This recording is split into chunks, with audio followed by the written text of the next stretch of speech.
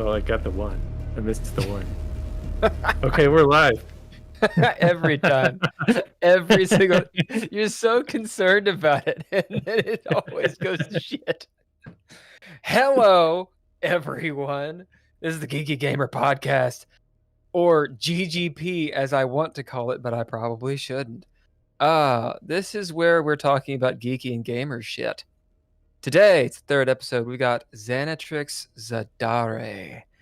Did I pronounce that right, Xanatrix? You did, and if you find my name too mouthy, Zan will do just fine. Zan. Right. So, I'm Bill Bunkum. You got Ken Howl manning the machine over there. Of course, we are with Xanatrix. Thank you to the Patreon peoples. Be Tim Roberts, Nostalgic, and Daniel Holker. They are wonderful people. If you want to jump on the Patreon, it's patreon.com/dreadlore. That's LORE. Also, thanks to Couchfire Media, our production team, whom, if you're watching the video, you can see the production team. It's all one dude. Couchfire Media. Thanks, Couchfire. You the man. Trois Productions. We just give them credit. They don't actually do anything. All right. Right. So, Xanatrix, how do we know you? So the primary way I'm known is as the red Oni to Mildra, who you had on last week, his blue Oni. I'm his most consistent co-host for a lot of his podcasts. We're both very good friends who, as we consistently tell everybody, we're far too similar to each other to the point that we know exactly what we're going to say next in many situations. Gross. This also results in us constantly trying to needle each other and get on each other's nerves, all in good fun, you know. Right. Your best friends are the ones you fuck with. No. Yes, indeed. But, yeah, Mildred was awesome. Continue. Yeah. Beyond that, I have a couple of very funny little titles that I use on the internet for the shits and giggles. CEO of Zadare Enterprises, the best conglomerate to exist because we fired our lawyers and replaced them with AI and are making all of the mecha. The eternal dragon of chaos because I constantly call myself Chaos Incarnate. And then, of course, the one and only, the bane of the monk's fucking existence, as he continues to call me. Mildred the monk, you mean? Yep. Indeed. My YouTube isn't a super big one. My Twitter is one where I do three things. I promote podcasts, I laugh at stupid people, and I look at art. Stupid people. I'm going to write some notes down. I'm going to get back to these later. You say notes. People are stupid. What does that do mean? Indeed. So how long have you known Mildred? I have known Mildred probably 5 or 6 years now. Yeah. The way that we originally collaborated, I met him in a Facebook group. He was asking for people to help him with the character creation portion of one of his Monk Reviews videos, specifically for Anima Beyond Fantasy. Okay. And he wanted to do it. It's crunch heavy. It's a bit crunch heavy, but it's really fun. And it has a really nice custom ability system. You can create custom spells, custom key. There's a bunch of stuff. Cool. But the game has 4 broad sweeping categories for character creation. You've got your skill based, which is not exactly like just a meaty warrior, but it's someone who isn't going into all of the metaphysics. And then you've got your magic and your key, and I believe the last one is summoning. I gotta check again. So you met Mildred via that Facebook group talking about that game. He asked for help. Myself and a few others responded. I'm the only one who submitted his part. The other 2 flaked off. Dude, that's a common thing, man. That's a seriously common thing, especially in gaming. Maybe just in trying to get people involved with anything. Yeah. So what's your background with gaming and gaming in general, we'll call it? Okay. TTRPGs, I started at 4. It was the teenage intern, I guess you'd call him. He was also the babysitter / the person helping my parents' ISP. This is back when ISPs were a city-to-city thing. This is at 4 years old, you're saying? Yeah, I was a rambunctious kid. They couldn't watch me while running the ISP, so he's their intern who helps them do all the office stuff, and he also went, I'll keep your son occupied, and pulls out AD&D 2, the equivalent of the monster manual. One of them is called the Fiend Folio. Mm-hmm. Made me look at all the monsters, and then heavily helped me through character creation, and I created Xanatrix Zadare. This name stems from that. See, one of my buddies, one of my old buddies from many moons ago, we refer to him from his character's name. And for a long time, literally years, I didn't realize that his name was not his name. Like someone actually said his real name, and I was like, "Who are you talking about?" No idea. It was all a freaking D&D character. Well, ever since I created the character, I've used him as my online handle. Right. And I actually keep anything with my real name completely, distinctly separated from anything having to do with this handle. Mainly because I do some really quote-unquote risky things by, speaking my mind on the internet. Oh, no. Indeed. So, I mean, why didn't you, tell us your real name? You know what? We were talking about IT before we went live. That's definitely a topic, or IT and cybersecurity. That's definitely something that I would like to cover at some point. I want to give Ken a moment to talk here in a minute. But continue with your gaming. Is it all tabletop role-playing games, TTRPGs? I use my real name all the time. No. Is that why you talk? No. But it's not all tabletop role-playing games. I got into video games shortly after, actually. Because it was the very early 90s, and we had bargain bin stores all around the area I grew up in, we got a NES and a SNES on the cheap. Way on the cheap. With lots of games, actually. And now, when did you start calling it a NES and a SNES? Because I never did. I probably started calling them NES and SNES in my teenage years. I would actually spell them out NES, SNES when I was young. We call it a super. We're like, oh yeah, we got the super. Yeah. I don't think I ever got that one in my area. But I started video games, like I said, shortly after tabletop RPGs. I started anime around all the same time as well. Really, I got dragged into the nerd pool head first as a child. So it's gateway drug. The D&D. No one should play it. Looks at the cardboard crack of all the magic cards in his in his closet and goes, I really wish I hadn't spent that money. Did either one of you ever play EverQuest? I did for a little while. I didn't really have the means at the time when EQ first came out to play an MMO. We lived in a rural area. Our internet was I remember us getting the upgrade from 14.4 to 28.8, and then the upgrade from 28.8 to 56.6. Dude, 56.6 was the shit. It was cooking with gas. I could actually get high quality photographs and entire books in only a couple of hours. That's right, dude. Napster was like useful. Or Kazaa and Kazaa Plus. I wanted to say hello to Slick Rick Cosplay again. What's up, man? Says, don't mind me. Got a tri-monitor mount to put together. Rick's a good friend. He's another person over on Monk's Monastery. He joins us as a guest on numerous of our podcasts. He's also a player on the Cloister of the Dice.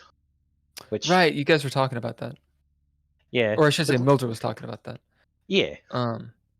What exactly is it?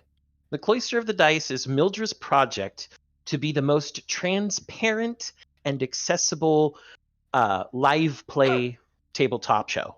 He wants to show everything from character creation in session 0 all the way through roles, everything. He wants it to be as transparent as possible, because a lot of the bigger personalities that got big on this stuff, such as Who are you talking about? Well, the biggest example I think everyone can think of is Critical Role. Right. They aren't always the most transparent with process. It's more for them. It's more about the action. It's more about the story being told and all the great beats and moments. Whereas with Cloister of the Dice, we do have those. We've had some great moments where people get these massive crits that just do godly strikes of damage and save the day. But we also want to make sure that everybody who watches us understands what's happening, which is why it's as transparent as it can possibly be. So there's more of the mechanics in it. Yeah, we show a lot of It's mechanics. It's like actually sharing, the hobby, not just the storytelling. Exactly. Yeah, that's one of the things about Critical Role. Not Critical Role, because they're fine. I mean, they're great. And I actually prefer more of the story forward. While I understand why they're playing Dungeons and Dragons, I don't understand why they continue playing D&D, because it's not a system that the system itself tends to get in the way of storytelling. Contentious statement. Not Go. really. I would. Oh yeah, well fuck you. Tell me I'm wrong. You're wrong. The system totally doesn't get in the way of the storytelling. I say and lie straight through my teeth. No. I've played D&D for a long time. I cut my chops on it as a player and as a GM there. But after a while of playing nothing but D&D, I am so tired. Yeah. I've tried to get other friends into other systems all throughout my life. No, they won't go. They love that Hasbro deck. It's a security blanket. It's what's familiar. They love it. My friends, all of my friends though, they hack up D&D with a ton of homebrew, and so it's like, that always happens. Right. They're not even playing D&D anymore, which is a great thing about D20. But I'm getting off topic, and this is a rant I have gone on. No one wants to hear my bitch ass. It's a rant that we've probably gone on too. Yeah. The biggest thing that Monk and I both agree on, his crusade and the biggest reason I'm the evangelist for his temple, we want to get as many people who want to play the game, who are not bad actors, into the hobby, playing whatever system best suits them. I've heard of one that's pretty good. Oh yeah? Yeah. Go on. We'll get back to that one. I heard it's pretty good though. You heard it's pretty good? I don't imagine it starts with a D and ends with an E. No. No shameless shilling, hey? No, that one sucks. Oh, really? Don't even look at that one. It's terrible. Well, but the whole thing is, we want the hobby to grow. And the only way for the hobby to grow is to get new blood. You get people come in who want to play. Some people come in, they want to GM. Some people come in, they do both, and then they want to design. And from there, that's how you get new systems. Not all new systems are created equal, and not all are successes. Not everything is going to be a success. But it's the trying that matters. Dick. Most of them suck dick. Honestly, there's only one that's really good. Yeah. Which one is that? I don't know. I can't remember the name of it. It just does it rhyme with head 4? I don't think so. Head 4. I think I know that one. A tragic boar or dead boar is what it. Dead boar. No, dead boar. Dead boar. I can see that one. Yeah, well, that's a noble cause, getting people. Then again, there's a stigma to playing these games. There is. It's the I mean, same I stigma. played the games. I made it. I made a goddamn game. I'm in it. You did. Yes. There's a stigma. Well, and the stigma is the same stigma that nerdism has gotten in general. Far be it from the commoditization of nerddom. Thank you very much, Big Bang Suck a Dick. Wow. Oh Ew. yeah, Big Bang Theory. I agree. I tried to watch that show, and they're like, "Oh, this is a smart, geeky gamer show," and it's not. It's It's like getting not. punched in the face. It's a It's not. caricature of geeking. It's a caricature Yeah. of nerd made No. to sell that to the masses, which is why I refer to it as the commoditization of nerddom. Akira Coops says, "Hello, an evil as old as the galaxy." Yeah, yeah. Coops is pretty evil sometimes. Sometimes he's just kind of sleepy. Aren't you, Coops? And he knows I fuck with him too. These are guys from the temple coming around to say hi. I'm very glad to see them. Hi guys. Yes. Uh, Yes, and thank you for getting in the chat. Continues absolutely throw in on our conversation.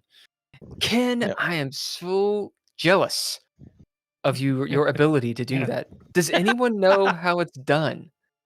Anyone? I've looked online. I have Reddit. I've gone into the Stack Underflow. I fucking hate Stack Overflow. I've gone through the Stack Overflow. Can't find anything. It vexes me. I have a feeling. Go on. Please go on. Just shut me up. I was just gonna say I have a feeling that he's activated a feature of Discord. That's what I was thinking. Yeah. But I have a feeling of discord in my soul. That's okay. I'm Chaos Incarnate. You're supposed to feel that while I'm here. yeah, do the fireworks. I don't. It's not. It's not this. This is the. That's the confetti. The fireworks is this one. Yeah. Yeah, and you get all the cool stuff. No one else has it. But I mean, if you just do one, it's just like it thumbs up on my forehead. Oh no. Yeah. I mean, and this does nothing. This what is the not fuck? a thing. Why? Why? Like, That's that the best should be a one. thing. Like a two Best for. one. Middle fingers are fine. That's right. Das Bird. Anyway. And I don't see any like. I think you have to do it upside down. But the I don't see any like. No, it doesn't. A-okay. I'm just flashing all the signs. Spider, web, go. Ball gazer. Web go. Web go. Go web go. Go web go. Yeah, no, cancel me now, please. Possibly my favorite part, maybe in all of those movies. Like in all of those movies. That might be my favorite. Where he's trying to find out how to shoot out with web. It's because everyone would do it. Everyone. And you'd be sitting there like, fucking do it. It's like, please. I need to go web swinging. Okay, where the fuck were we? My bad. Go on. We were role playing. I think the last thing we talked about was Critical Role in Hasbro that had anything to do with gaming. So yeah, Critical Role, man. Well, isn't Critical Role detaching from D&D now because of the whole OSR thing at the beginning of the year? They figured it out. The money. I think players they figured it out. I don't understand why they're playing D20. I mean, D20 is not a good system for storytelling. Okay, so I'm not gonna get too much into it because this now comes into rants that Monk and I have done endlessly. the die rolling system you use for your engine doesn't matter as much as what you've designed the engine itself for. But I saw that. Continue, please. But the D20 itself can be used to tell marvelous stories depending on the engine you've designed. And a great example of that from what we've been seeing is stuff coming out from Lost Lorn Games. I don't know it. Lost Lorn Games is a company created by previous White Wolf co-founder Mark Reinhagen. I did like White Wolf, although their combat systems, woo, kind of like just don't do it. I mean, if you've ever played Mage, you know that combat breaks down as soon as you figured out a way to turn Paradox back into Quintessence, but that's a thing. We won't talk about that. That's Mage, and that's just its own thing. Every single iteration. It's just, I mean, Werewolf, the Apocalypse, from what I understand, a load of my friends, one, load of my friends really liked Werewolf the Apocalypse. But honestly, I don't think it was because of the combat. I think it has to do with White Wolf did lore so well. Old World of Darkness. But Yeah. the rules were fucking atrocious. And I will hopefully get one of my other buddies on here, a dude named Moses Cadillac. That sounds made like up. some. That sounds like a very what's the good name for that one? I don't know. I was gonna make a 70s blaxploitation joke, but hey. Oh no. He was the bassist in my band for a long time. But he's created games, and anyway, he had this whole theory that it's just D20 reskinned. But that's not my argument. My deal is this. I won't get on my deal because I said I wasn't going to do it. Continue with what the White Wolf thing is. What is it now called? So the new company is called Lost Lorn Games, and they're designing Lorn. Yep, Lost Lorn. Mm. And they're creating their own tail spinner system that is meant to have a combined thing. Go on. Yeah. Mildra had a thing on them, right? Yes, that's because Mildra is also an employee from their media department, or at least sort of an employee-ish, kind of. Okay. Yeah. Like he's part of their media outreach department. Cool. We've actually talked to Mark a couple times on some really cool weekend interview-ish things, talking about a couple of the systems, specifically Badlander and Fang Knights. Did you Fang? It's not Vampire the Masquerade. It's Fang Knights. It really isn't Vampire the Masquerade, because the entire point of the vampires in the world of Lost Lorn is to protect the overworld from the holes that open into the abyss of hell. Okay, so it's just what fuck? It's not werewolf. It's what is it? Is it wraith? Okay, I do get tired of that. Like, I think what they did with Vampire the Masquerade, super fucking awesome, excellent. Prometheus, cool, awesome. But when they start getting into like the wraith world, or like, I don't know, werewolves are like the good guys, I just just don't like it. I just don't like it. It reminds me of Twilight. Well, I said it. Maybe Twilight stole her. Maybe Stephanie Meyer stole her ideas from White Wolf, since White Wolf was around before Twilight. You think? But no, the big thing there is that with Lost Lorn, the Fang Knights are actual chivalric orders that protect the surface world of Lost Lorn from these infernal threats. And they're always there because they're technically descended from one of the demons. I'd have to go read it again. Fang Knight looks really nice, and I really hope it comes out at some point in the near future. But games don't. Designing a game is not always an easy or time efficient investment. It's pretty easy, honestly. I mean, you could write an entire book, 500 pages perhaps.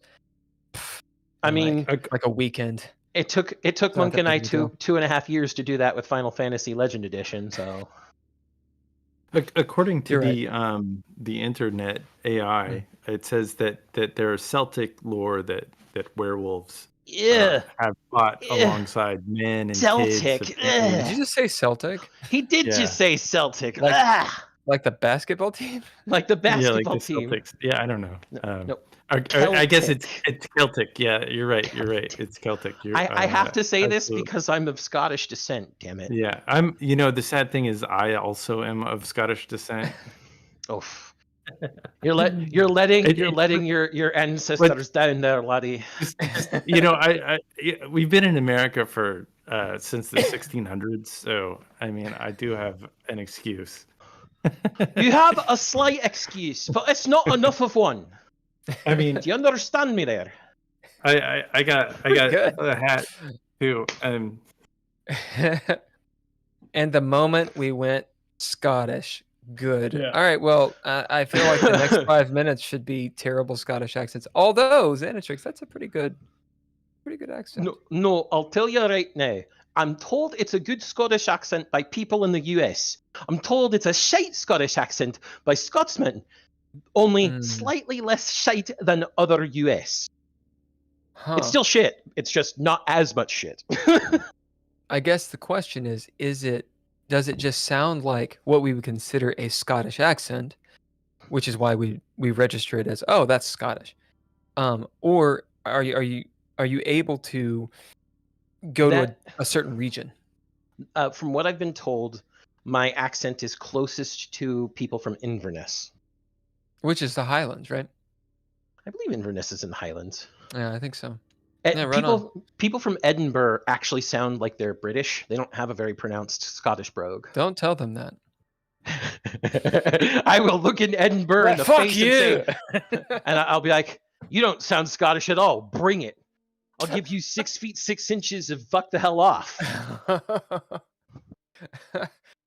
Lord, go on, Ken. Do your Scottish accent. No, I mean, I think we were in a conversation about this last night. It's not bad. More of an Eastern American. I'm from Kentucky, and and I can't do a Southern accent. So Scottish, it's right out, bucko. Oh Jesus. No, okay. So I've been in Texas for 3 years now, and I found myself slipping into a Texan accent, a very slight one, not a big one, a slight Texan accent whenever I'm talking to friends in an informal setting. I'll just start, the drawl will hit, and there'll be a little bit of the slur, and it'll start sounding like I'm coming from Texas, and it doesn't sound good for anyone. Anyway, that's not bad. That's not bad. That actually, for a moment, I was like, you're gonna go into Matthew McConaughey, but that actually, all right. Yeah, that sounded all right. It's like I said, you live here long enough, you start picking up little pieces here and there. Apparently, Interview with the Vampire, so Anne Rice, right, came out in 76. That was close to Texas, Louisiana. Louisiana. I can't. I'm not an actor. I don't know if that was her first work, but I believe all the shit is based off. Am I wrong? Internet, tell me, am I wrong? Hey, chat, am I wrong? Is it all derivative of Anne Rice? I mean, of course, Bram Stoker's Dracula. Of course, vampires were around a lot before. I mean, right. She came up with the vampires that didn't sparkle. Right. But I'm talking but like, she kind of hinted us into it's a bad idea to make children vampires. Maybe, I don't know. Did you think of that before, Anne Rice? I think if inspiration for what made, I'm guessing you're talking about what inspiration was for Vampire the Masquerade. Yeah, because Masquerade, like, when people think of the idea the idea of vampires hiding amongst the populace in order to hunt unabated through mimicking even high society is old. It's way older than Anne Rice. I mean, even like you said, you mentioned Bram Stoker's. He imitated being an actual, still being the same count he had been for 600 years. Thank you. Thank you. But the thing is though, like, Mildred points it out. Yeah, I remember us talking about that with Mark. Lost Boys was one of the bigger inspirations for Vampire the Masquerade. Dude, Lost Boys is such a good goddamn movie. It's not a good movie, but it's a fucking good movie. I remember I was a kid and I was like, I want to be a Lost Boy. But VTM is mobsters with vampires, says Garm. Yeah. Well, Mildred, when he says he has the sauce, like I said, he technically works for Mark Reinhagen, and we both talked to Mark Reinhagen. So I think that's as close to the source as you can get. The guy who co-founded the entire company. I'd love to have a conversation with, what's his name? Mark what? Mark Reinhagen. Mark Reinhagen. Here's a question to the chat. Which one of us has the best Scottish accent? Oh, It's me. you're not gonna bypass me now, are you, boy? This ain't something you can beat now, is it? Listen, we gotta wait till the end of the episode, and we'll have a vote. I think yeah. it's kind of a stacked deck against you, though. No, it's a stacked deck against me. All my friends are here. They'll vote against me just to try and bane me. That's right. They're gonna troll you, dude. I cannot change the laws of physics, Captain. I cannot change the laws of physics, Captain. I can push her no more. Excellent. Ken, we have several questions we can ask Xanatrix, but I wanted to give you a little bit of talk since the last time we streamed. Yeah, you kind of railroaded. This is like way outside of my wheelhouse, a lot of it. I mean, I understand vampires and I understand role-playing games. Do you understand vampires, though? But, the only questions I have are like IT stuff, so... like security, like what are the like that's what I'm curious about. Like, how do I protect myself being a human on the internet? What is it? I was thinking about putting all my passwords on social media so that everybody could log in and make sure that my stuff was safe. But I was wondering if you had any thoughts pertaining to that. What should streamers do who are public all the time to keep their shit and really tight? popular? I mean, when it comes to someone who has their public face and public name out there, the best things to do security wise is to at least make sure that all the other public information about you, addresses, phone numbers, etc., are not anywhere that can be accessed, or are only in places like where they need to be, like your bank account, because ostensibly your bank should keep that information safe. Now, of course, human element being what it is, there's always a chance for breach anywhere. There are a lot of different security firms out there that are recommended. I'm sure you've seen some of the sponsored segments on people's videos about Aura, which, from what I've seen, is pretty good about what they do. Did you just say the Ori? Aura. Oh, hail the Ori. Continue. It's a little the light of the Ori. Stargate reference. But the it's a good show. It is. Great show. The biggest thing is that a lot of internet security, unless you are a person who is dealing with critical information, things that are actually like company secrets at a company, or governmental secrets with the government. Thank you for letting 2 people put out secrets on Discord, you fucking idiots. Oh, did that just happen? Not just happened, but it's happened twice this year.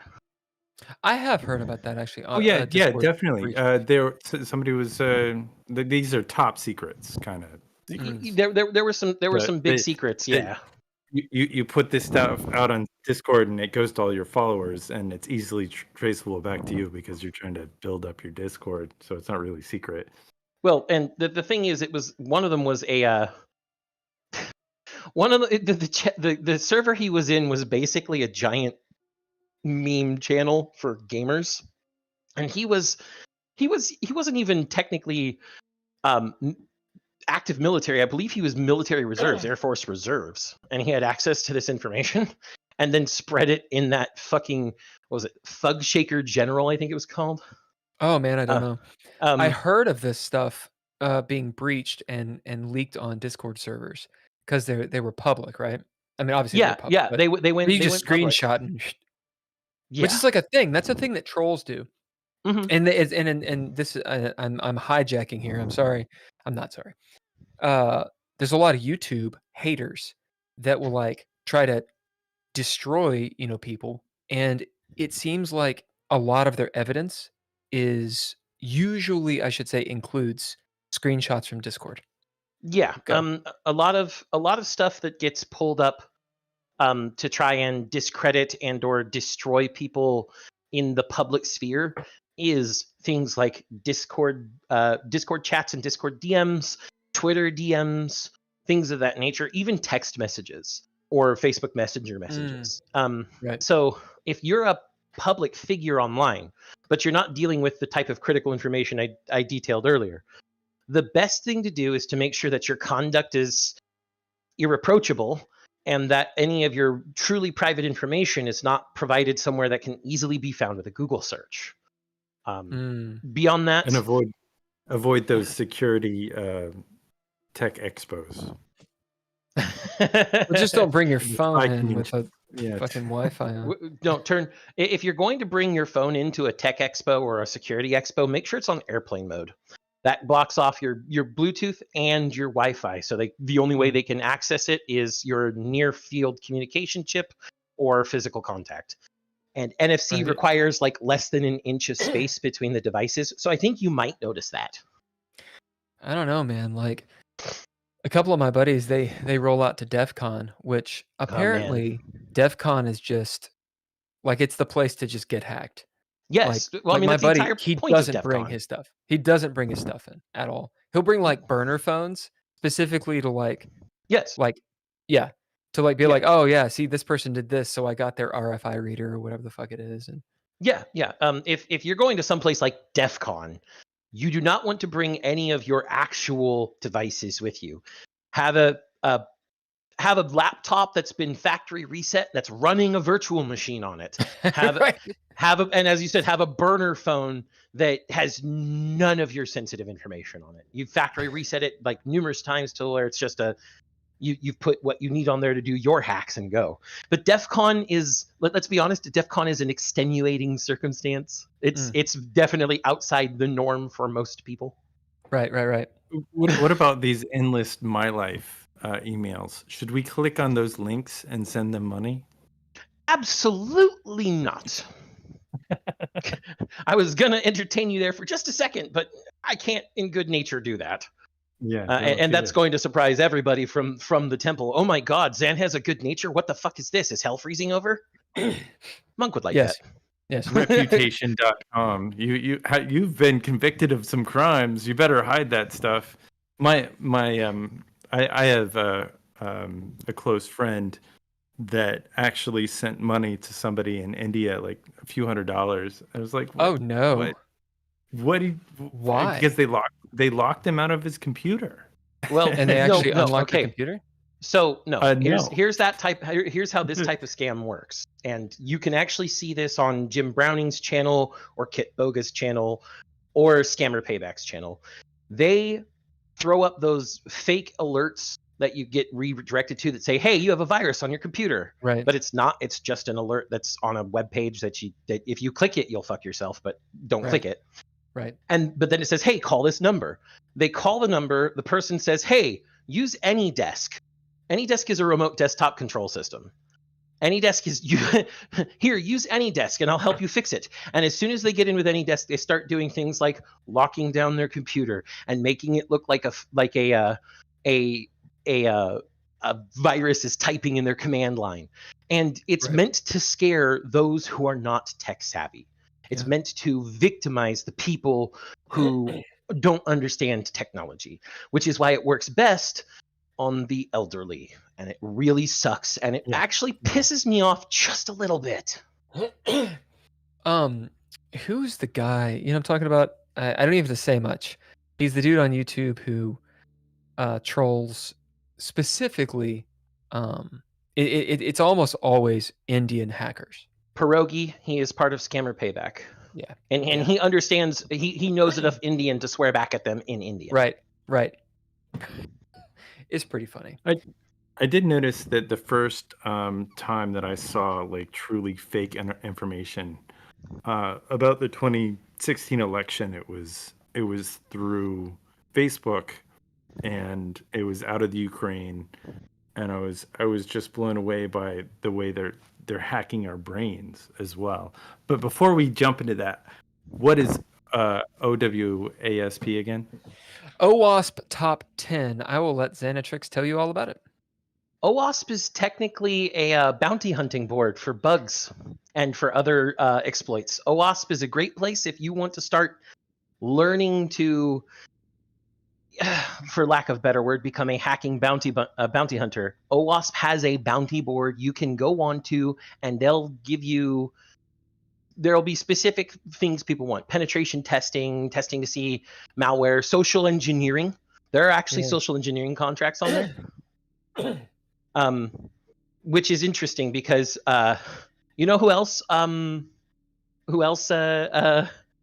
Well, OWASP teaches you, I should say, is more likely. HackerNet is the one that's usually the bounty board. I mixed the two up. My apologies. But OWASP does have the teaching tools to teach you how to at least start becoming a security professional. Right. That's pretty much what I look at. I look at it about once a month, just to kind of be like, oh, okay, so those are the big exploits or whatever. And sometimes a lot of times it's above my head because I'm not using the web applications that it's using. Yeah. I do a lot of Hack the Box. I like their practical tutorials, but what I've noticed about them is, well, first, what do you have to say about Hack the Box? I'd say it's a good starter tool. Getting into hacking in general isn't easy. No. Whatever it might be, whatever facet you want to look at. Getting a job is really hard. Well, that goes back to an entirely different issue having to do with the IT security field. I had a friend of mine recently approach me and be like, well, I'm trying to brush up on stuff to get back into cybersecurity, and I'm studying things like Linux and Splunk, and I have to look at all these different things. I'm like, well, so you're looking at 12 different things and you're not training very far on any of them. What job do you have that you are looking at that could be considered quote unquote an entry-level cybersecurity job? Pro tip, there's no such fucking thing. There's no such thing as entry level. No, but in anything there isn't. There's who do you know and what can you do? Yeah. And he said, well, the one I'm looking at is a SOC analyst. And I'm like, okay, SOC analyst is pretty low on the totem pole, but it's a good way to get your foot in the door. What are the 3 things they need you to do? He said, Linux, some databases, and some EDX. I'm like, okay, focus on those 3 things, leave the rest at the wayside, come back to them later when you've got the job and the time to do them. You know, and so it's really good advice. That's really good advice. Well, focusing, he wants all of the skills. He wants all of the skills. And everyone's willing to tell you what you should do. So here's a question. Sliding away from gaming, it's pretty geeky getting into hacking. Ethical hacking. What do you think of certifications? And go you there forth. Slick Rick just threw down CompTIA++. All right, we're going to go straight into certifications. What do you think? So certifications can be a good indication of what someone might know on a theoretical level. Right. It doesn't always indicate that they know a practical level. And that's why usually you see experience trumping certifications in most job markets, not just cybersecurity. That being said, I think the requirement for certs in general should really only be for specialized positions. Like for a SOC analyst, I don't think you need many certifications. Like being Linux certified is kind of funny because of how many different distros of Linux there are. Can you get Kali certified? I mean, you're really. I bet you could, but it'd be stupid. Yeah, it really. I mean, correct me if I'm wrong. Not that you wouldn't. Kali Linux is a Linux that's shut down, and it has software tools for hacking and pen testing and these sorts of things, such as Wireshark, Metasploit, etc. I'm sure that as a distro, that's what it's designed for. Absolutely. I mean, after all, it even says it on the Kali website that it's got a cool dragon too, which is pretty, or dragonfly or whatever the fuck it is. It's kind of cool. They claim to be designed for digital forensics and pen testing. Yes. And the tools that they give you are certainly useful for that. Now, the question is, do you have the skills to do that? Dude, it's pretty intense. Yes. And then of course you need a virtual machine, but it's Yeah, pretty spinning up a intense. VM's not hard. Well, for you, spinning up a VM and understanding, like, so I went to school back in the day for some network security, and that it was a joke. I mean, literally, we got through about half the class, or one of the classes, and I was like, "So I know all of this," and they're like, "Oh, how?" And I was like, "'Cause I've been studying the Network Plus." Uh, are we just studying the Network Plus? Is that what we're doing?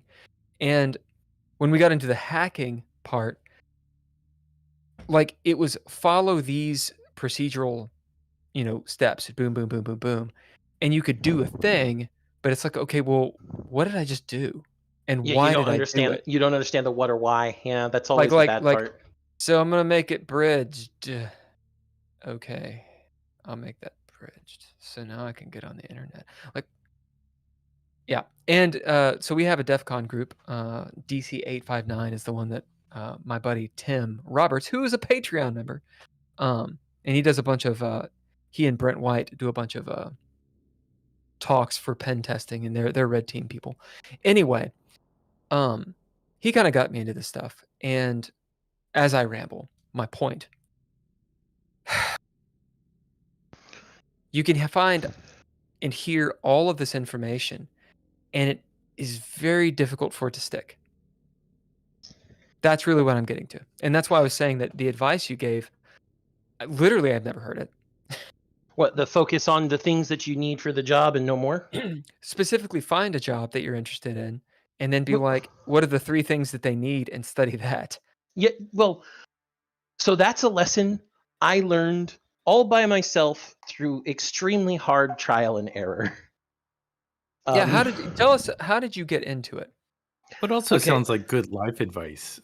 I Generally, I sometimes have good advice. Sometimes I'll give myself that much credit.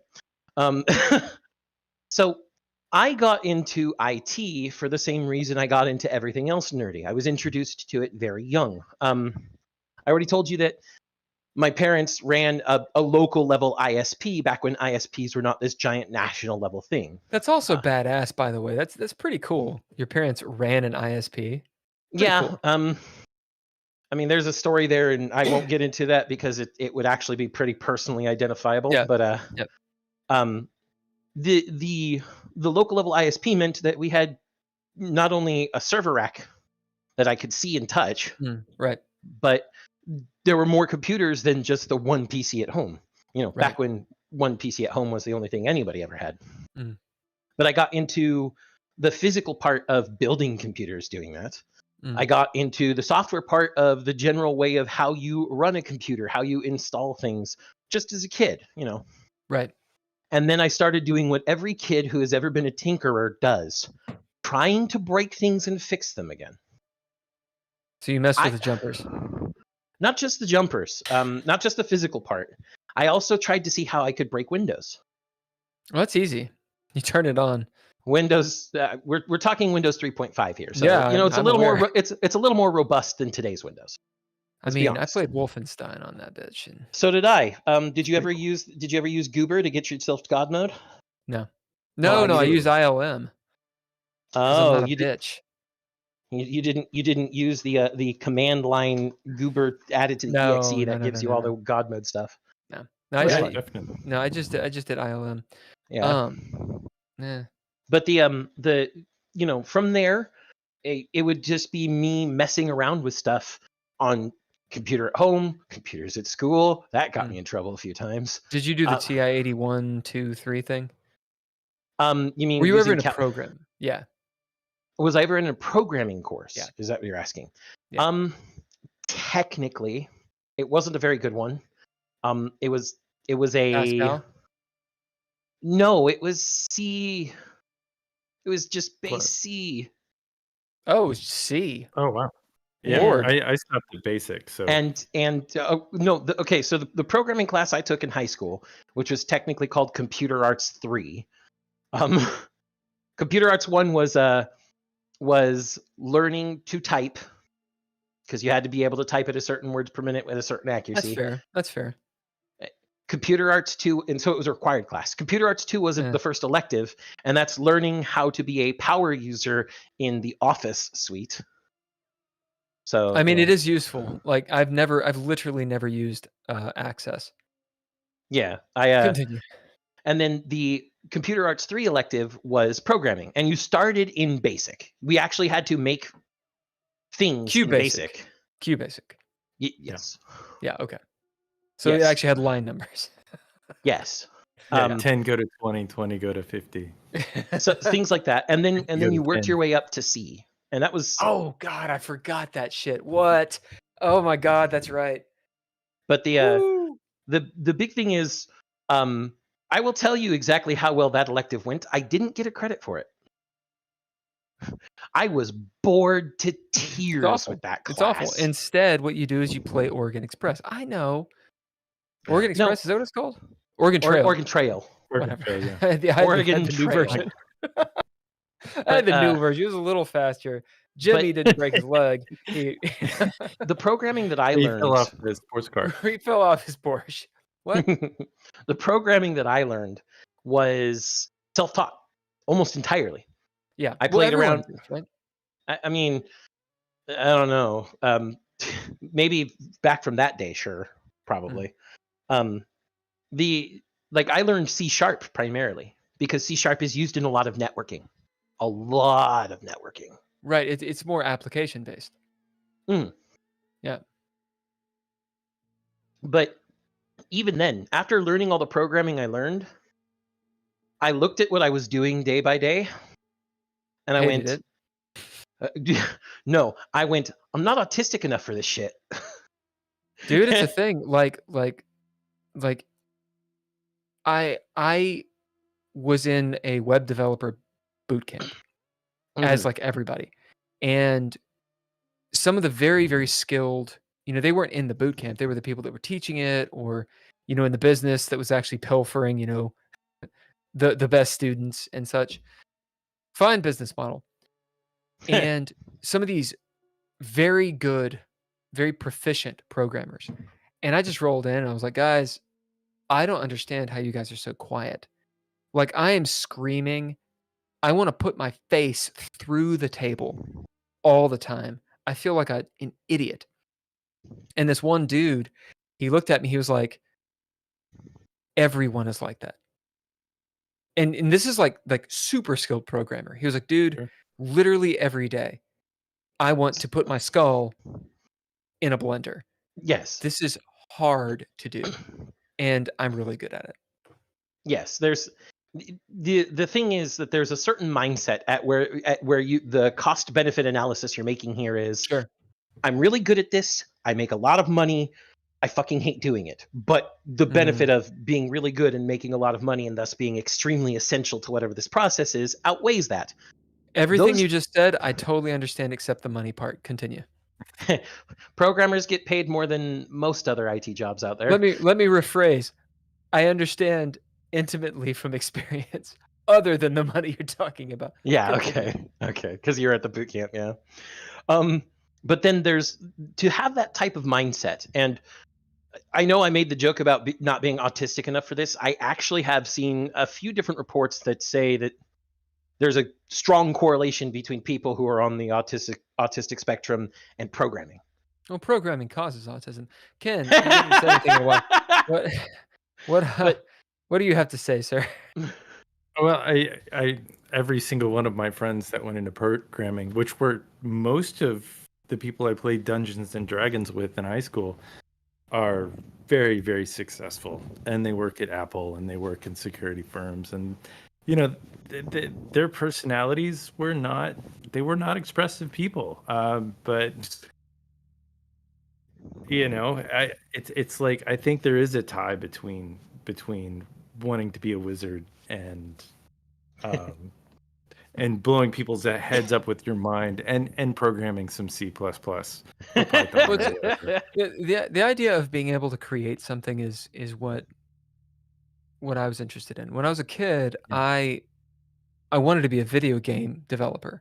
But I had no idea how you how it was possible. I mean, it's kind of like with I don't want to pull back into D&D and stuff, but it's the same question I get. I'm just going to go into D&D. It's the same question I get from people that have never played a tabletop role-playing game. They'll be like, I get the story. I get that there's a game, but how do you mesh the two? Like, how do you take mechanics and dice rolls and a character sheet and somehow figure out how does that translate to stuff happening? Which the people that have played, we understand it, and it seems like an obvious question, but it's not obvious. And as a child with my 8088 upgraded to have a hard drive, I remember being like, I don't understand. How do you go from typing on the command line, which is very normal if you had one of those PCs, because DOS is what you did. Yeah, for sure. I mean, you didn't get You'd Windows until launch you went to Windows DOS first. from DOS. You wouldn't even launch Windows. Fuck Windows. Windows was bullshit. Like seriously, and it was slow. Like Windows 1.1, I was like, I don't get it. What? Why am I using this? I also was playing Jumpman. Like, I just did my thing. But Rocky's Rescue Roundup, baby. How do you go from these words and symbols into graphics? Like, I thought I needed to be good at art. And, when I finally got into programming, which in my high school, it was, nice old Kentucky high school, it's Turbo Pascal. Oh, fun. Woo.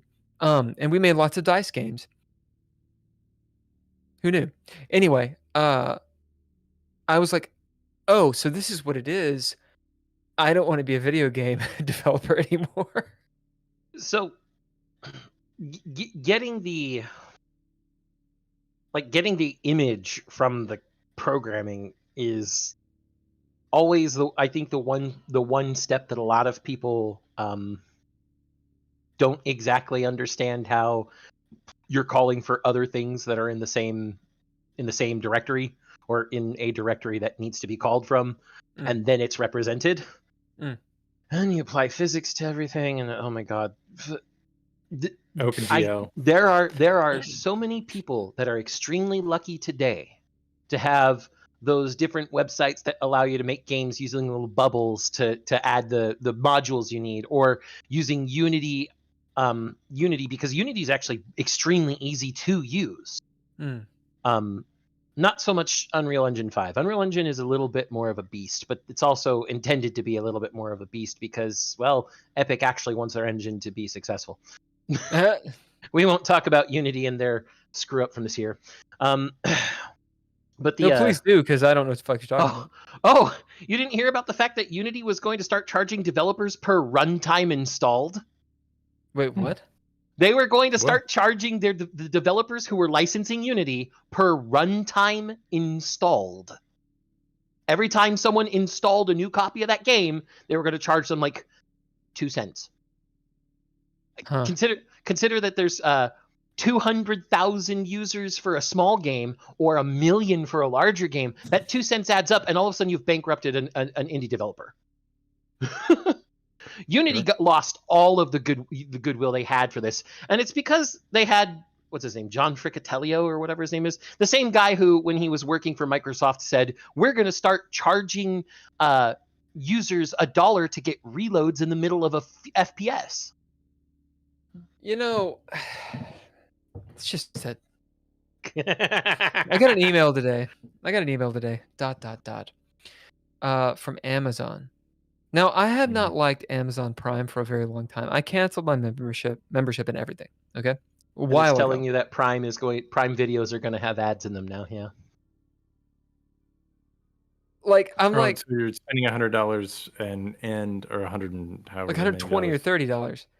I was like, and now you've got ads. Wait, but you have Prime for the shipping. I mean, who watches Prime? Yeah, but the shipping. I think I have Prime, but I don't actually watch Prime. Well, it's because nothing is on it. Yeah, I mean, you got a couple of shows, but Xanatrix. The only good Amazon show I can think of, and I think it's an Amazon show, I might be wrong, correct me if I am, is the Reacher show. I have no idea. And that What is that place that Critical Role got their first shot with? That the lady that Geek and did Sundry. yeah, Geek and Sundry. I think they had a Prime-based show Really? early on. Bad. Oh, I I didn't know mean, that. they went from but- YouTube to that. But yeah, Prime's announcement of we're putting ads on our Prime videos now is anybody who was using Prime for video has now just canceled their Prime. Yeah. Dude, it's Yep. just like that happened, and I was like, so I'm never that- gonna watch it because Yeah, but that's ads are the worst. Like for real, we're doing a YouTube stream. Get an ad blocker. Yeah, I was gonna say that's YouTube because that was YouTube didn't have ads, and you're like, Yeah. oh yeah, and they started incorporating ads on YouTube, and I was like, I'm never gonna watch YouTube again. Rick does And then point I out a paid good for, thing like, here. Oh, the, indeed. Yeah, go on. The amount of good animes that are exclusive to Amazon is ugh, is what he says. And Rick, you already know the monastery's policy. If you can't get the official release somewhere that's nice to get it, Jolly Roger flags are nice this time of year. You know, I love that shit. But then again, I'm of that generation too. Like when again going back to Napster, and I know Napster crashed and burned, and it may have become That's something. destroyed my job. So Like, I know. they I'm- fucked me. I'm going to point out something about digital piracy that I feel everyone knows is true Yep. and doesn't acknowledge. The dark side. It's more powerful. Digital piracy is always a net neutral outcome, because put it this way, you haven't lost any physical freight, any physical items, so there's not an actual loss there. Anybody who's pirating was never going to purchase in the first place, so it's not a lost sale. And then anybody who pirates and likes something enough, and this has actually been studied multiple times at this point. People who pirate and like what they've pirated enough, if they have the money, then pay for the item. You It is shut alwa- your dirty mouth, okay? It's always either Okay. a net neutral or a net gain. Oh, Digital that's piracy. true. My first film that I was agree with ever released and distributed, 2 days before it was distributed, it was downloaded 500,000 times through some By me. site. So that's a little by- different because that was before it and- was distributed. Yeah, it was before it was distributed. We just got it was I like the film, but it's What not year for was everybody. this? What year was this though? This was To put it in context. 2005 maybe. Well, Yeah. the reason I was point early this on. out though, And so like we could have made some money because it had a deal and there was distribution, and we wind up getting like selling 4 copies to Netflix. And Well, there's Xanatrix. I'm sorry to interrupt you. But I do want your response on it. Putting it in context is important. Yes. But you guys discuss that because that's something you know about, Ken. And Yeah. Go on. vaguely. So- Well, it's just something I experienced. Yeah, so I can understand where your situation is an extenuating outlying factor. It's not something within the general distribution of the bell curve, because I'm guessing it was a smaller production for one. Oh yeah, Like no, an I indie think our production. budget was like a couple of $1,000s. Hey, and making for a a good movie feature. on something like that is talent, man. And people thought that it was like a multi-million-dollar film. So like they were hitting it hard, like on how terrible it was, and it is not. It's called In a Spiral State, just in case anybody wants to look it up. It's Do you got have like a link or anything? Because yeah, I can it's I got can a post it on metaphor the thingamajig. somewhere. My favorite comments are like, whoever paid for this, needs, whatever production studio paid for this movie needs to like get their head examined. It's like that we were so ahead of the curve in making an indie film that people thought that it was millions of dollars, and it wasn't. Well, you're also a really good editor too. Couch Fire Media, baby. Yeah. Is that a 2009? Yeah, I think it was Adam 2009. Yeah. Well, the big thing is that yes, when it comes to smaller productions or distributed or sent to piracy before distribution has started, that can be an issue. Absolutely, I will acknowledge that nuance. I'm never going to deal in absolutes, even this, because sometimes absolutes fit. Only the Sith deal in absolutes, man. Yes, the Jedi say that, not realizing that the statement itself is an absolute. Touche. But the biggest evidence of this, using Napster, in fact, is remember that the entire reason Napster got shit canned was because Metallica was like, "Fuck you, you're losing us a bunch of money," and Metallica lawsuited them to death.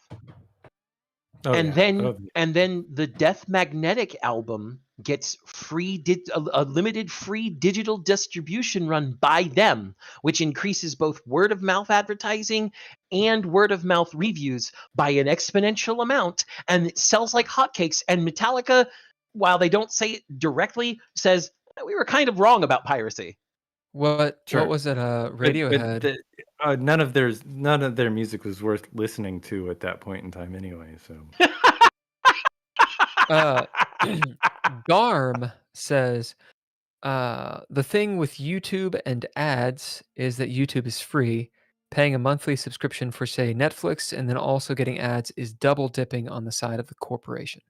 Mm-hmm. Sure. I agree with you, Garm.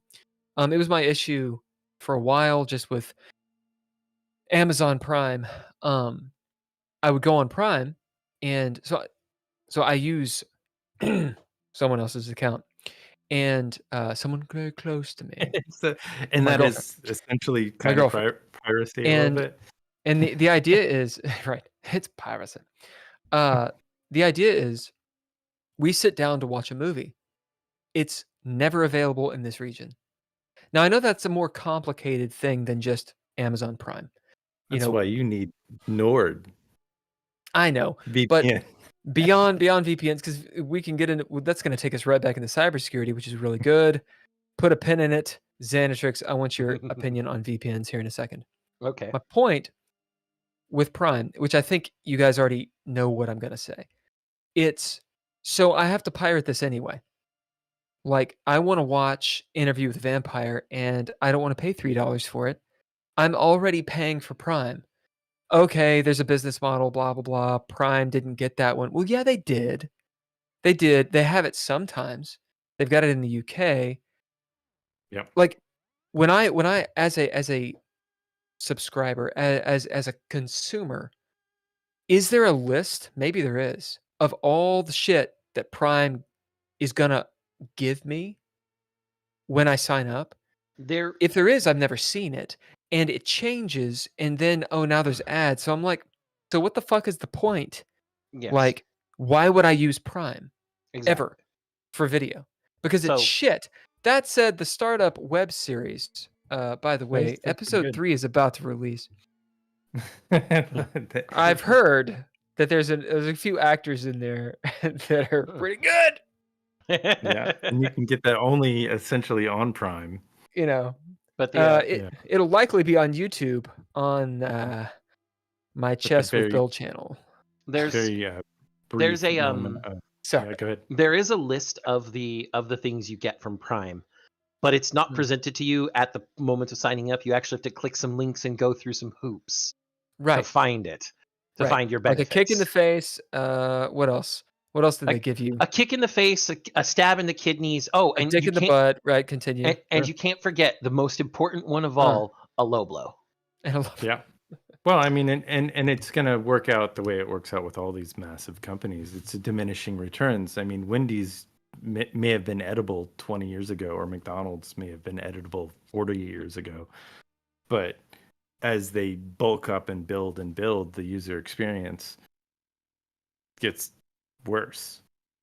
Like, the bigger a company is, the less good it's going to be at anything that it does. Depending on the type of company and the industry, sure. What do you think about VPNs? Here's my little anecdote of VPNs. Correct me where I'm wrong. I think they bullshit. Go. Okay. A, it depends on the VPN provider. B, depends on what they're offering you. And C, it depends on if you use Wireshark to test if their features work for yourself. Okay, so the Wireshark is actually the caveat here. All of the VPN stuff so back in the day, many moons ago, I lived in China, the mainland, Dalu, and there's so the you great so you lived behind the Great Firewall. Got it. correct, the Great Firewall, the Golden Shield. And I was not astounded that everyone, and when I say everyone, I mean Chinese people, Mhm. had access to the internet. And it's because they had access to VPNs. Mhm. So I worked in a Chinese company. At one point, I had the proper visa at that point. And yeah, everyone had. I love it. I love it every time. We're going to have to do, sorry, I'm interrupting myself. We're going to be streaming on the 1st, Ken, into Oh, wow. space. Oh yeah, so I should be just doing this and It's doing. just gonna I be mean, I don't know great. if there's a limited use thing. If like I've Just never keep it actually going, sat baby. here Just keep and it just kept going. it Oh my God, happening. don't stop. Right there. Don't stop. The only thing it does is it turns you into graphics from the PlayStation 1. That's all. Yeah, I Which is definitely feel awesome. like. I know. Oh, it ran out. It But ran out. No, it as- didn't run out. As Nope. for VPNs, Yeah. VPNs do exactly what they say on the tin. They provide you a tunnel to other server locations. Isn't it a man in the middle? Technically, you're technically correct because it is changing I mean, your if your it's traffic. encrypted, it's one thing. But so, Ken, do you know what a man in the middle is? I presume it's Xanatrix, where go. you take two old phones and you Man- put them like make them 69. man, you know, I think this is a time for I can't. Man in the middle attacks That was good. occur That was when good. something in between your request to a server interrupts your request, steals the information, and reroutes you. At least that's the most basic Like a description. pineapple. That's the most basic description of a man in the middle attack. Yeah. So my buddy Tim was They telling just me cut your tube. my buddy Tim Roberts, I'm plugging him. He's a Patreon person. Mhm. You should check him out on YouTube and stuff because he actually has a lot of good information. And apparently his TikTok is enormous. You know what I'm talking about? Anyway, I he don't went to have DEF CON and he came back with a pineapple. Xanatrix, go. A pineapple? Yeah, do you know what pineapple is? That term. Shall I tell you what a pineapple is? Hey, chat, do you know what a pineapple is? Other than the fruit. So a pineapple, it's just a device for doing man in the middle stuff. Yes. It's a Wi-Fi pineapple. Yeah, it's a Wi-Fi pineapple. Yeah. I was like, So- wait a minute, you mean the literal Wi-Fi? I was wondering if you were playing a game Yeah. here. No, you No, mean no, the no. literal Wi-Fi pineapple. So it's essentially a router that pretends to be the router that you think you're connecting to. Yeah, I'm explaining this poorly. it spoofs itself. I'm sorry? It spoofs itself. Oh, it spoofs itself. So your computer, what he told me was, he was like, you know, anytime on your Mac, for example, or your PC, but usually on Mac, it seems, you'll go into a place, let's say a coffee shop, and you'll say, yeah, you know, I know this Wi-Fi, automatically connect to the Wi-Fi. He said, turn that shit off. Yeah, never have automatically connect to Wi-Fi unless there's one exception. One exception. Your own router set up your home. That's it. So the idea was, he said, you can actually test this, go into a place, and if you look at what your network is, if it's a network that shouldn't be there, for example, the airport, and you're like, what? I'm at Starbucks. Why does it say the airport? He said it's because what the Wi-Fi pineapple does is it pulls from that list of trusted networks and then just spoofs itself. Mm-hmm. So you connect to the I don't. pineapple and then to the Wi-Fi. I won't connect to any internet service outside. Like, I don't trust hotels. Should I trust a hotel? I don't trust them because, like, I just imagine like the people in the rooms next door to me. They're not only doing like live feed porn, but they're also like stealing Well, my here's the thing. data The information. way to try Not that there's and anything wrong with porn. the way to try and at least combat that, the combat the Wi-Fi pineapple. The first thing you should do is stop broadcasting your SSID. Turn off your wireless SSID on all of your devices so that they're basically invisible unless you choose to connect to a network. Now, So go on. That isn't necessarily going to defeat the pineapple altogether, but again, like your friend said, to turn off automatic connect. That way you have to pick the particular network you want to connect to out of the list. Right. Finally, if it's a network at a public place, such as a hotel, a Starbucks, the airport, usually they all have a Wi-Fi password that they tell you have to put in. And most people save that password. Don't save it. Do not save your Wi-Fi passwords for public areas. That way, when it asks you to connect to it and you get the password prompt, you have to put in that password prompt as well. It can spoof the SSID of the network you're trying to connect to, like it says airport and not Starbucks. But it can't spoof the authorization chain. Right. That's the whole CIA thing. As in confidentiality, integrity, authentication thing. Mm-hmm. Yeah. Mm-hmm. It can't spoof the authentication step. And so if you ever like find yourself in a public area and you click on a network and it says you can just join this right now for free, nope. You tell it to fuck right off. You tell it to fuck right off. Like, Spectrum It's interesting. is like everywhere doing that stuff. It's interesting, like kind of tying some of this together. What were you saying, Ken? Alexa, I mean, with going back to Amazon, like they have this thing Sidewalk where like or something where it's like they are asking if you can allow your neighbors to kind of get a little piece of your Wi-Fi to get connection. No, it's like you're like it goes to your devices, but there's like also an option to where like if your neighbor is got this thing set up, that they can have a little piece of your internet for their device for some reason. If you opt Why into would this. you? Amazon has put this on IoT devices to share your network with your friends' networks. IoT being Internet of Things, right? Strangers. Yes. Random people. Like people, other random devices. IoT.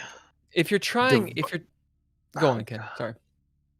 Like so they lose their cat or like with a Wi-Fi collar. Right. It's like it traces like a neighborhood type thing, like the internet is everywhere type stuff. Yeah. All that is that's just reinventing the mesh network. That's just creating a mesh network out of your IoT devices. Yeah. Well, but there's a benefit there, right? There's a benefit if you can trust everybody. There's a benefit if you can trust everybody, but you can't. There's a thing called war driving. Go. Bill, go. War driving. What is it? Driving around looking for internet.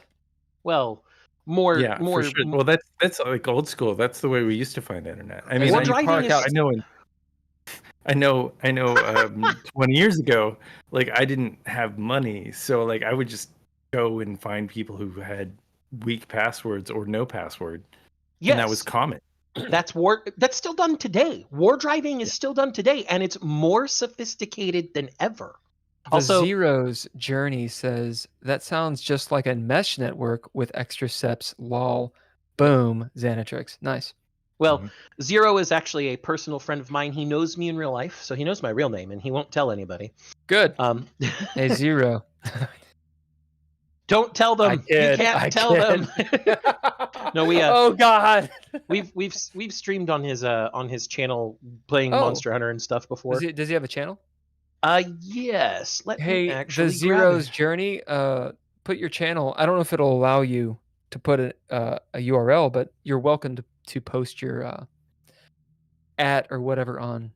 All of you on the chat, absolutely promote your stealth. Wow. Promote yourself on the channel. Promote yourself. Go. I'm actually subbed to him because he is my friend after all. Yeah, and if you do, or at least if you tell us your YouTube or whatever, I guess it's the Zero's Journey. I mean, Remind me. Post on Yeah. it, goddammit. Do Yeah. it. And then trying- I'll sub. I'm trying to pull it up for him. Yeah. Oh, Akira's also going to post his stuff. That's nice. Good. Yeah, so war driving. But war driving is still done today, and because of the additional, the additional particular technological advancements that have happened, and all the quick tools that can be used to easily connect to, what's the best way to put this? Completely unsecured networks. God, I hate people who don't put up at least a fucking password on their goddamn network. Yeah. The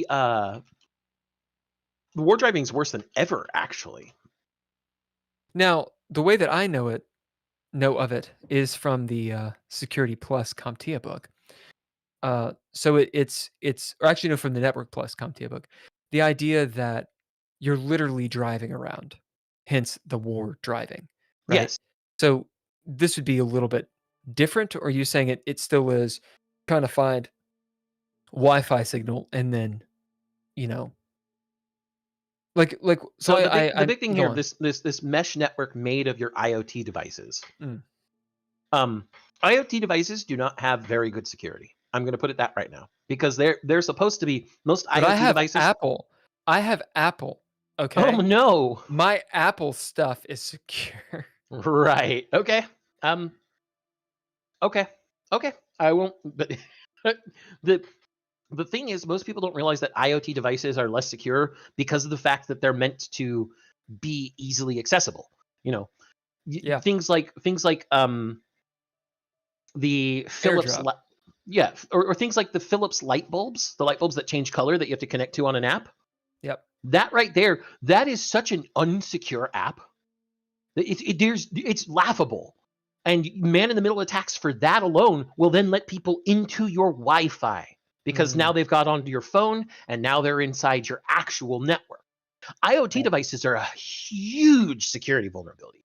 And making a mesh network of them means that there are more access points in a wider area than if you didn't make a mesh network of them. It's asinine. It's completely foolish, retarded, stupid.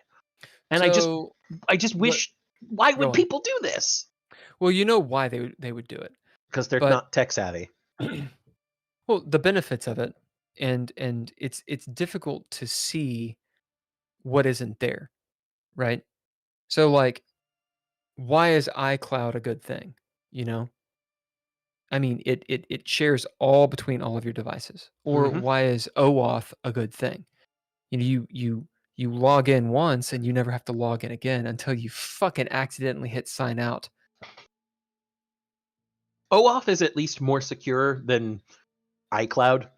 Most OAuth has to go through specific SSO servers. So So, So there's more security than the two-factor where they text you when you're. well, two-factor is fine. Yeah. Well, I'll let Xanatrix talk about two-factor authentication, which I fucking hate. Yeah. two-factor authentication, if you're going to use it, you should use it with a two-factor application, some sort of secure Yeah. two-factor No, but application. fuck. one of those God, it's- with one of those where they change the number. I like, hate Yes. and you have I to hate type it the so number. much. You hate like it, but security is a thing. Come on now. It is. Okay, It I is, lived in communist China. I know all about security. Seriously, there. In fact, this was a question posed to me by 12, 13-year-olds in my class because, when you're a foreigner, meaning you're not mainland Yeah, Chinese and authentic you're there, you teach You're not English. Han Chinese. Specifically, you're not Han Chinese. Everyone's Han Chinese in China. That's not true. There's the Uyghur zone for a reason, sir. So,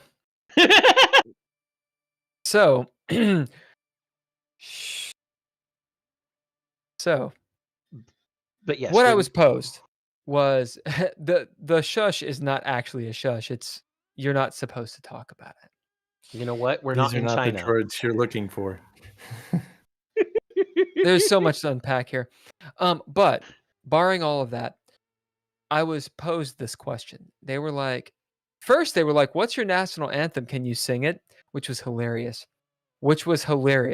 Imagine this. Do you hear it? Okay. Then they said, "Would you rather be safe or would you rather be free?" What's more important? Safety. Now, assuming you have these two questions, you have to choose one. Okay. This Freedom. is the question. Would you choose freedom or would you choose safety or security? Freedom. Okay. That's your answer. Ken, go. We'll get into the argument in a second. It's a great question. You got to choose one. It's a heavy question because my first guess is always freedom, but I mean, to be devil's advocate, I'll choose security. Right.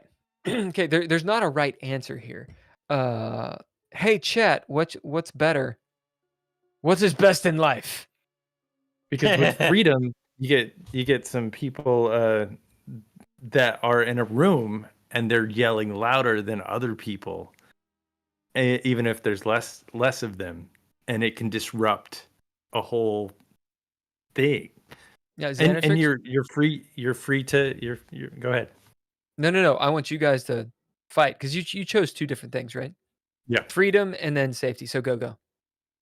So I am going to use the commonly attributed quote for this because I love this commonly attributed quote, even if it isn't exactly the same as it was in real life. Those who would give up essential liberty to purchase a little temporary safety deserve neither liberty nor safety. Who's commonly attributed to Benjamin Franklin? Yeah, I've definitely heard that before. Mm-hmm. And the reason I choose freedom over safety is because who is guaranteeing my safety in the situation that you say safety? Is it the government? I can't trust the fucking government. I don't trust any fucking government. Trust our own government. Is it what is guaranteeing my safety? Whoever it is, they have more power over me than I want them to have. If I have liberty, I can then take the steps necessary to guarantee my own safety. When it comes to physical safety, that's self-defense training and owning a firearm. When it comes to internet safety, that's all of the numerous myriad tools and practices I can put in place to make sure I am secure, I am safe. And finally, the person who is most responsible for your safety is you. There's no one else who can give you more safety than you can. You have to be able and willing to take the steps and learn the things necessary to do so. But no one can guarantee your safety better than you. Because one of the many quotes concerning gun safety, when death is in mere seconds, the police are only minutes away. The police don't guarantee your safety. You do. The police are there to follow a specific protocol with the justice system, sure, as flawed as it may be wherever you are. Right. And Ken. Well, rebuttal. I think you have a lot of good points. The point is that what is a society? You have to give up some freedoms in order to cooperate, in order to have a goal, in order to have a purpose. And so without the ability to build infrastructure and have a road and have schools and formulate this society of people, and you are clearly very well versed on this subject. And so I guess thank you. I never took debate in school, so I'm not great at this. But I do feel like security is for the people that cannot help themselves. So security is for people who aren't physically able, and so we need to have a system in place in order to curb freedom, so that people can have experience and to have a sense of place and purpose, because if everybody's going around protecting themselves all the time, they are infringing on someone else's freedom. So there has to be a line, I think. Those are two goddamn good points. So you both get narrative points.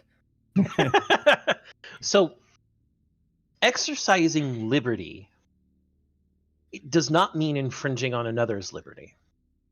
I'm going to jump into something quite esoteric here. It's called philosophical libertarianism, not political libertarianism, because political libertarians are kind of retarded.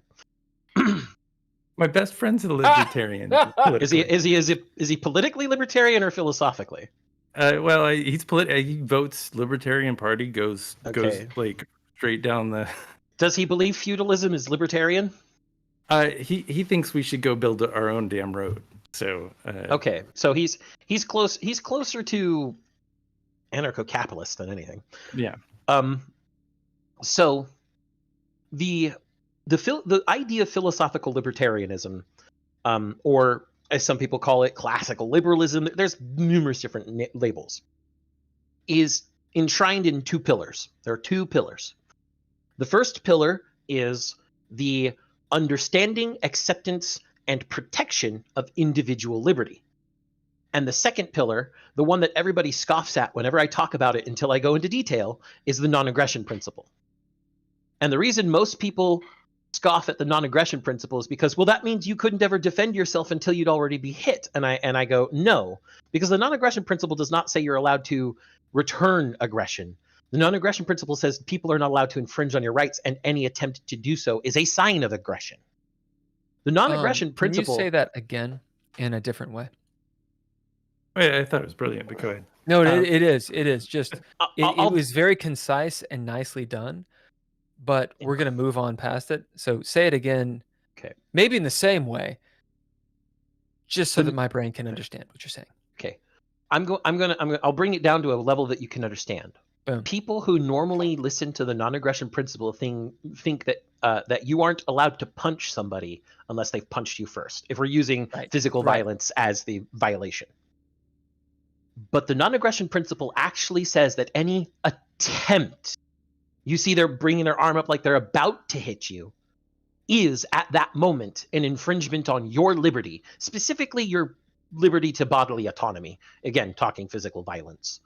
And it is at that point that you see their intention that I saw that, Ken, that they are now subject to your retaliation. You are at that point justified to defend your liberty by stopping them from infringing on yours. Now, you do live in Texas. I do. I live in Kentucky. Continue. So, I mean, I was playing with guns when I was. That's where you guys and your. Hey, firearms are the greatest force equalizer.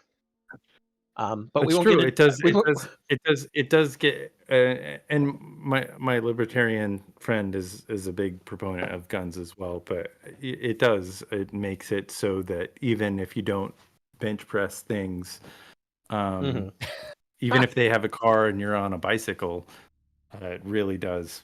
Mm-hmm. It's a force equalizer for a reason.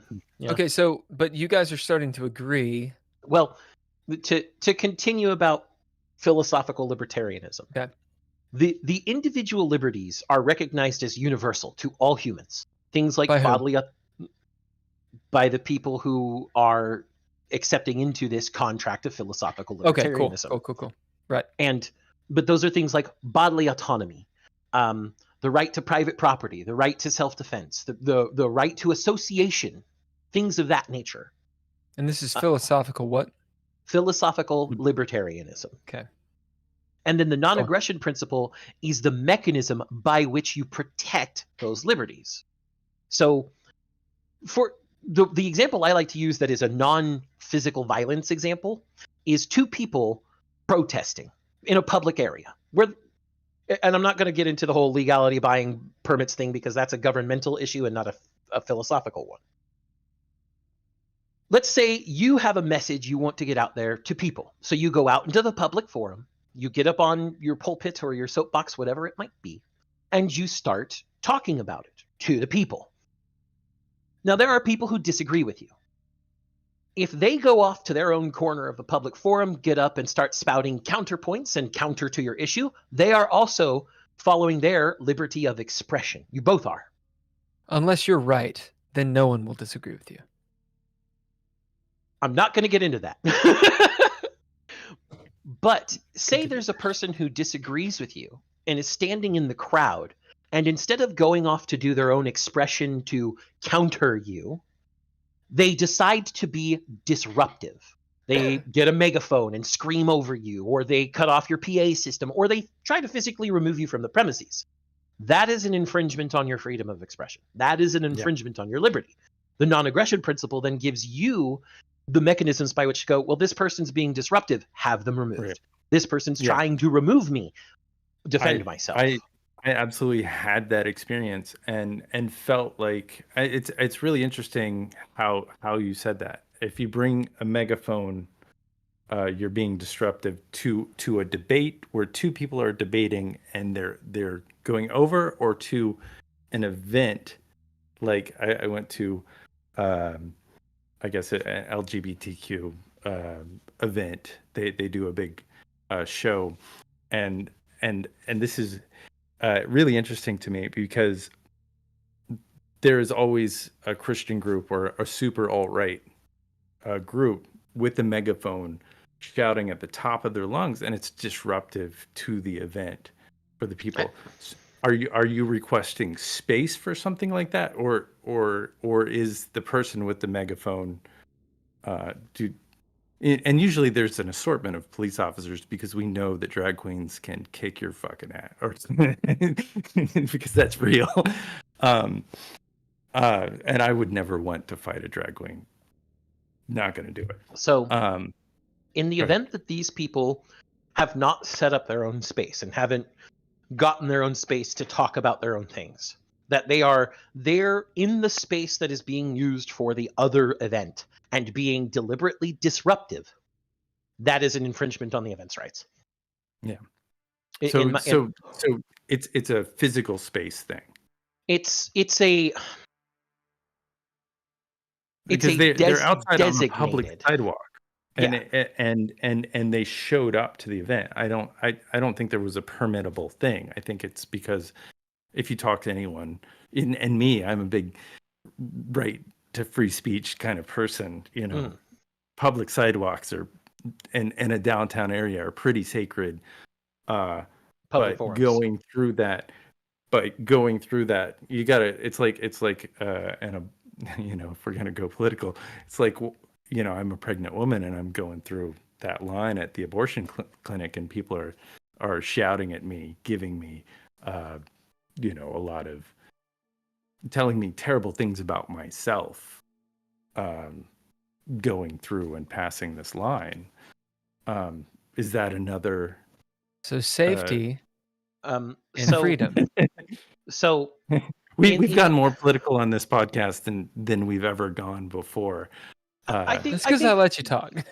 I think discussing this in hypotheticals rather than trying to discuss this as specific ticket issues is a better way to discuss politicals in general. I'm glad we're doing this in hypotheticals.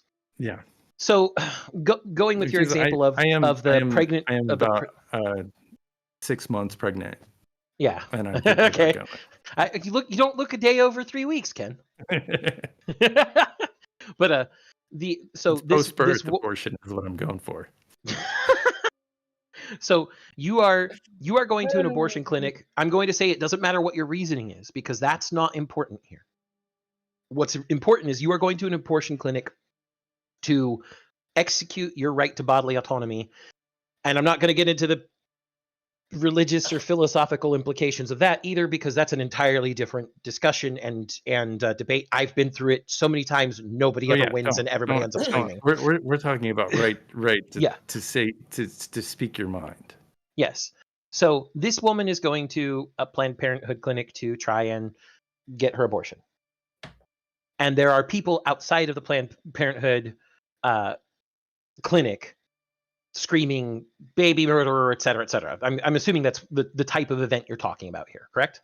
Yeah. I mean, yeah, why not? So It is in this case that so long as these people are only screaming, they aren't subjecting her to a violation of her bodily autonomy.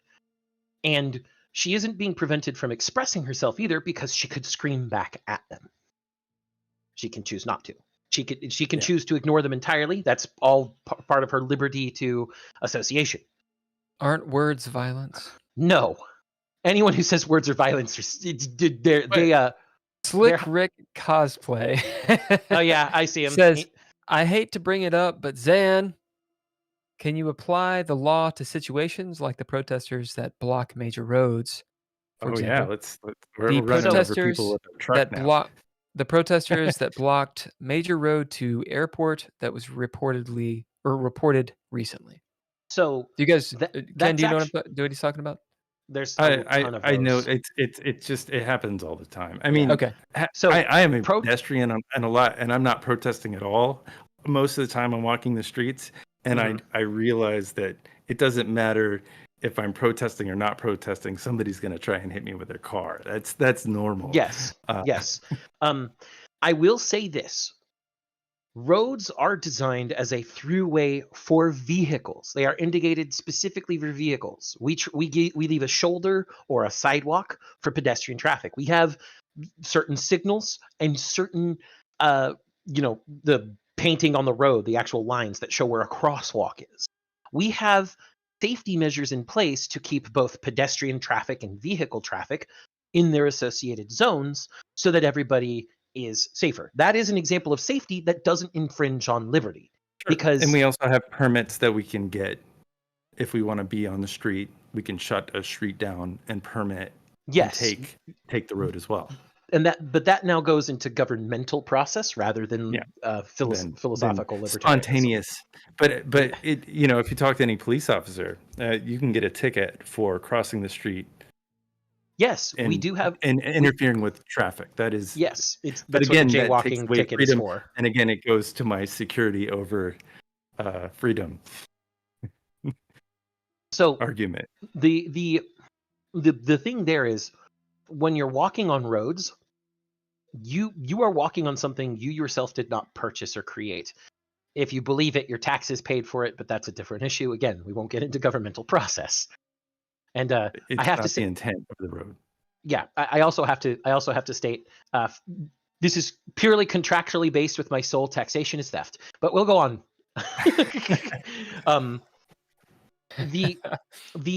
The big reason that they charge people with a crime, and it's a very small crime, it's not even a misdemeanor, it's a moving violation, you pay a fine, isn't because that they've done something wrong. It's a penalization to encourage better behavior. It's a penalization to encourage safer behavior instead of a penalization for a criminal act. It just, because it's all coming from the same source, we perceive it all as penalizations for criminal acts. I understand why they do it. It's the same reason why there's negative consequences for lying to your parents, why there's negative consequences for breaking your mother's favorite whatever. There are always consequences for bad behavior that are meant to encourage better behavior that are not criminal in nature. It restricts freedom only in the fact that you're going to get charged money for doing it. Or if you do it at the wrong time, you're going to die because a car hits you. That's the entire reason that it's encouraged. But there are also plenty of laws in place across just the US alone that talk about unmarked crosswalks, which is a crosswalk that doesn't have any signal or anything. If you're in California and you are at two corners, it doesn't have to be a stop sign, and you want to cross, you have the right of way as a pedestrian. Yes. Now, tying all this back into what Rick asked about, the protesters who specifically go out onto roads to protest, and it's usually oil, it's almost always protesting oil, are disrupting traffic, disrupting emergency services, and disrupting economy. And they are infringing on and they are infringing on the rights of every motorist there, willingly, wantonly. That is the difference between someone jaywalking really quickly because the place they have to go to is right across the street, and someone standing in the road and going, "You can't pass." There's a big difference there. Intent is a big thing. And so in that situation, that'd be a violation of numerous different liberties. And the NAP would say, remove them from the road. If you can, do it without harming them. But if you can't, like you're an emergency vehicle that's trying to get somebody to the hospital, run them over. What is the NAP? The non-aggression principle I was talking about earlier. I see. All right, really quick. Oh, Are you guys good taking a 5-minute break? Sure, I can eat some of my Use dinner. the bathroom, get something to drink. Ken, are we good to go? What, like another 30 minutes or something? I'm not in a complete hurry. So no, I'm fine. I'm fine to keep Okay. going. It's only 8 o'clock here. So Hey, Xanatrix, how are you feeling? I have been on much longer streams. I'm fine, man. Okay. Well, but can I go on. quickly just You can. moment? I if you know about vehicular manslaughter, like it's really difficult to prove. Like knowing as a protester, and I love protesting. I've been to tons of protests. I know that people who are legally on the road driving like a bike or a motorcycle, and they get hit by a car and die a lot of times, even if the person is drunk that hits them, they can get away with it. So when you're in the car, it's like you have the most freedom of speech that you possibly can have. Whether it's right or not, that's a different story. But that's just the reality. Let's put a pin in 5 that minutes. thought, and we'll come back to it. So right, let's take a 5-minute break. Everyone on the chat, go get a drink. Go use the bathroom. We will be back in about 5 minutes. We're going to do about another 30, 45 minutes, tops an hour. And I think that'll be a good conversation. So Xanatrix will be still on here, even though it's like muted or whatever. But we'll do like a 5-minute. What time is it?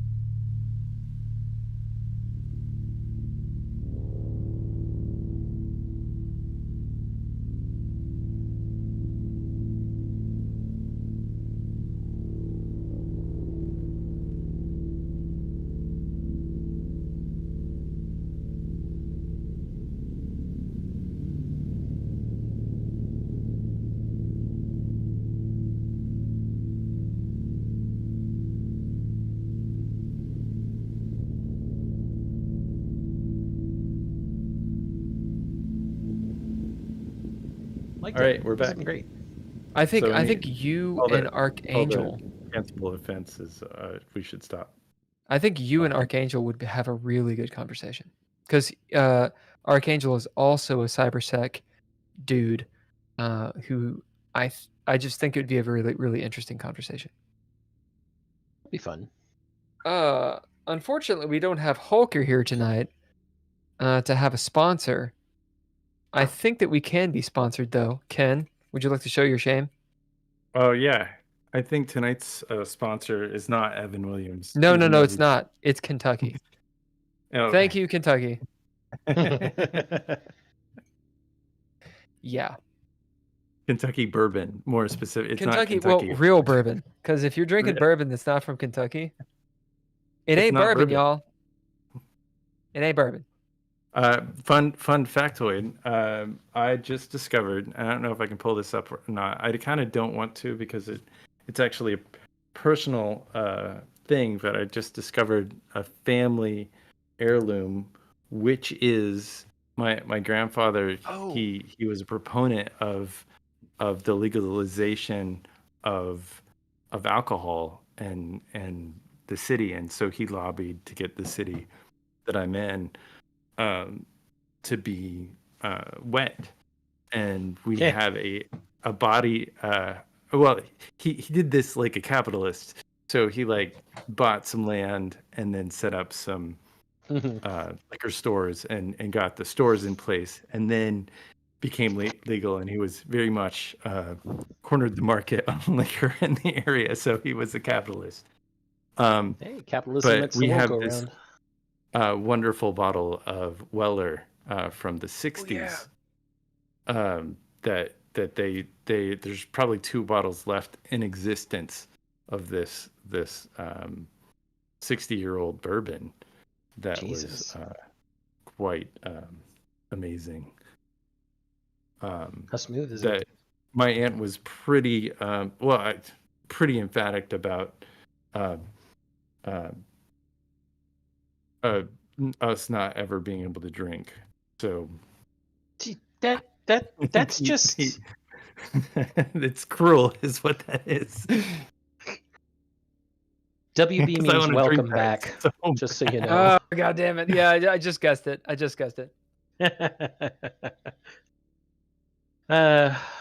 My internet speak, my leet speak is rusty. I mean, Yeah. I type out everything. It gets on some of my friends' nerves, but not most of them. Like, why do you send such long text messages? GG pisses me off. GG no re. Dude, so I What's wrong with GG Allen? I'll fight GG somebody. short for good game. Oh, And we GG never no said re that. means- We always said good game to like every single player. Good game, good game, good Exactly. game. It's like No, this is definitely a thing that came from online competitive video games. GG missed no that. re means good game, no rematch. oh, but it seems No like they're gonna rematch. lose on Yeah. the rematch. It's a way to troll people. Yeah. I'll be right back. A spider's on me. I have to get it Okay, off good. of me. It's on my Spiders back. are cool. I like Spiders are good for Are you. they? Are they cool? Spiders are cool. Yeah, they're very cool. Yeah, they're Tell my the favorite. spider. I'll be right back. They're my favorite spidery thing. So we were talking about street protesting, unauthorized street protesting. I don't know how we got there. We got there through a myriad way of philosophy. I think we went like full abortion there for a minute, and then we also went protesting an event. And I think the concept was freedom versus security, and what that meant, what was fair and what was pointless. I think a lot of my arguments relied on the government and law, which is something that I would say that it sounds like you're not super. So tell us a little bit about like why government like is not the like, problem. Yeah. Okay. The problem with relying on a government is you are putting too much power in the hands of people that don't actually care about you individually. It's a numbers game to them. Well, I do know a lot of politicians, and I do have to say that many of them seem to really care about people. So, and as long as it gets them elected. Yeah, please elaborate on that. I'm talking more about as government as an infrastructure rather than specific politicians. The government, the entire reason the government has power is because of the people. That was what especially in the U.S. Constitution, that was what it was supposed to be. We are giving them a power to do things that individually we may not have the ability to do, but they are always supposed to be beholden to us. And they aren't anymore. They haven't been beholden to the populace for probably 60 years. So the issue is accountability. Absolutely. If they can't be held accountable, I cannot trust them. But like for instance, in the House, there was some accountability to the former speaker. They were very quick, and I know this is way political, but like they pulled that guy out of being Speaker of the House, and is that the immediate kind of infrastructure that you would want in a democratic society, or is that are the terms and stuff like where voting is not, because voting doesn't seem like it's enough of a so the real issue here is I'm about to get real technical about both economy and politics here for a second, so pardon my French, everyone. The issue that we have right now is that there is a specific socioeconomic system in play that is interfering with the people's ability to make the government accountable. Specifically, the large interest groups that group together their money to essentially buy what laws they want into existence. Now, some people say that this is late stage capitalism. And I look at them and I go, you're stupid. This isn't a form of capitalism at all. This is a form of corporate welfare. It is welfare in favor of corporations, and thus it is a form of socialism. Really quick, what the fuck are you all talking about? We're talking about my reason. Sorry. My reasons I don't trust the government. Okay, continue. I had a whole thing here. I don't know if you guys saw it. I saw it. No, I mean, I've definitely like I have no idea how you're. I mean, I presume it was on my neck. Yeah, like Spider-Man, like Peter Parker, and I was like, "What is that?" And I saw it go.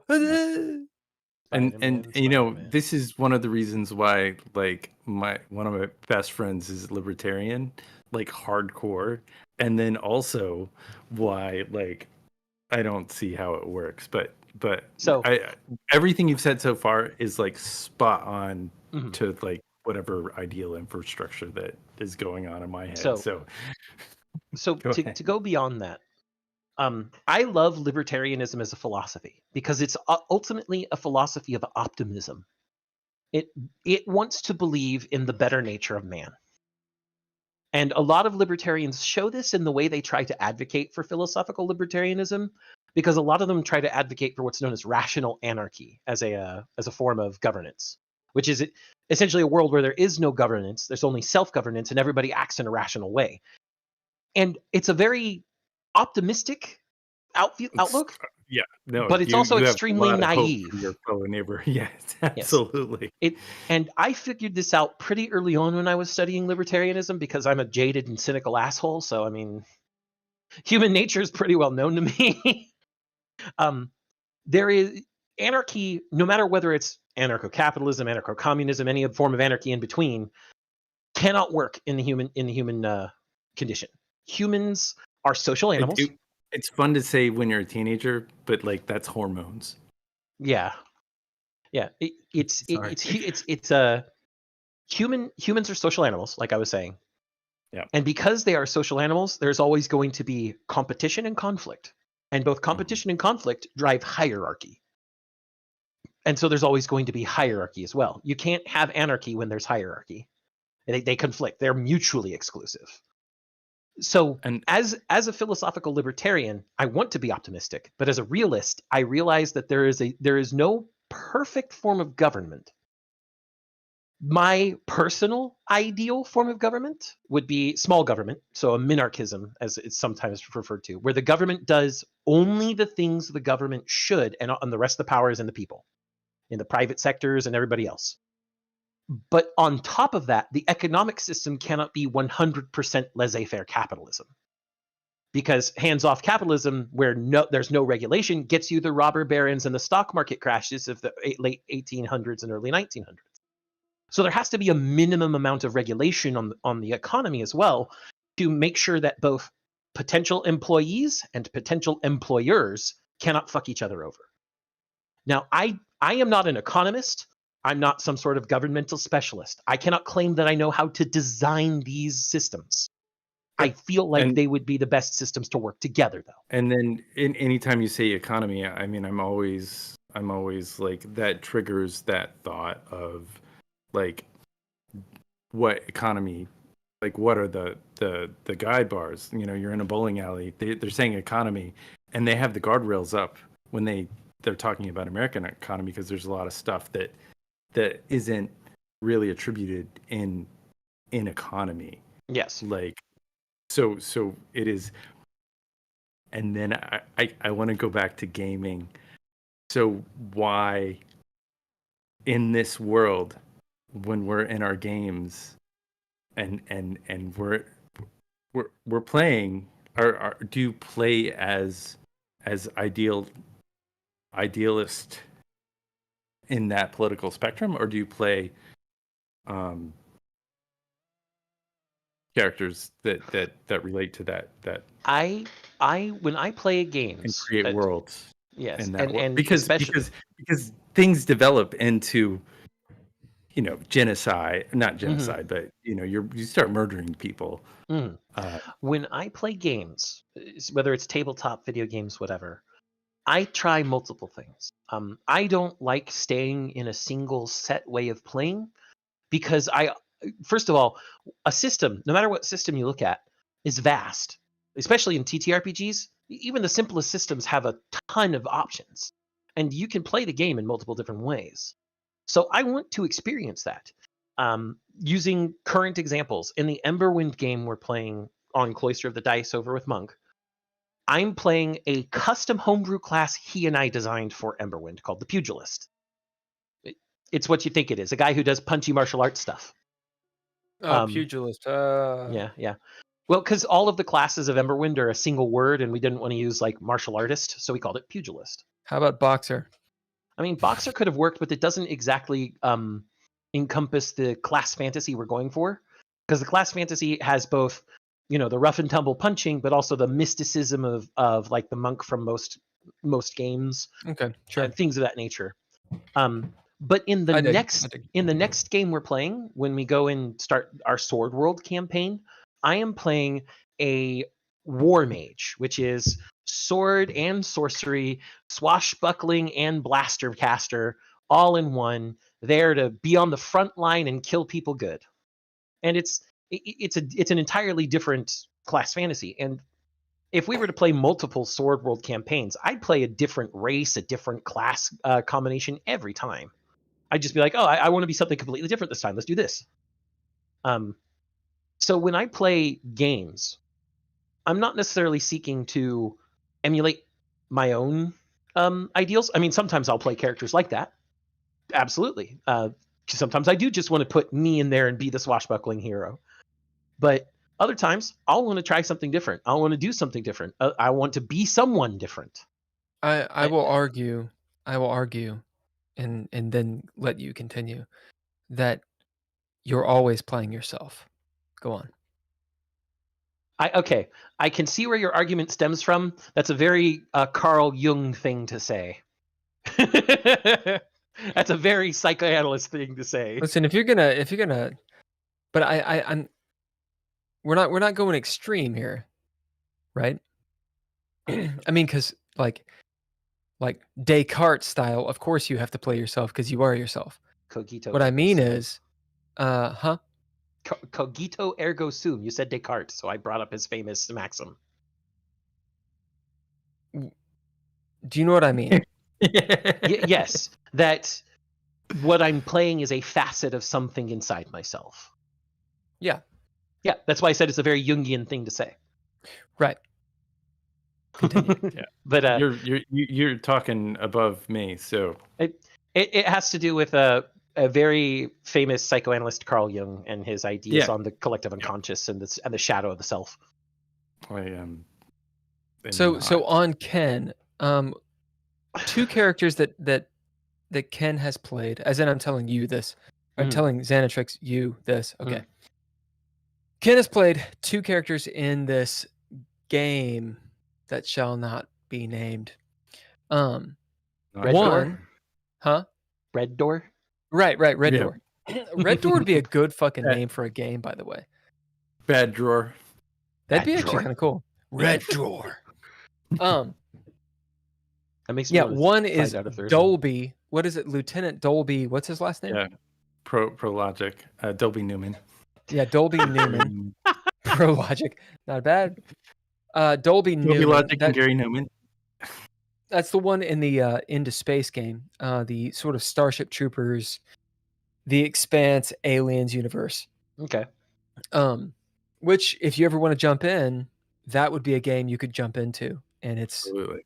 so political and so awesome. Like it's great. If you want to jump in, that would be the one to go. That's the one shot we'll do on the first, actually. So you got Dolby Newman, who in my mind is not a psychopath, but he's maybe a sociopath. And then you have his other character, who's in the main campaign, and that's what was his name? Nord Zetterberg. Zetterberg. Who's kind of like a that's a 1982 horror Call of Cthulhu style game set in Detroit, and not Detroit. I love Nord. Detroit. Nord is essentially Rorschach, just not a superhero. He's in a Call of Cthulhu game. I mean, Rorschach would fit into a Call of Cthulhu game pretty easy, and he's not a super in his own universe. I know, but he is in the movie, and that's how people would view it. Okay, we can argue about it. Point. He's not a superhero.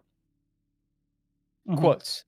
We'll give you that. He doesn't have superpowers, sure, but he doesn't take on the persona of a superhero either. Yep, because you get a lot of the idea. I'm not locked in here with you. You're locked in here with me. Yeah. That's not a heroic thing to say. I think Nord Zetterberg would be Rorschach 10 years before Rorschach became what he was. Okay. So a little like less that's violent. A possible future. Nord has hope, I think. Yeah, he has hope. Yeah. Okay. So okay, I get it. And so he's not combative. No. Yet. But I think he could get to a point where he would be. He could actually be 100% driven. Okay. So you're bringing up these two characters in why? Because they're both Ken. Yes, in my opinion. Now Ken can argue this, and that's why I'm bringing it up. Well, I mean, I would say they're both Ken. I don't reflect that I'm not Dolby. So you are. I'd say you are. Yeah. Dolby's a space murderer and who works for the Socialist Federation of Space Nazis, and they are essentially Nazis. I mean, Nazis are socialists is in the name. Yeah, well, it's not, but I mean, that's the Starship Troopers slash Star Trek aliens because they're all vegetarians and our will is they're right. They're vegans. So, they're not vegetarians. Yeah, or vegans. Yeah, there's no eggs or cheese, no milk. Well, it's a political thing. It's not a. Yeah. Well, I mean, it makes sense. They would have gotten over like who needs cow milk? Baby cows. Not. The issue in Star Trek is not. It's beyond all of that. The issue is that it doesn't come from anything organic, right? It's made from So- replicated matter. Right. They're vegan because they're not killing anything. Right. But, You can other still have sapient cow's life. milk. Right. Right. No, Well, I mean, and you say Star Trek, and I think Next Generation. Right. We're really talking about TNG. Because Yeah. in the And- original, and DS9 I mean, as well. Kirk 8, yeah. yes, not. Right. In that era is what we're saying. We're not talking Discovery. We're not Discovery. and- No. Discovery is a talking different timeline. I And mean, I think they little went into a Picard, different. What? not maybe a little Picard, but I don't think it. I think it's Yeah, weird. Picard. Yeah, Picard. In there. You think Picard fits into that? Oh yeah. Concept? Yeah, they're still space vegans. But so I would argue that you're oversimplifying the statement, to be honest. You say both characters are Ken. I say that both characters likely have facets of him in them, and the best characters we create tend to have a piece of ourselves in them. I'm going to call that semantics, and this is why. What alignment are you, Xanatrix? I'm not. The alignment. Okay, you're going to get me into the rant about the alignment system now, aren't you? Chaotic. Okay. Chaotic.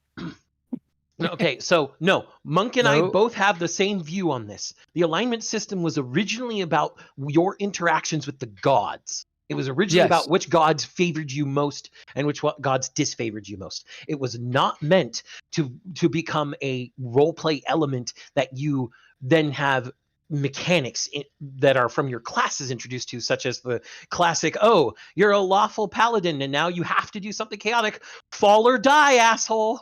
No. Can I counterpoint? What's your counterpoint? All right. First, Xanatrix, and forgive me, Ken, if this is unfounded. Please tell Ken and the world about the alignment system. Okay, so the alignment grid is a pretty big meme these days, so a lot of people should know about it. But it is a 9x9 grid consisting of two axes. One axis is 3x3, right? Yes, a 3x3 9 square grid. Thank you for correcting me. Right. It consists of two axes. You have the lawful to chaotic axis, and you have the good to evil axis. And along these axes, originally, this was supposed to be your alignments with the chaotic and lawful gods and the evil and good gods.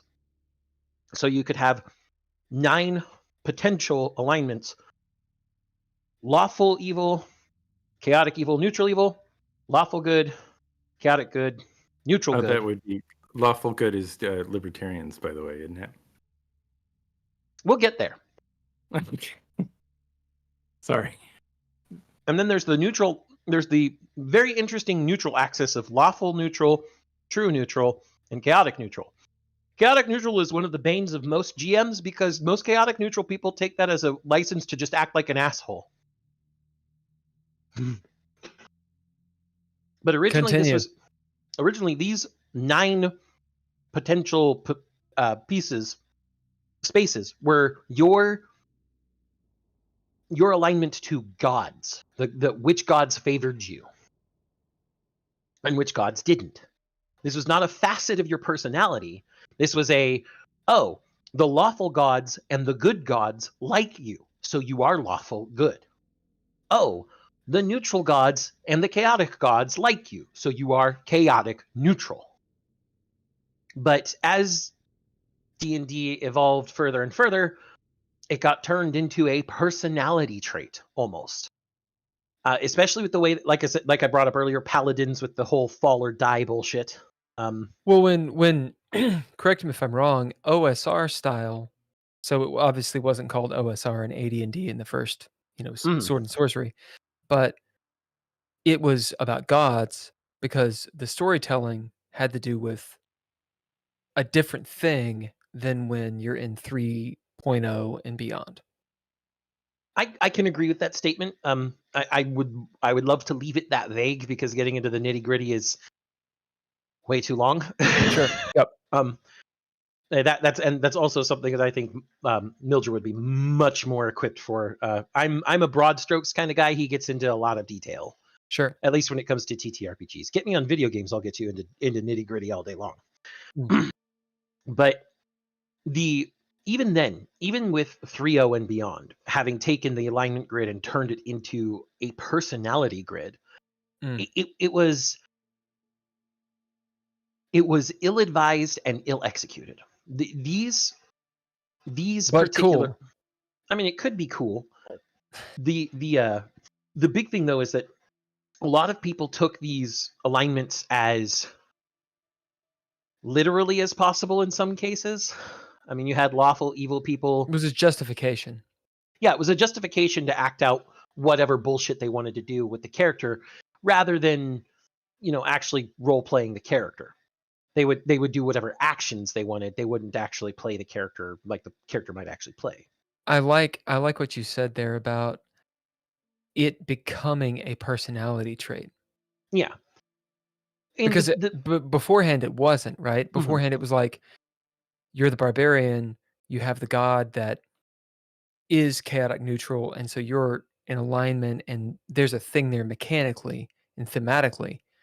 And somehow that became, I am chaotic neutral, therefore I make chaotic neutral decisions. Yes, and perform chaotic neutral actions, which, Or again, rather, I want to murder hobo. And so I'm going to choose to be a chaotic neutral. Yes. Right. So going back to your question you asked me, what alignment am I? My answer is none. I don't have a tie to the gods. You're all about freedom too. Interesting.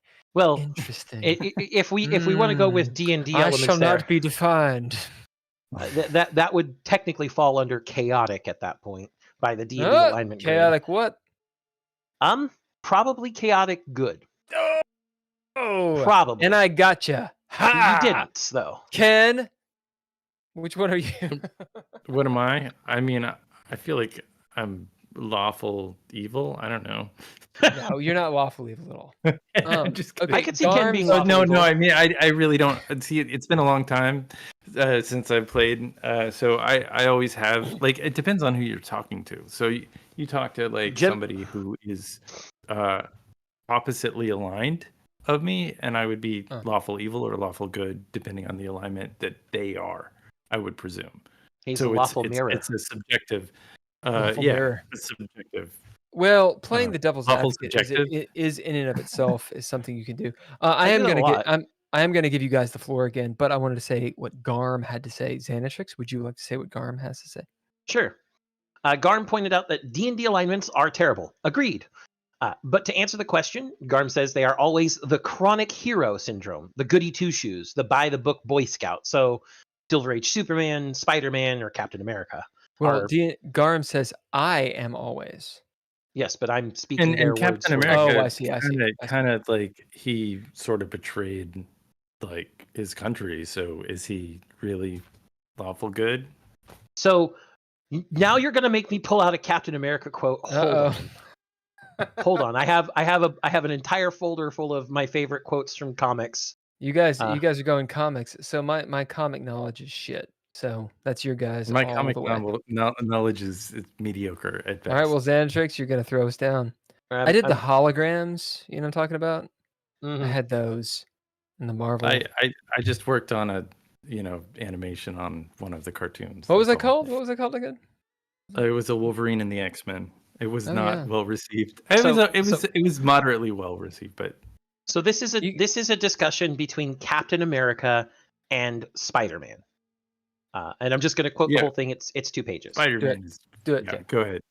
I remember the first time I really understood what it was to be an American, what it was to be a patriot.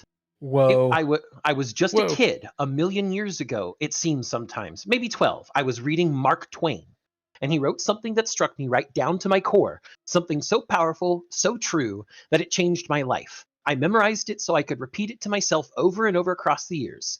He wrote, "In a republic, who is the country? Is it the government which is for the moment in the saddle? Why, the government is merely a temporary servant. It cannot be its prerogative to determine what is right and what is wrong and decide who is a patriot and who isn't. Its function is to obey orders, not originate them. Who then is the country? Is it the newspaper? Is it the pulpit? Why, these are mere parts of the country, not the whole of it. They have not command. They have only their little share in the command. In a monarchy, the king and his family are the country. In a republic, it is the common voice of the people, each of you for himself, by himself, and on his own responsibility must speak. It is a solemn and weighty responsibility, and not lightly to be flung aside at the bullying of pulpit, press, government, or the empty catchphrases of politicians. Each must for himself alone decide what is right and what is wrong, and which course is patriotic and which isn't. You cannot shirk this and be a man. To decide it against your convictions is to be an unqualified and inexcusable traitor, both to yourself and to your country, let men label you as they may. If you alone of all the nation shall decide one way, and that way be the right way according to your convictions of the right, you have done your duty by yourself and by your country. Hold up your head. You have nothing to be ashamed of. Who's that? That's It's Captain America to- quoting Mark Twain. So it's Mark Twain. It is Mark Twain, but Captain America is using it to tell Spider-Man that in a republic, specifically in the U.S. because he is Captain America, Sure. What is right and what is wrong is chosen by every man by himself by his convictions, and Sure. even if your convictions lead you to betray your entire country, if it is done by your convictions and it is the right thing by your convictions, you have still done the right thing. So when you say, "But he's betrayed the U.S. before," he did so by his convictions. Yeah, so this is arguable. It's not really for us because of where we're from, because honestly, we all three probably agree on all these things. But we're also probably a part of the same demographic and all of that good, and the same generation and all those things. Mhm. Not to discount it, but to point it out. Wanted to say what Garm had to say. I was asking about alignments again. I asked what was Garm's and everyone else's least favorite alignment. Xanatrix? If we're going to go with the general alignment grid from D&D, my least favorite alignment is surprisingly not chaotic neutral, it's true neutral. And the reason I say this... Wait. I want the reason in a second. Okay. I want to do Garm's first. He says, is it a he or she? I actually don't know. We're using he. And you don't know? We don't know. We're old school. So if anyone is a whatever, then there you go. Let us know in the fucking chat, and then we'll use that. Garm says, murder hobo-otic Yeah. is their least favorite. Yeah. Unless the entire table wants to play a murder hobo game, but I usually wouldn't play at that table. Okay, I want the why in a second. Right? The why is a thing. The what is what I want to know. So, Ken, what is your least favorite to play around? I guess is what we're talking about. Yeah, right. I mean, but my least favorite is gonna be lawful good. And Xanatrix, I think you can argue against this. Why is it that lawful good is bad? Ken. Oh, why? Oh, good. Yeah. Give me the why. Because you're good and your laws are subjective. So it's like your altruism is going to be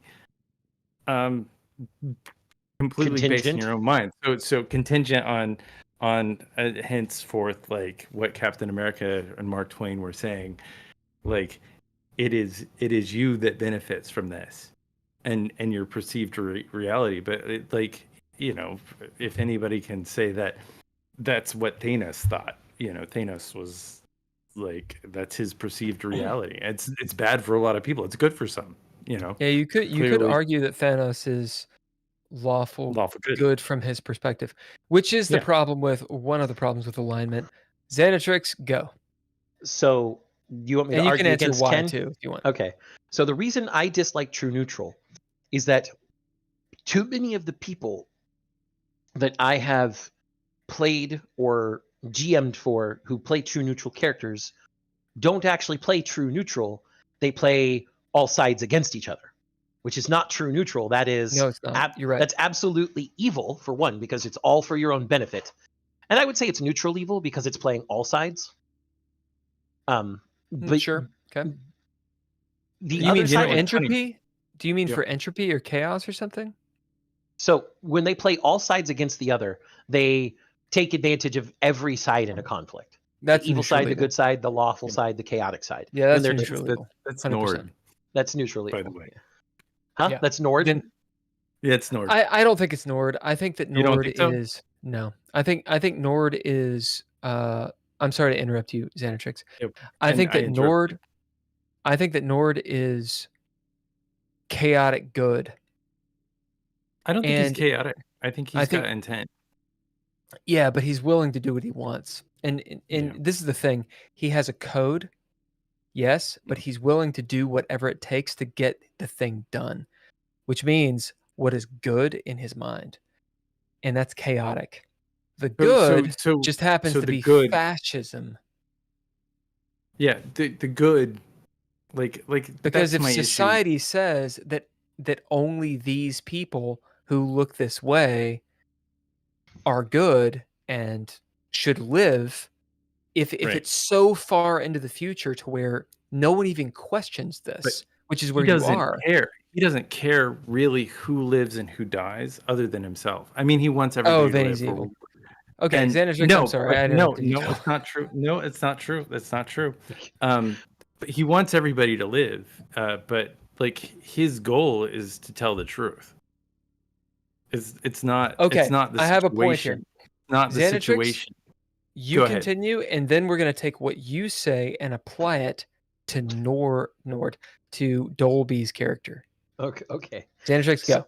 So the other reason that I don't like true neutral players, beyond the ones who play everybody against themselves, is that many of the true neutral players I've met, they either do the whole they're actually neutral evil, or they just don't play. They use true neutral to be completely passive. Which I can understand how you might think that that's true neutral. If you do nothing, you can't affect anything, and thus but not making a choice is still a choice. Not true performing neutral, an action is still an action. True neutral is hard to play. It's you very play hard that to play. druid. You play that druid who's like, I'm totally cool. Everything's fine. Balance. Blah blah blah. Someone gets out of balance. Either way, you better be throwing down that wild shit, baby. But it sounds like journalism, and to me, true neutral is what a journalist should be. So if we want to go real world with it, they're not somebody who evangelizes. They're not somebody who adds to the commentary. They're not somebody who gives or takes away the situation. It's hard to not affect a situation. You're supposed to be documenting it. And you're correct.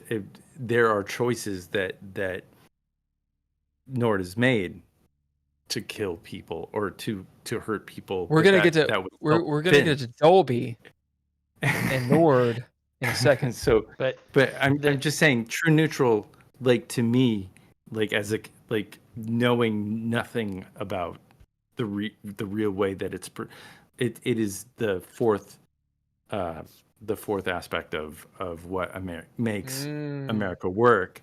It is journalism. It is the idea that if you only journalism observe worked that way now. And report. If only journalism worked that way now. But I won't get into that. No. Get into that. Get in. I need to get into his to counter his lawful good first. Do it. Okay. So the issue I have with your assessment of lawful good is the lawful part is meant, at least when you're looking at it again from the D&D alignment grid. I'm going to make that caveat every time we talk about this, just so you know. Lawful people are supposed to be following a specific code. Yes, that code can be something made up, but they have to follow it rigidly. It can't be malleable. If the code is too malleable, they're going to neutral or chaotic. So, sure, someone could come up with, let's say some halfling thief named Mutt comes up with Mutt's 5 rules for being a good thief. Don't steal from nobody you know. Don't steal from people who got less than you. Don't steal from the guards. Don't steal from the city lord. And make sure you know a good fence. Okay?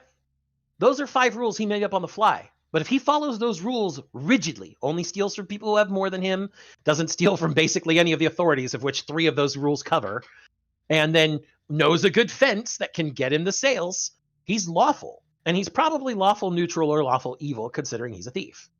So this is subjected to themselves. Which is to do with the alignment grid. Yeah, Okay. he subjects himself to that code, and he follows it strictly. That's what makes him lawful. And you are absolutely educating me on what any of this means, by the way. I mean, again, this is from the 3.0 alignment grid and later. Like I said, when it became personality traits, it really oversimplified way too many parts of making a character a character. In my opinion, because of the alignment grid, a lot of people lost the nuance for roleplay. Because people are not 2-word descriptors. I cannot point it at you, Ken, and go, lawful evil, and that describes all that you are. That's impossible. You can. No, it's not impossible. No, listen to me right now. That is impossible, because those 2 words do not describe any sort of interactions with his family. They don't describe any interactions with his social circles. Have you done calculus? And they would absolutely call me evil. Have you done calculus? The answer is, of course, yes. I actually did do calculus in high school, but that's besides the point. You did use substitution. Ergo, of course you can, because we can frame things. It's why we got the frontal lobes. We can frame things in many different ways, right? You can draw the Venn diagram. Don't make me turn Euler's identity into a gun and start shooting you with numbers. Listen, I'm challenging you. I'm challenging you, sir.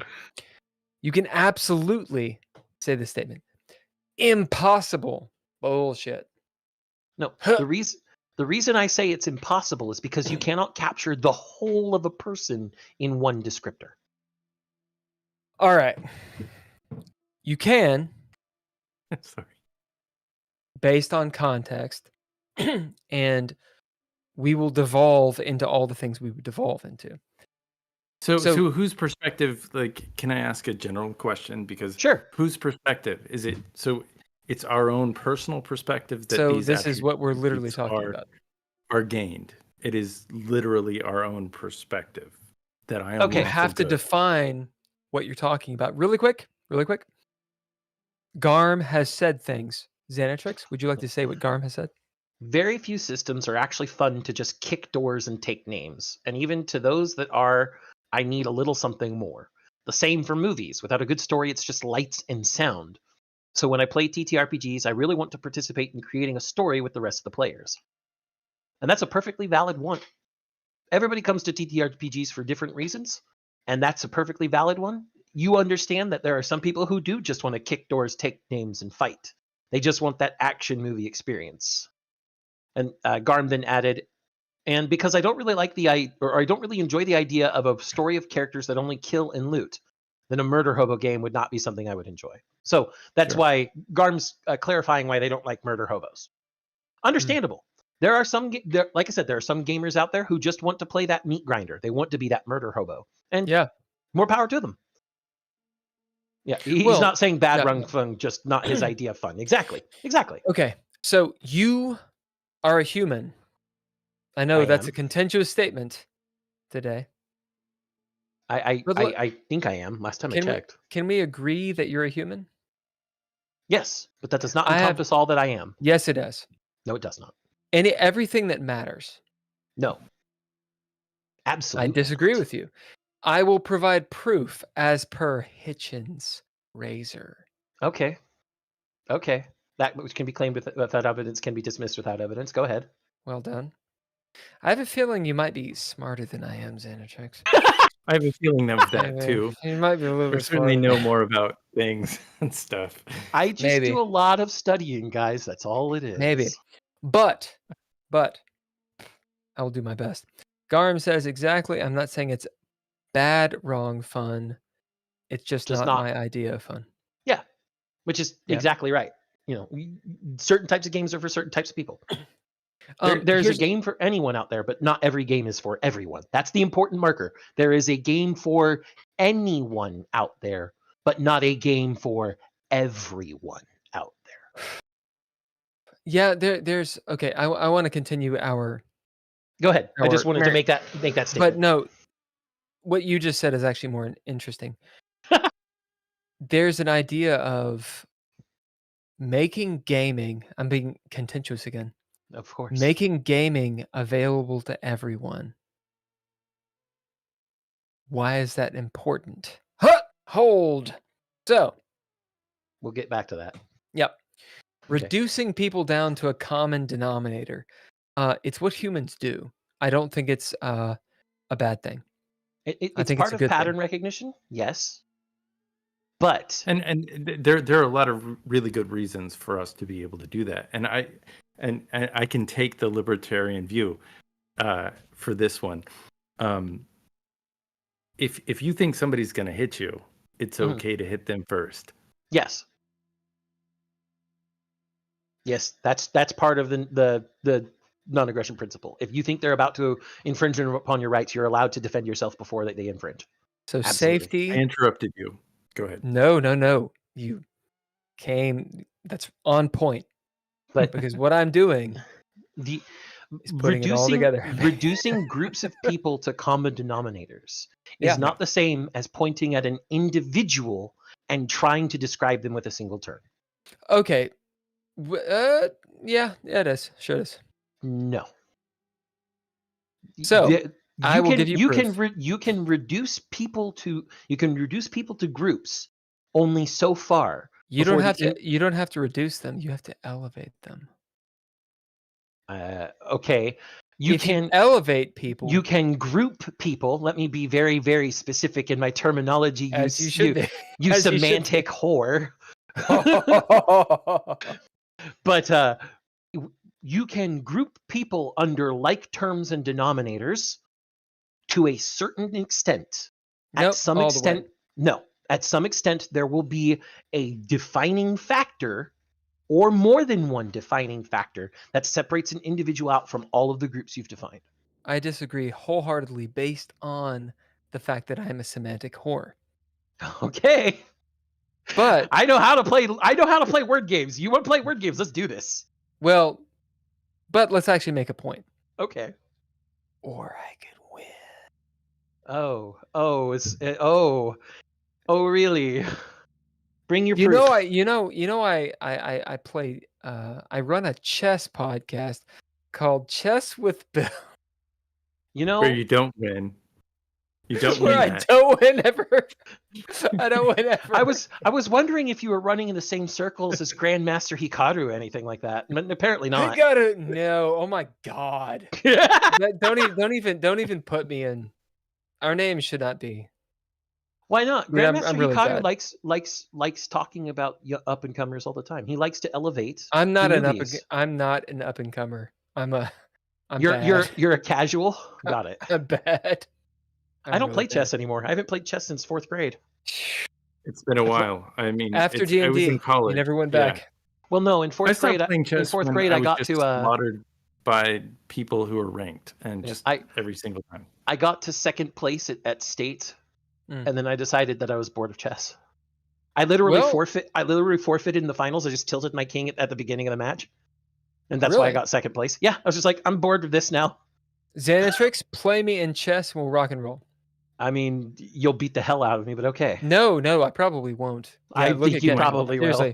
No, he's going to create a podcast, and then he's going to talk about every move that he's going to make, and the clock's going to go down. So it's not that he's really playing you; he's just having a laugh at himself. I'm just not very good. Okay, back to what we were talking about. Okay. Of course, reducing an individual to a single term. That's what we're talking about. You could symbolize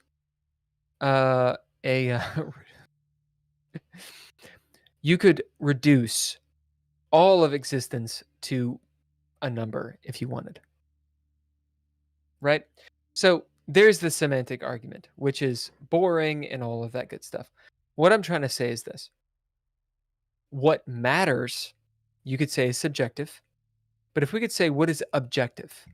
What is objective about what matters? And this is really what we're talking about. Objectivity versus subjectivity? Yeah. Of course, we can talk about the subjective, and then we have to deal with context in all of its various forms, right? Yep. Is there a way to talk about alignment in an objective way? I think you already said it. If you deal with the gods, yes, that's why they probably did it. But here's a question, or something to play with. The Greek/Roman, but really the Greek gods, why were they so flawed? All of them except for Hades, you mean? Go. So the reason the non-chthonic gods, which is none of the gods underground, were so flawed were due to the fact that the people of Greece were using them as reflections of behaviors they saw in themselves. And the reason Hades was one that was so unflawed was because the Greeks had a very, very, very deep respect for death, and they did not want to disrespect death in the event that it might send them to Tartarus. So, boom. So there is this idea. You have to agree on something. And this is the problem with the alignment grid. You have to agree on something. A base. Any argument. You have to agree on something to On a have definition. an argument. And the alignment system, it's not bad. It's just that people argue it on... It's ill-defined. It's not defined. So, in the canon of the game that sucks. It's a terrible game. Okay. The cowl. The cowl. She with a big S. Her With a big H. with a big H. We're talking Dreadlore. I'm sorry, what? You said the game that sucks and the arbiter is her. Like the arbiter's her. Sorry, go ahead. Signifies we're that not idea. talking Dreadlore, clearly. No, you're right. So Signifies that. It's this idea that is so of the pantheon. There's 8. Mm-hmm. 8. This is 8. Yes. Do you know this? I don't know a lot of ASL, but I know that one. It's not ASL. Oh, yeah. I Is thought it? this was like shooting somebody. Like That's wow. so. So Chinese, then which sign language? Oh, it's CSL. Chinese, Got it.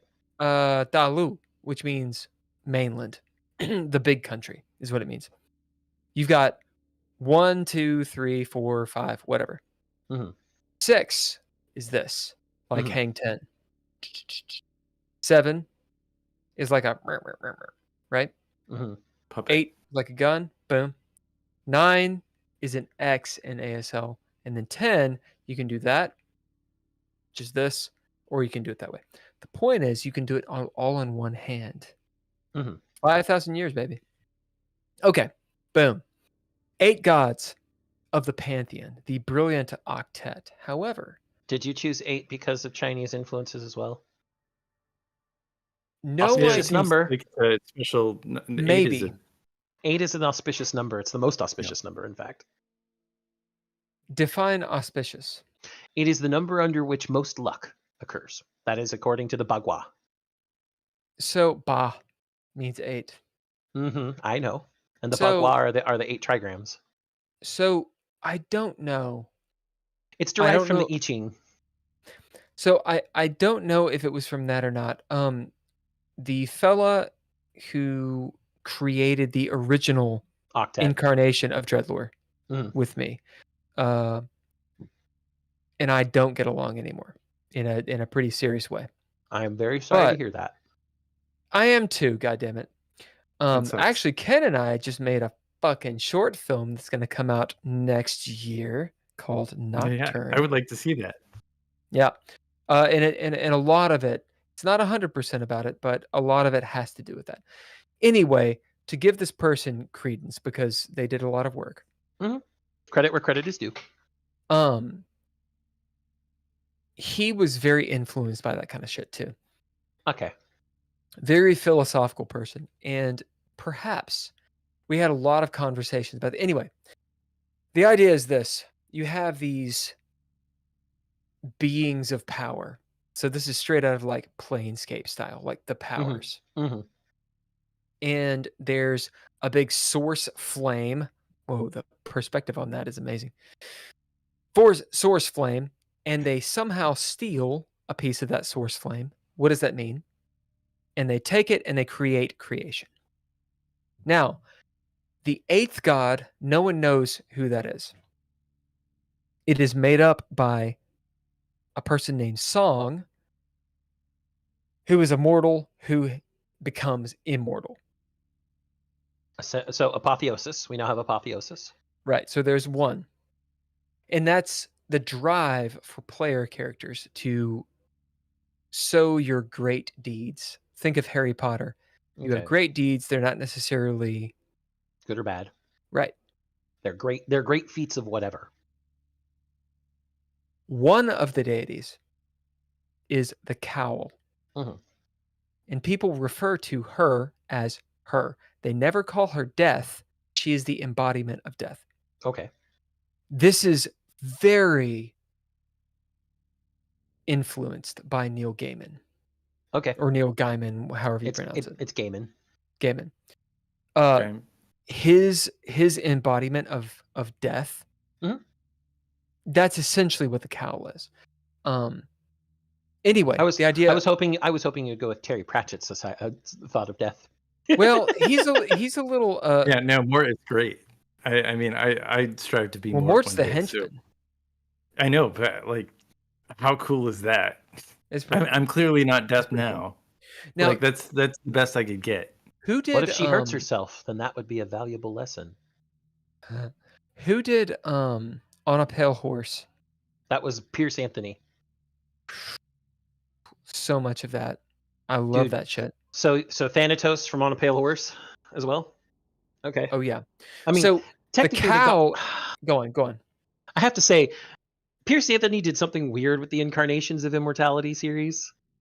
You have the first 5 books, which On a Pale Horse, Bearing an Hourglass. I only read those 2. Yep. With a Tangled Skein. Mm. I forget what the 4th one was called. Or the 5th one. So they were it's the god of death, the god of time, the goddesses of fate. And I say S's because I'll get into the moire later. The god of war and the titan of earth. And so cool. So Thanatos. Thanatos is death, and that's the Greek name. Yep. Kronos is Kronos is time, and that's the Greek name. Such a cool. The Fates are a triple goddess based off the Moirai, and that's why they're Cloto, Lachesis, and Atropos. And Earth is Gaia, but he calls the god of war Mars instead. He doesn't go with Ares, and I didn't never understand that. So, well, it's everybody Roman versus Greek, right? Yeah, that's the only Roman name he uses. Because then when you get to the last 2 books in the day cycle, because there's one book that's in the night cycle that follows Nyx, who is the goddess of night. Dude, I love it. So, but again, her, she, all of those things wrapped up into one. Mm-hmm. Yeah, the last the cow. I'm sorry, go on. I was gonna say the last 2 books aren't even they're not Roman or Grecian. They're Judeo-Christian. The 6th one is about Satan. And the 7th one is about God, or who eventually becomes God. God's an interesting thing. So I've only read the first 2 books. I recommend the entire series. I've read them all multiple times. They deal with it. All right. So with Craster, which is the world, in the game that shall not be named, you can have it in it. The game he doesn't want to shamelessly plug for some reason. Like, why would you do that? I mean, he didn't write it. I mean, it's not like you wrote it. In the event that you do, you can use any setting. But the idea, it's a very Stephen King style thing. There's 2 gods that this applies to. So of course there's Song, who's taken from Asian origin, Mhm. but you got the Cowl, which is death, entropy, or whatever she is. You've also got the Lady of the Veil. Now, the Cowl is all about me. Like that's the one that I really threw down in. My former best friend, now not, the Veil. Okay. Okay. So you have two perspectives, and I think it's very interesting. There's sort of a Yin a and a yang. binary, huh? The yin and a yang. A yin and a Yin and yang. yang. Yeah. Yang and a yang. I don't know. So this is what I'm trying to say with it. It's not like a 216 digit number or anything. What what I is think the 260? I think he was trying to imply encryption, but Oh, No, actually, it's like predicting the future with numbers. It's predicting the stock market. It's the number that they were looking for in Pi that they would plug into the thing. Pi Or the film? Pi the the film Pi. irrational. Yeah, Yeah. it with all of and tarot and like the Jewish language being a number-based system of words. Hebrew has a or you lot of could go beyond numerology that. built in. Yeah, or you could go beyond that with what's his name? That Harry Seldon from the Foundation. So he's predicting the future with numbers. So it's much more simpler if the numbers are 2 instead of like a 216 digit long number. Yeah. Yes, Okay. I get that. So what the you're Cowl embodies all of these things. Okay. The Cowl embodies wisdom. Now, Okay. wisdom could be defined as a practice. It's a verb, you could say. You have knowledge, and then you have a verb on top of that. As in, you can know the right way of doing things, but actually doing them could be considered wisdom. The Yes. Cowl is about that. The Cowl does not know the future. So death doesn't know the future. Okay. That's the idea. Yeah. This is some But deep, dark. Death and Terry Pratchett absolutely knows the future, or at least glimpses of the future. I mean, I'm it's talking about predictable. the game that shall Incredible. not be Yeah, named. no, I get it. Red Door. Red Door. Right. Ground floor. The Veil, the Lady of the Veil, whose name is Nightingale. Okay. She is an all-seeing sort of collector of things. She has operatives. She's Sherlock Holmesing everything. Very cerebral. Sounds like Trays in the Infinite. What is that? That is a Necron lord that collects everything from around the universe in the Warhammer 40K universe. Necron. So, into space, think of it like Warhammer 10K. Okay. Dude, I love Necrons.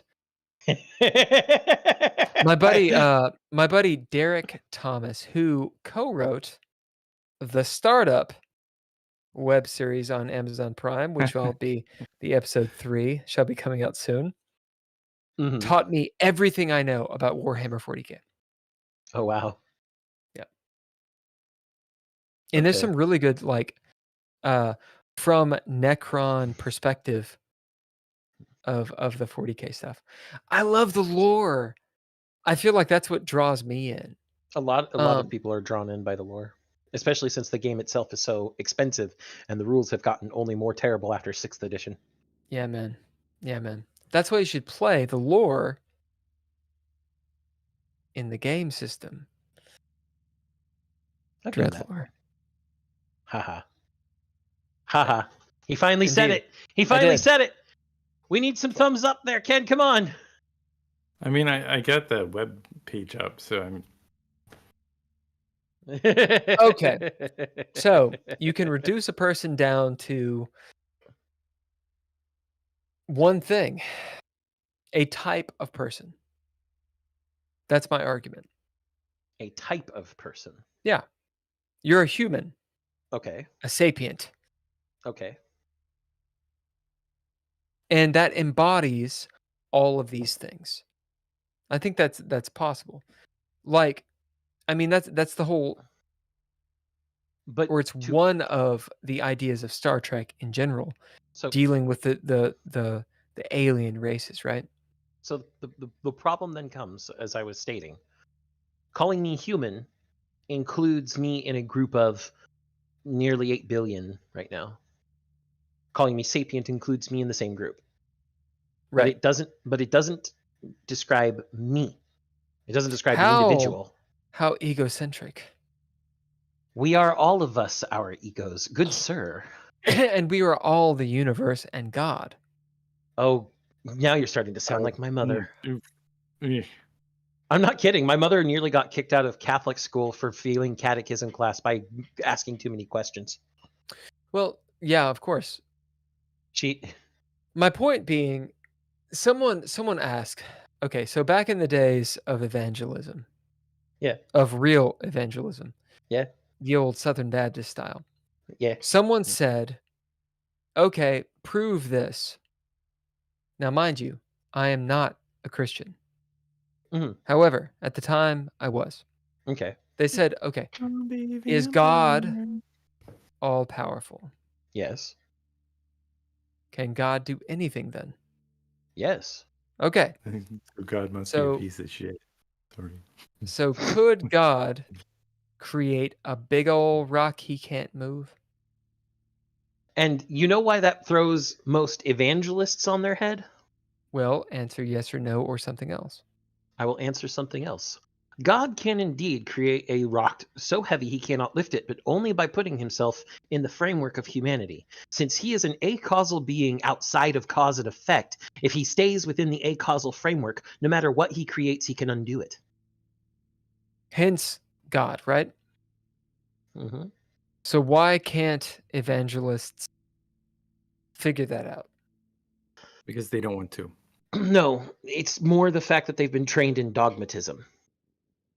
They're very dogmatic by nature. Kind of have to be to evangelize a specific path for people to follow. For someone like me who has played around with the idea of causality for the last 20 years, the answer to the question, I've more often used the Simpsons version. Can God create a burrito so hot he himself cannot eat it? And the answer is yes. If God exists as described in the Bible, he is acausal. He is outside of the realm of cause and effect. He is not affected by cause and effect and can change cause and effect. But he could still create a burrito so hot that he can't eat it, because in order to eat it in the first place, he has to put himself into a causal framework. And once he puts himself into a causal framework, that input is limited by the causal framework. Yeah, it's like God the is- Babel fish. Like the Babel fish. But at that point, that is the answer to the question, that God still exists as an acausal being, but the input into the causal universe that's eating that burrito can't eat the burrito because it's too hot to eat, or lift a rock because it's too heavy to lift. Yeah, I think that's a good answer. Thank you. The answer that I would give, actually, Ken, what's the answer that you would give? God doesn't exist. Okay. All right. So Ken, the question would be, what does quote unquote God mean? It means it's a mass hallucination that somebody invented to control people. That's the why. What is it? Nothing. Power. Well, God I is don't not. God is not nothing. It is nothing. It I mean, is a it's something. God is. I mean, I could worship Frodo. This entire discussion is grand. I love it. We're asking a different question. What is the But, I mean, color? What is the color blue? It's red. I don't know. It doesn't matter Okay. what it is. So it's Xanatrix. beyond. It is beyond Xanatrix. experience. Yes. I'm saying that Ken plays himself in Nord and Dolby. Okay. What is the color blue? Oh, it's red. Okay. So Boom. do you want to know what the color blue is? No, I want to exemplify exactly what just happened. But go on. The color blue is a wavelength of the electromagnetic spectrum between 520 and 435 nanometers. Sure. There you go. Yeah. You I have are defined wrong. blue. I am not You're wrong. I've wrong. defined blue by you- its actual By physical. physics. Yeah. Yeah, Right. by its No, actual You physics. define it this way. So But if you're in a solar system, for instance, that's moving away from where we are, it'll show up red on the spectrum. No, okay, Because no. moving What's away happening from us, there? No, it- that's not the blue showing up as red. That is red showing up as red because of the Doppler Sure. effect stretching out the wavelength. So what we're actually doing is we're all saying exactly the same thing in different languages. No, Yes. that is not the case. There is an All right, objective no, measurement here of there what is an- blue is. Yeah, no, blue is definitely a measurement in physics. Yeah. Sure. So, let me he's see Ken's just being a contrarian for funnies. let me It's let true. me Welcome to the internet. Welcome allow to the me internet. to Have a explain look myself. around. Go ahead. Allow me to explain myself. We all are one. You can distill it all down to one thing. We're humans, and so we do a thing. And that is what we're doing. You can have many different perspectives on the thing. For example, do you live in an apartment? Let's say you live cybersecurity. Xanatrix, let's say you live in a big old mansion Okay. in Fort Worth for some Okay. reason. On a hill Okay. that has a good view of an ocean. Okay. Let's say. I don't know how you could see the ocean from Fort Worth. But Hey, okay. listen, just go. Okay. All right. You'd been Let's more say that's accurate to it. say Houston or Galveston. I know, but I'm trying to go away from where I think you are. So, mhm. You live in a mansion, right? Okay. Yeah. Yep, a big Yeah. old mansion. Yep. Totally. Where are you in that mansion? My room. Garm says, well, he is the CEO of Zadare, Zadare Enterprises. Enterprises. Yep. What is Zadare Enterprises? I did introduce that at the beginning of all this, but once again, Zadare Enterprises is the greatest corporation on the face of the planet that has better lawyers than lawyers because we changed them all to AI and makes all of the mecha that you could ever want or need. Join our R&D department today. The last workplace accident was only a week ago, and we have perfected regrowing limbs now. So if you ever lose an arm, you get a new one. That'd be awesome. I mean, that's social healthcare right there. So, Socialized healthcare. so here's an idea. You live in this mansion. Where are Yes. you in it? I am currently in the master bedroom, which is also my room.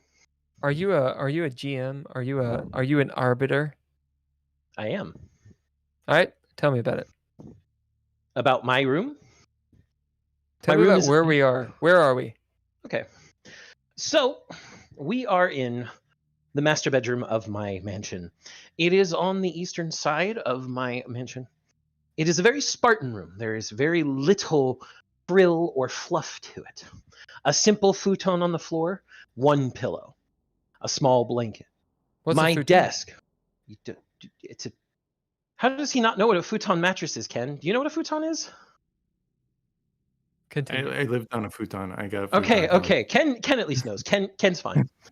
a small futon mattress, a pillow, a single blanket. There is the bare bones desk where my large, gleaming black monstrosity of a computer tower sits. The subtle whirring of its internal water-cooled system, a constant companion. And the large 40-inch TV that is used as my primary monitor, where all of the gleaming action takes place right now. Your faces, bright, bushy-tailed, in some cases not so bushy-tailed, and the chat off to the side, giving us a constant commentary from the peanut gallery. To the right of that particular television sit my consoles, currently at rest. Their lights, their diodes, out like the closed eyes of some monstrous mechanical beast. And they only need wait for me, their master, to awaken them. Who is next to you? I sit alone in this wondrous temple of mine own. But in the darkness, you see Ken. Describe this. In the darkness of my room or in the darkness of my screen? Ooh, we'll say the room. Okay. So Ken has somehow entered my room through means unknown. A true wizard he is. He sits there with his particular headset configuration. 2 of them, 1 on each ear. It's kind of weird. I'm not sure why he wears them. And his glasses reflecting light back at me from the darkness. His hood draped over his head. Ken, describe yourself. I am a I feel like I'm haunting this person, so I have appeared in this room pretty randomly. How did you get there? Was it a mistake? It wasn't a mistake. It was intent, like complete intent. I dialed into the sub ether. You're both Demon hackers Haunters, then. 100 numbers anonymous hackers of the world unite as a meta Xanatrix, what were you doing to where Ken did this? Well, if I had to make an assumption, it's the fact that kindred spirits call each other from the ether. We both agree on many things. We may disagree on some things, but we're coming together with a meeting of minds to you guys divulge look to the and right. discern. Yes? You look to the right of your room, past the screens. What do you see? There's We'll the give window, 5 words. Dark figure cloaked in black. 5 words to Xanatrix. 5 words to Ken. Go. Darkness outside my window. A bourbon infused night gone awakens. Yes. As you two are there in this room, you look over, you see each other. Maybe Ken, you're like some sort of hologram flickering there. Because Xanatrix has some kind of technology. We'll call it 3G. As per the game, we will not mention. Okay. What do you say? Go. Oh, hey, I didn't see you there. I was just checking in to see if your security systems are functioning. Apparently, they're not. I love this. This is Shadowrun all the way. Go. You fell into my trap door. That's the only projector you can come from. Oh, dang. You see, Ken, you see the doors from the top down. The doorway leading out into a hallway. You don't know where it goes. There's like hardwood floor. Closes. It's all stark metal, like in a golden eye, like a James Bond film. You hear like sirens from down below. The window, though, stays open with the drapes. Xanatrix, what happens? Your only escape, should you choose to accept it, Ken, is beyond that window. Good luck. Well, I'm not really here to escape. I come here with an opportunity, really. I mean, how often do you get like a interdimensional holographic being that just shows up at your doorstep? Yeah, you could turn me off, but the programming the way it is, I can just kind of move around where I want to. I'm just here with a purpose and a direction to do some disruption. Xanatrix, tell me 3 traits your guy has. 3 traits I have. Ken, I'm going to ask you this next. Yep. Okay. Think on it. Ken, Okay. what are the 3 traits? Well, effervescent. I don't know. Okay. uh, Xanatrix, fast as 1. fuck, and Cunning. malleable. Okay. Xanatrix. Cunning, methodical, and self-assured. All right. So, you guys can do anything you want. However, if you want to affect the fiction which we have just created, you have to bid a trait. And once you have bid that trait, it's exhausted. Unless you roll a 10 up on a die, and we're not rolling dice. So, you only got 3. Xanatrix, what do you do? I'll await the first move from Ken. The action's on you, Xanatrix, as you wait. Ken, what do you do? I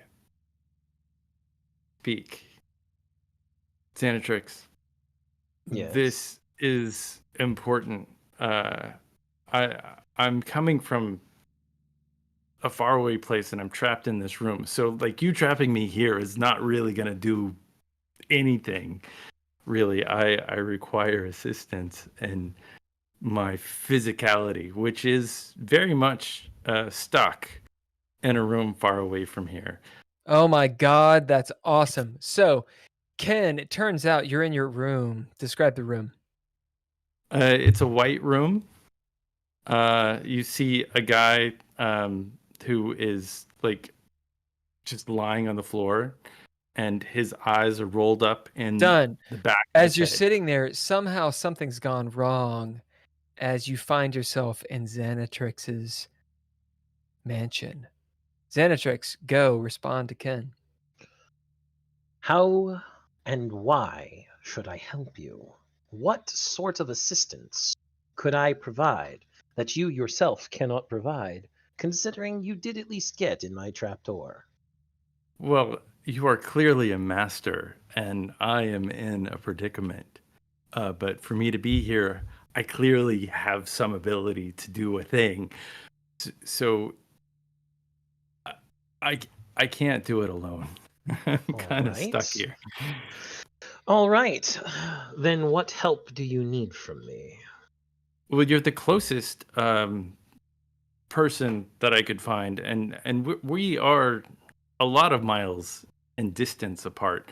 But your skill set is quite diverse. So what I would need is a trickery onto my captors of some kind. Ken, you feel your body, which you can't really feel. It's more like it's like a distant whatever jolt. As no one sees this except the audience. Blood starts coming down from your nose. Something bad is happening. I'm dying and I need help.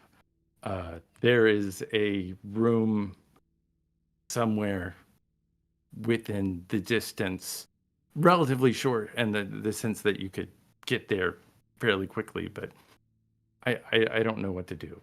Xanatrix, you notice on your monitors people who are hackers start setting off your security measures. All right. You have plenty of security measures. It's no problem. However, you know that your network is being attacked. Mm-hmm. I will spend cunning to backtrack all of the connections and disconnect them. And fry their computers while I'm at it. Ooh. As you spend cunning, describe how you do this. Looking at all of the interacting attackers, just hitting my Verge IPs, activating all of the alarms they shouldn't. A small smirk comes across my face. Opening up various backtracing tools and rats, each and every one of their connections shows on my particular list of attempted attackers. And what does Ken see as you're doing this?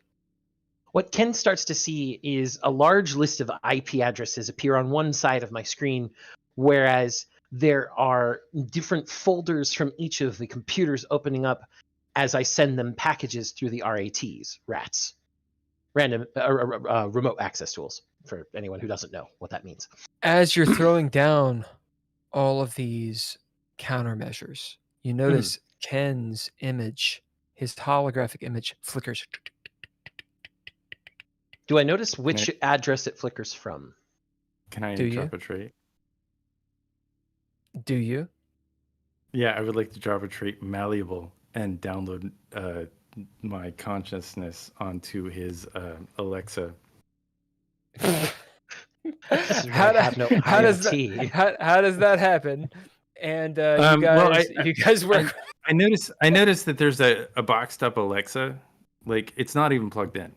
Oh shit! It turns out that's there. and so, like, let's dress it up. Xanatrix, what does your Alexa look like? It's still in box because someone gifted it to me and I hate it. Indeed. Ken, go.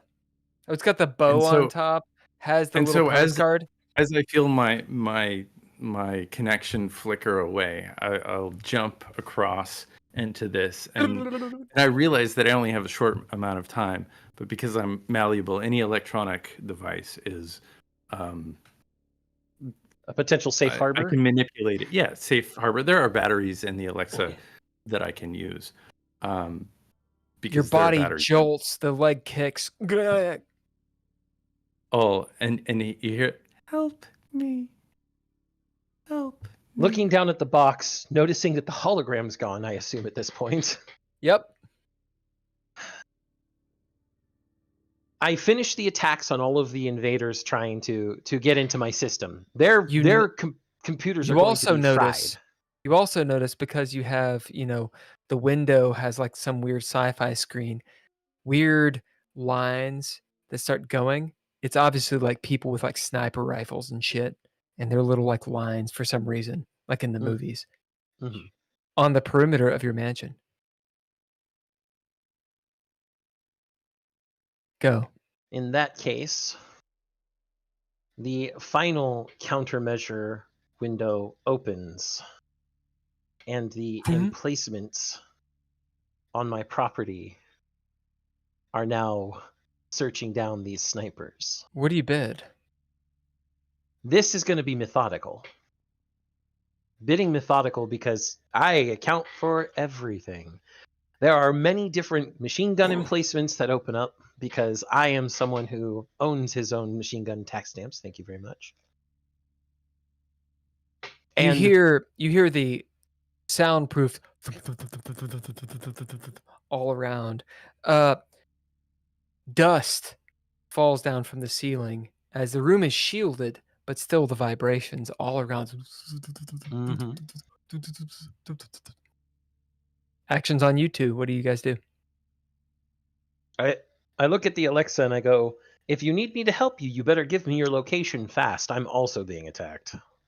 I don't know where my location is, but I can certainly help you with your attack.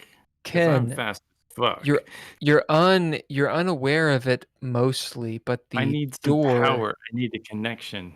Explodes where you are, and people come in. They see your body lying all like connected to this computer. You know blood they're about to see you.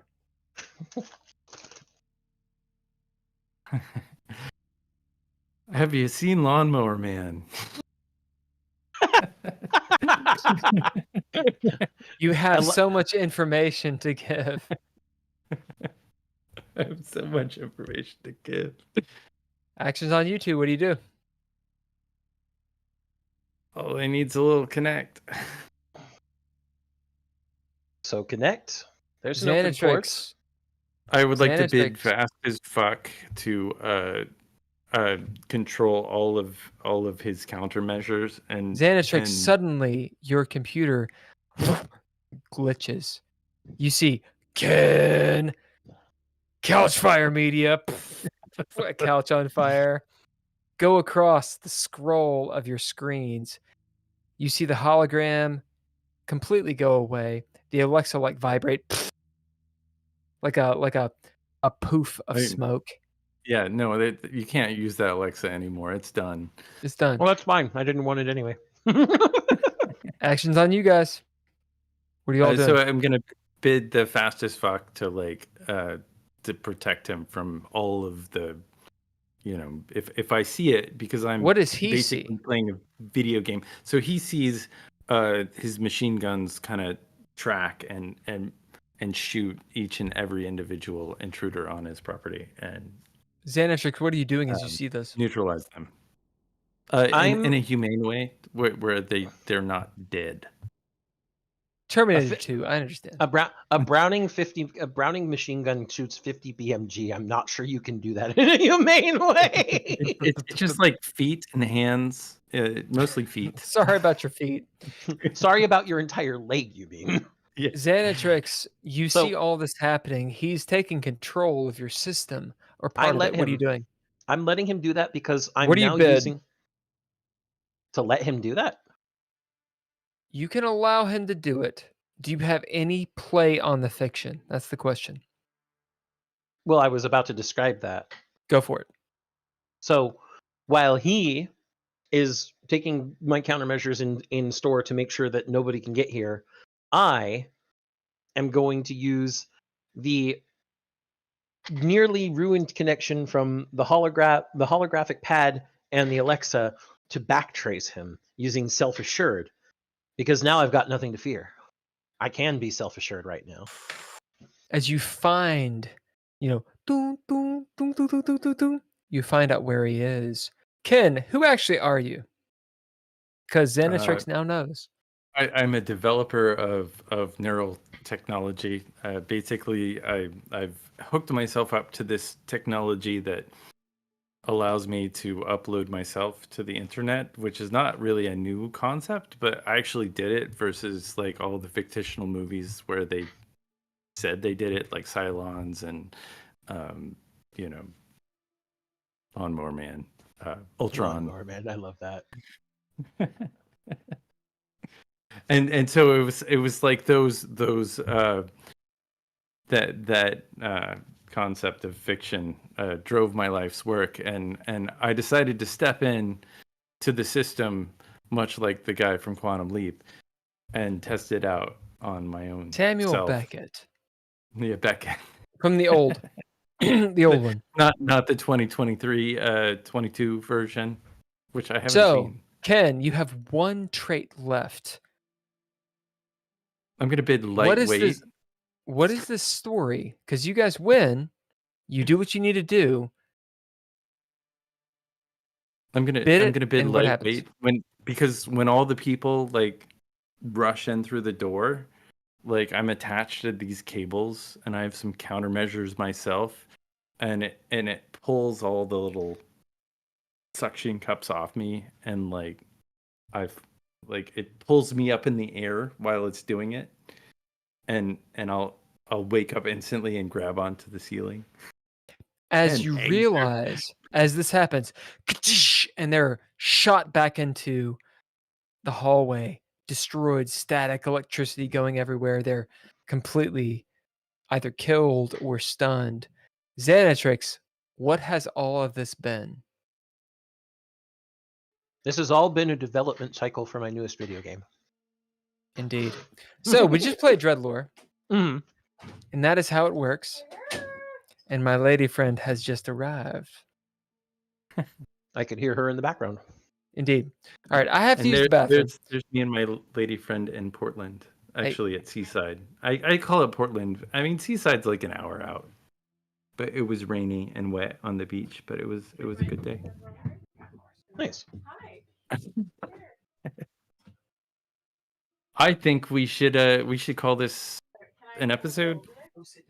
This has been a good episode. I've liked this. Yeah, nice. I enjoyed your company, and you're incredibly well read, and you certainly know quite a bit of lore, and you're much more knowledgeable about playing and games. I didn't realize that you were in the game design. I have a number of friends that are also in game design and such like that that have created some content. Yeah, I I co-developed Final Fantasy Legend Edition with Mildra. It was a 2-person effort. We both put ideas in, refined them, and I'm currently the final copy editor for the whole thing as well. So, oh, nice. yeah, it's gonna be fun. Yeah, I look forward to. I love Final Fantasy. My handle DJ NoFly comes from Final Fantasy 2. Oh, nice. And it's no fly, which means no zipper. Mm-hmm. And you can only put 5 characters in to the storyline. I remember. And so that's where it came from. Do you have headphones? You're live on the internet. No, I'm talking to. Coops. You are live. So Coops. I hope we have our release forms. I don't know who's watching. I'm just streaming. Coops. Welcome Thanks. to the podcast. Yeah. It's A okay. couple- I don't need Yeah. I don't need a release form. Sorry, I didn't see the headphones You're- right here. No, you're absolutely you're looking stunning. So like you're on point. What's your favorite game? Do you have any questions for the eternal bane of Mildra the monk and his existence, metal dragon of chaos and unapologetic bad dude? I'm nice to meet you. I'm Xanatrix. Hi, Xanatrix. I'm Aaron. Nice to meet you as well. Do I have any questions? Oof, I just sure jumped into something I wasn't ready for. Yeah. I haven't played any games. No so TTRPGs you and I- whatsoever? Say it again. No what? No TTRPGs whatsoever? So, here's a deep cut for you. When I was younger, I used to play Ultima Online Renaissance. Ooh, nice. Yeah. Nice. And I did like World of Warcraft stuff. I don't know. That is not a TTRPG game. Oh, it is. Is it? For sure. Okay. So I was like, so I used to do like Ultima Online. That I was really into it. And I got in trouble like with my parents because it became like a problem because I was too into it. So they cut me off from the computer, they cut me off from everything, and that was sort of the end of my gaming. And then I switched to like PlayStation and whatnot, but that was like solo quest. That's fine. Video games I've are never very been- good too.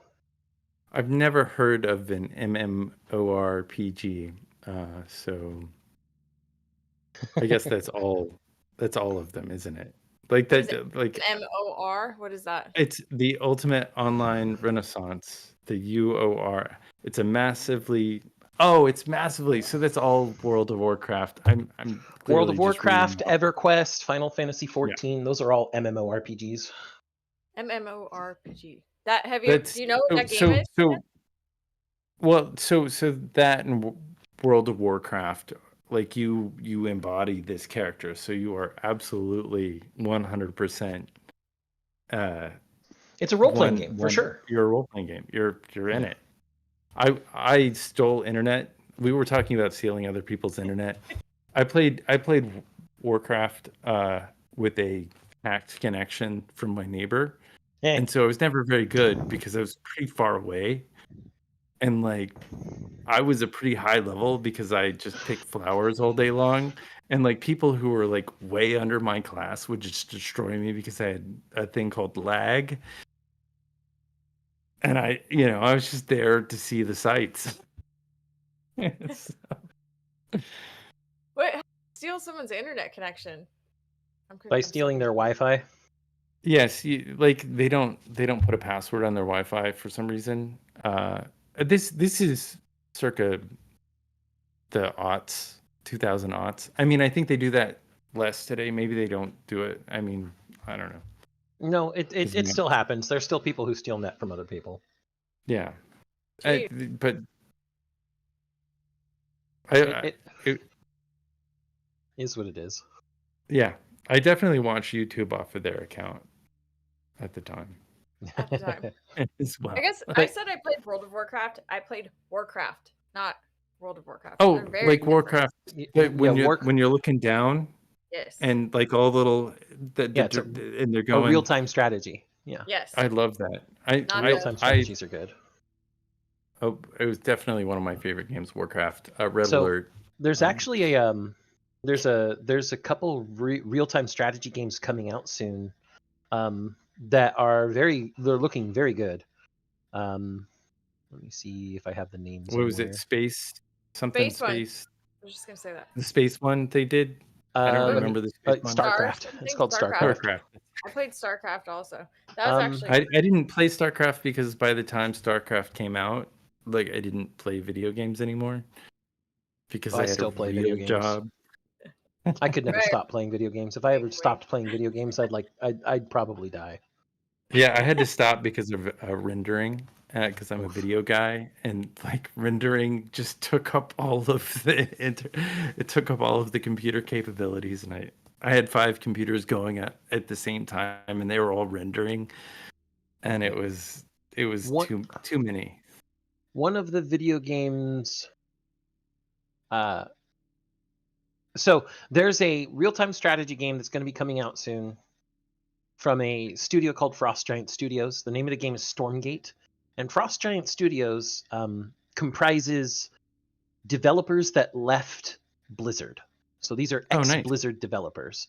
I'm gonna I throw do that like in the I'm text not channel for you. the company necessarily, but I like their games that I played. games that they create. Warcraft, StarCraft, World of Warcraft, Yeah, Oh, that's cool stuff. Overwatch. There's quite a few games that Blizzard I has don't know created, if but I'll watch it, yeah. But Blizzard is not a company I buy from anymore because they are against human rights. Oh, nice. Hmm. Solid. But not to Ew. get too political, but back in 2020, when the champion of their Hearthstone World Tournament, Blitzchung, said "Free Hong Kong" on his post game interview, he was summarily disqualified from being champion. His prize money was taken away, and the 2 disc jockeys he was talking to were fired. All Yeah, because he said that's- "Free Hong Kong" on his post game interview. So that's when I decided, yeah, I'm not going to buy anything Blizzard anymore, and deleted my account. Yeah. Right. I didn't know they like when I played Warcraft, they didn't have accounts. Yeah. Yeah, BattleNet didn't have accounts back that far, though they did start getting them around Diablo 2, if I remember correctly. Ooh, Yeah. Diablo. Oh, I didn't. Yeah, Diablo was in that as well. I like Mhm. Diablo 2, I think. Diablo That's 2's where good. you were like the guy walking around and Killing Yeah. demons. Yeah. I played stabbing Diablo people. and Turok. Hobo Remember killing. What was it? Turok is a first-person shooter about a dinosaur hunter. What's his name? Yeah. Turok Dinosaur Hunter. Played the PC version. My dad was really into PC games, so in like first person shooter. So I was like a young kid, like Redneck Renegade, Turok, Diablo, everything on the computer. Yep. Nice, wholesome content. Oh, for these a young graphics are extra on Turok. Turok. It's pretty fun. Depends on which Turok it is. There's a lot of different ones. Oh yeah, this is the N64 Turok. This is from Is it? Nintendo 64. Yeah. Okay. This one from like This is the first Like one. we're underwater. We're like underwater, like yeah, the looking at underwater stuff. and apparently Turok can hold their breath underwater for indefinite amounts of time. I as don't far think as it's I can tell. indefinite. I'm pretty sure you started taking damage after a little while. Oh, really? Okay. If this was real life, I would turn back because Yeah. I am deathly afraid of drowning. And I- you can climb a wall like nobody else. Yep. I will refrain from saying anything about water. And now he's fighting dinosaurs, as you saw. Dinosaur people, Yeah. at least. Dinosaur people. Are you So looking, the- you're it- looking it up? No, I'm playing the video game. I mean, I'm not playing it. He's but playing a somebody- video of the video game. On, Somebody Oh. is. Yeah. Somebody I'm has looking at gotten I see. 4 500,000 views, a little less than 500,000 views. This is one of my sticklers as a podcaster and as a content creator Hey, look, it's a for the raptor. internet. This guy posted this video 8 years ago, and he's got 500,000 views for content that somebody else made. I don't know if this is monetizable or not, but it seems I like... I think this is him who made it. Oh, this is description the does- guy that made it. Well, he's the one who made the video. He played the video game and he's showing his gameplay. Yeah, but he didn't make the video. He didn't make the video game, but he did record this. Yeah, I mean, I feel like I should have just been a gamer. Well, But it's hard to do. It's hard. I get it. It's hard to do. Nobody cares about me. I'm not PewDiePie.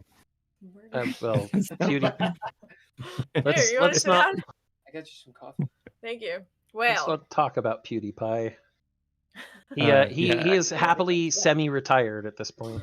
Yeah, good for him. Yeah? Like, Yeah. he's got it. I mean, he has I a love kid how- now. He has a kid Yeah. now, so I also watched Linus Tech Tips, and I don't know why. Do you get into PCB at all? Like any? I don't custom print my own PCBs, but I do understand the appeal.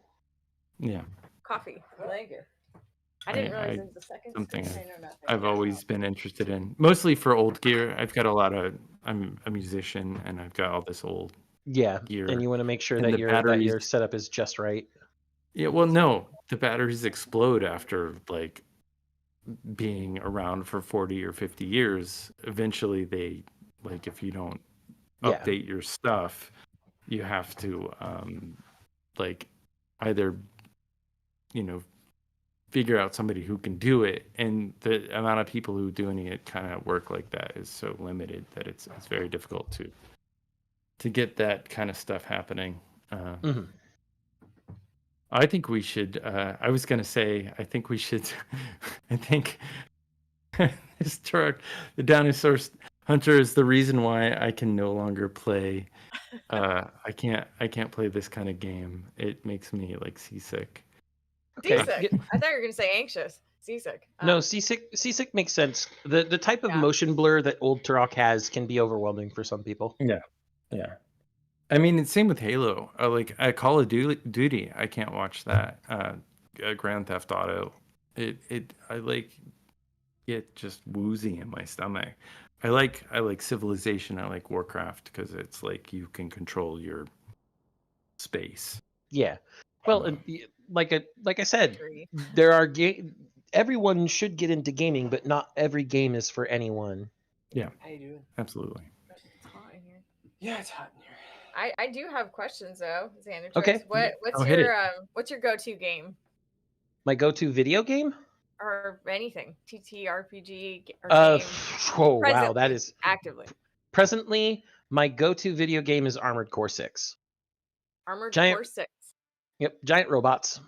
I love me some giant robots. And is it a TTRPG or is it a? This is a video game. It's a video game made by From Software, who, if you know anything about them, they're the guys who made Dark Souls, Elden Ring, etc. And Armored Core 6 is actually them going back to form. They made the original Armored Core series, and Armored Core 6 is so good. Oh my gosh, it's so good. And then if I had to choose a TTRPG that is my go-to right now, it's going to be Emberwind, because that's what we're playing over on Cloister of the Dice. Yeah, Armored Core 6 Fires of Rubicon. Giant robots. And is it like a solo game or is it like a world that you enter where there's like role So there's- playing as well? It's a mission-based game on the single-player side, Okay. and then there's a PvP mode that you can also play. What's PvP? Person versus person. Oh, PvP. Sorry. Oh. I thought it was player versus player, so it is person mean- versus person. Person Or versus does it person, player versus player. It can be the same thing. Oh, Same. okay. But there is a mode specifically for arenas for players to face each other with their builds. And then they Oh. recently added how- a team-based version. Yeah, and the builds, how customizable are these builds? I mean, is everybody kind of set on a playing field and it's skill based because you not only have like So- you build yours faster or more It's- armor or like It's accurate a or- little bit of all of that, to be honest. You can change the four body parts of the robot, which is technically, yeah, it's head, arms, torso, and legs. And when you change those change like how much stuff you can carry, how good your auto aim is, how good your recovery is when you get stunned, things of that nature.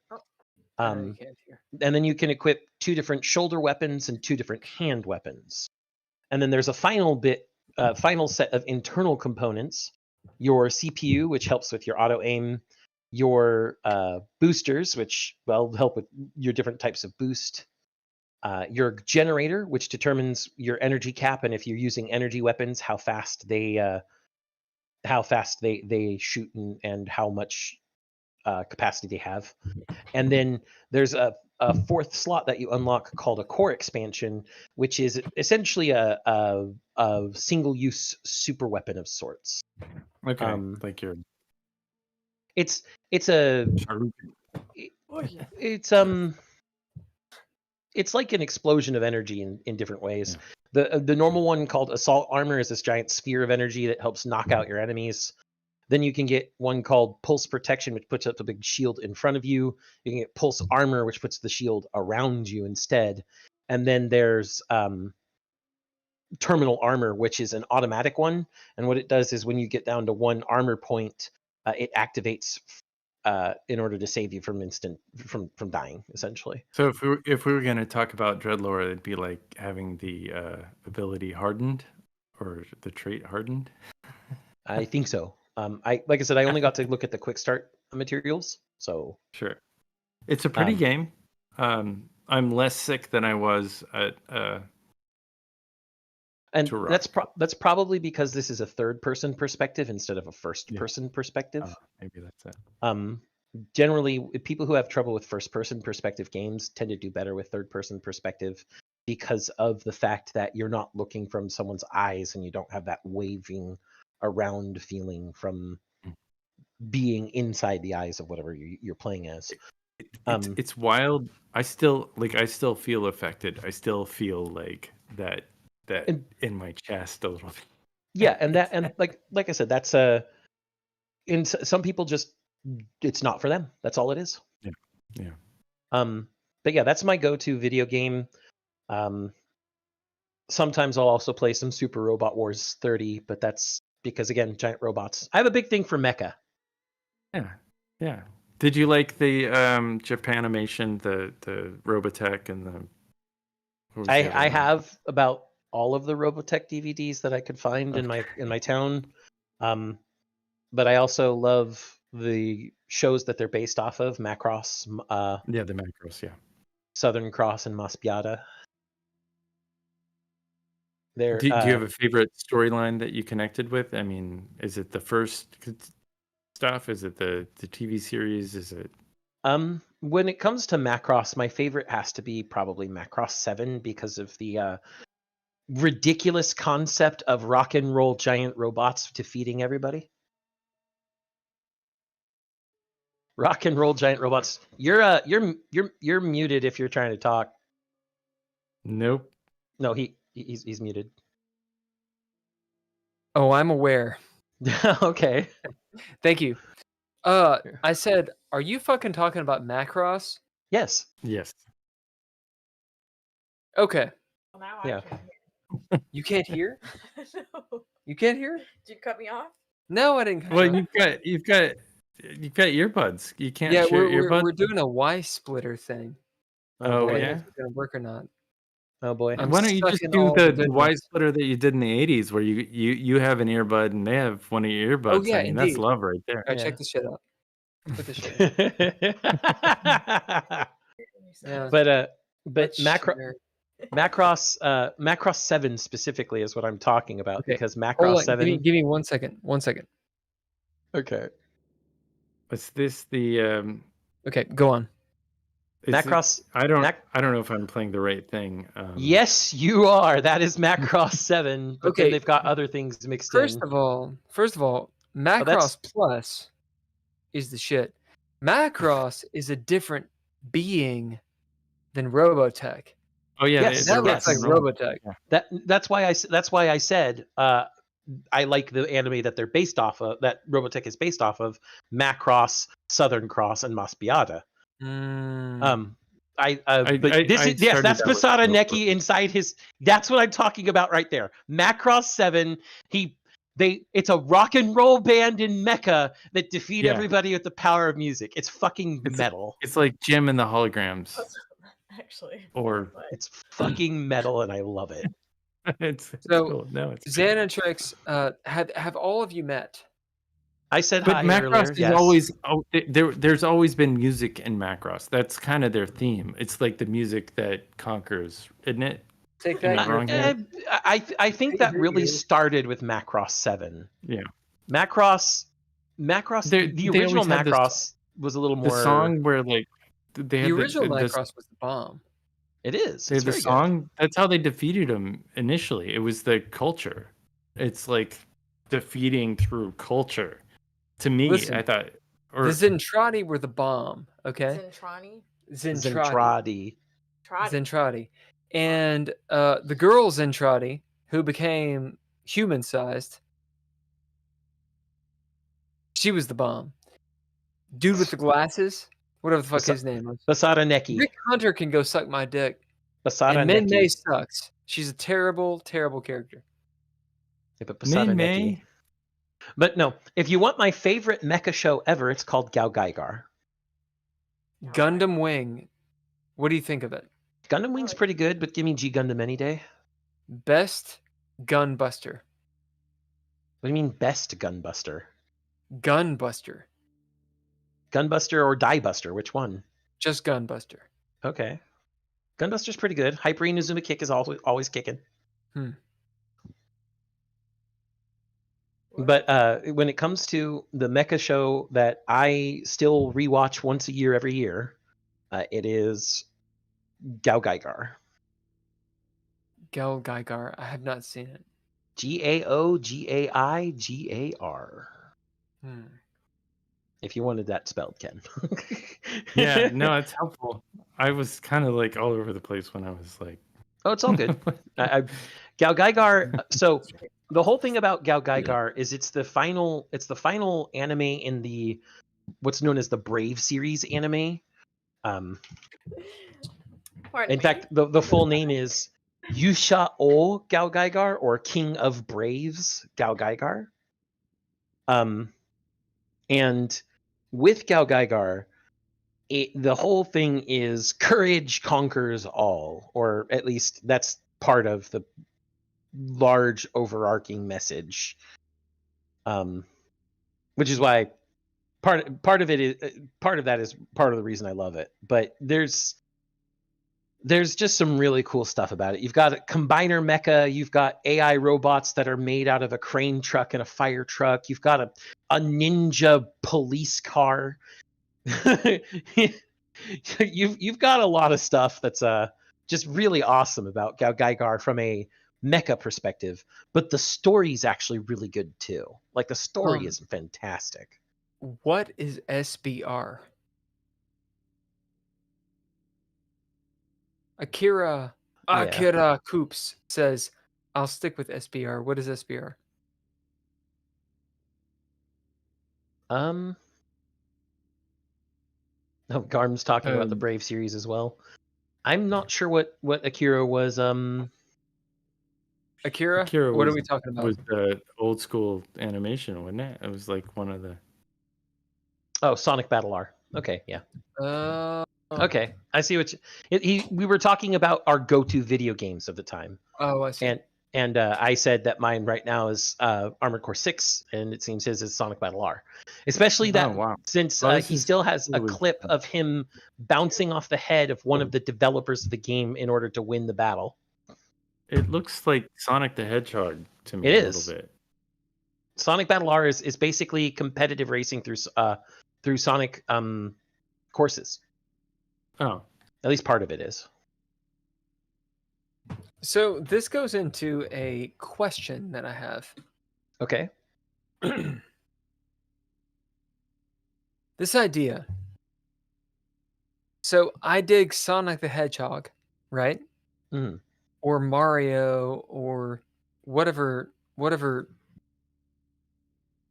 atmosphere. Okay. there's no way you can get all those coins. That's impossible. I mean, the best you can do is get 2 of the coins. Like, why even bother if you can't get all the coins? Sorry. That's my question. We'll go with that. Why bother if you can't get all of the rings? Is that the question? Sorry. Yep. That's the one. Okay. Because the rings help you extend your life. Rings keep you alive. He needs, like, this dude needs some healthcare. Like, he is jumping over some. I never got to Sonic. I didn't have a Genesis, and this was in a time where, like, you could have One. a Game Boy or a Super Nintendo or a Genesis. You don't get all 3. Yeah, you get one. You get one. But it's pretty. It doesn't make me sick, and I think Sweet and that's sour. Sweet and sour. Simple syrup. Yeah, Sonic Battle R is like I said, this is competitive racing through Sonic tracks, and Koops actually has a. Are these tracks? I mean, sorry to interrupt you. Are these tracks like from the original Sonic? Or They're from various Sonic 3D games. I'm pretty sure. Okay. Like this one is just City Escape from the original Sonic Adventure. So okay. It's so funny. Okay. The Geeky Gamer Podcast. Like, you're the Geeky Gamer, and I'm. This is why it's episode 3. Having your drinks. But the big thing here is that Tallies on the wall. is that the whole point of the game is to race against other people in these Sonic tracks. And Akira actually has a clip from when he was live streaming it of him racing against a few people. One of the people is a developer for Sonic Battle R. Oh, nice.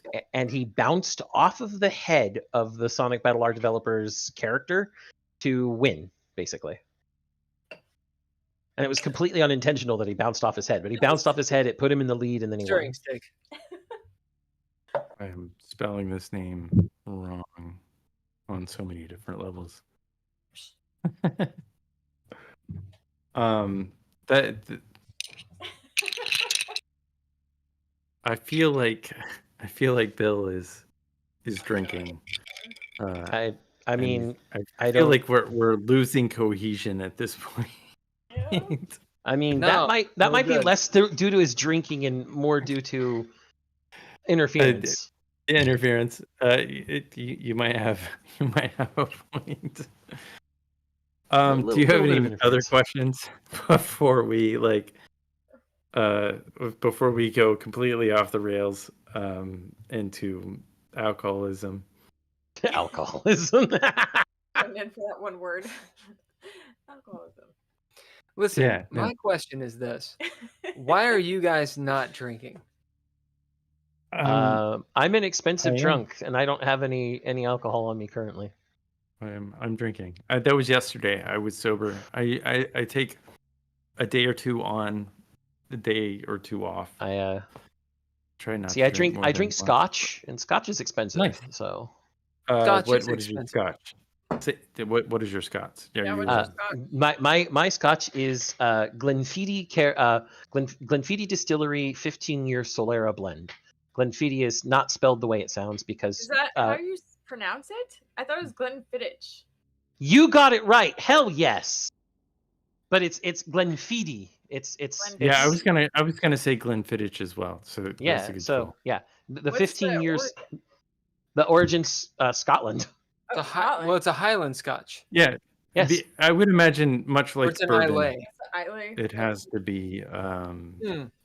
be from Scotland to be called Sorry, it's a Scotch. Speyside or a Highland. No, not a Glenlivet. It's a Speyside single malt. It's a Speyside. Yeah. Yeah. Okay, question. Why are Yeah. you guys not drinking? I already answered that Probably question. Yeah, I know I- you're drinking scotch. We can't Dude. see you. Where the fuck is your scotch? No, I'm saying Look- that I can't drink it look at because my I level. don't have any, and it is expensive.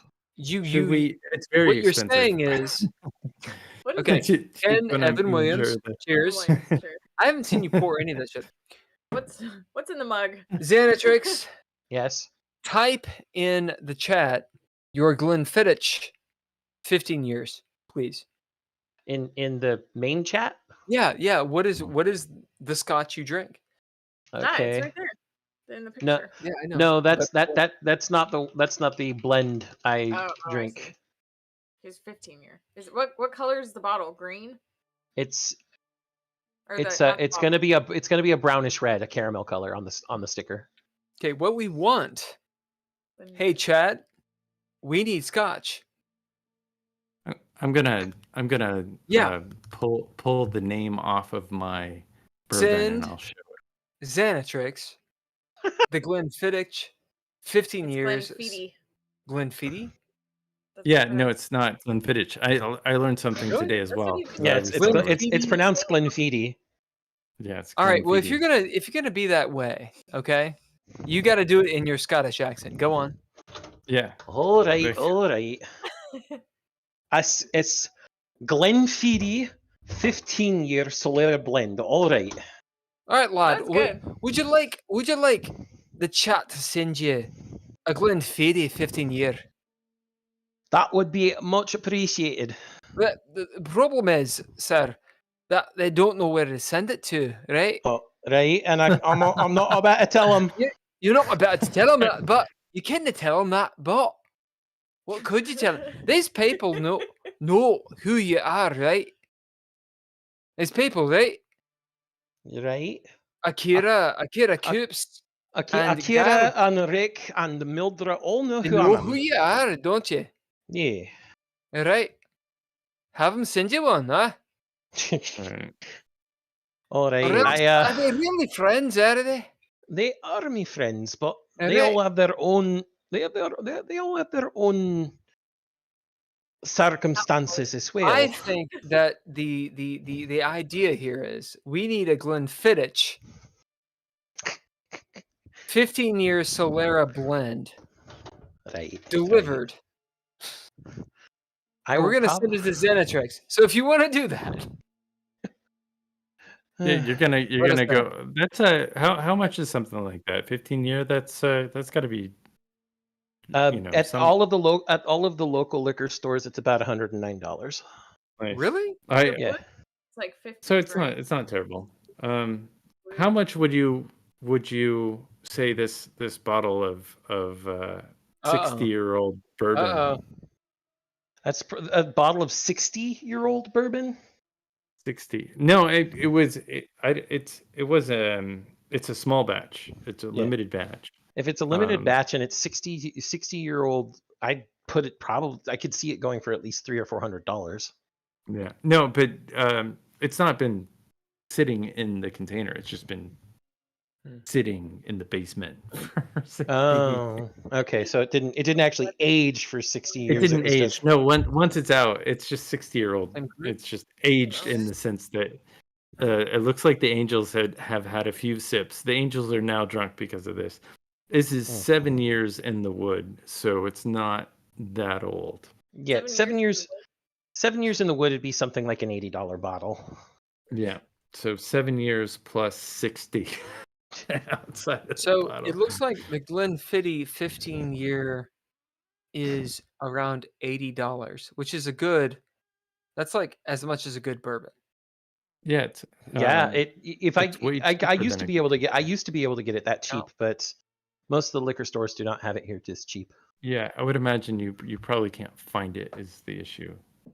I The can. reason is It's because you're just in fucking Texas, dude. What was it, meat smoker? I don't think it matters where you are. I mean, Yeah, you it can get does. some bourbon at a local. I mean, you're right. Kentucky I can has get some bourbon that you can't. So, Yeah, Kentucky has I'm- lower prices.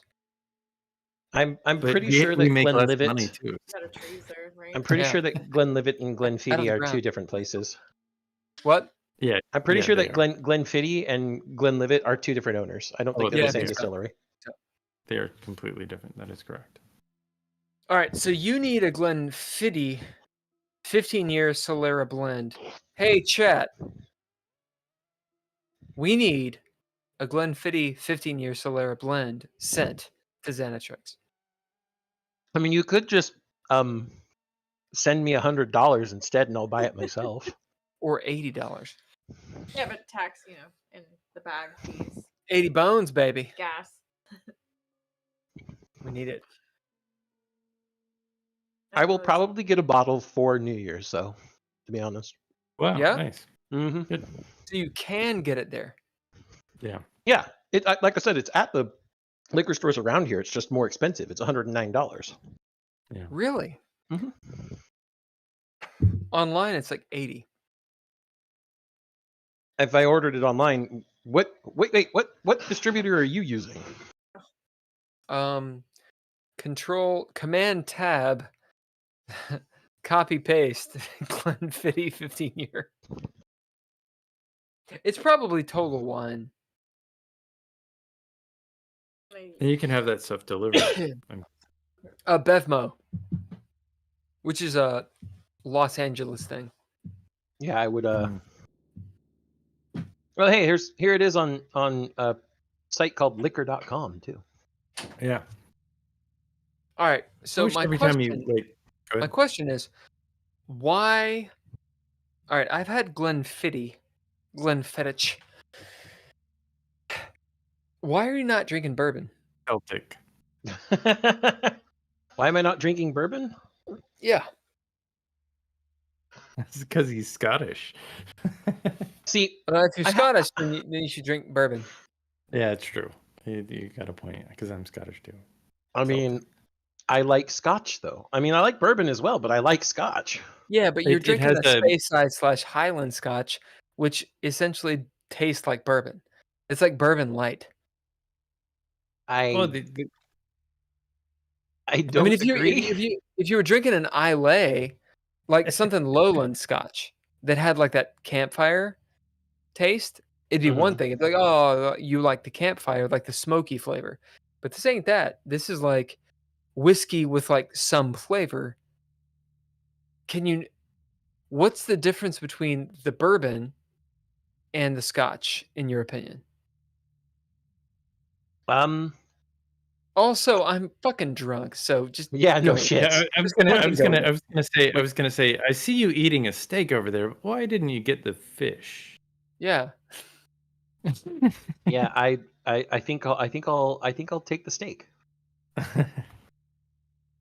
But no, I just really like the way that this particular Scotch hits. It is the perfect drink to sit and sip. Ice? Whether it's on the rocks or not, I've had it rocks in straight.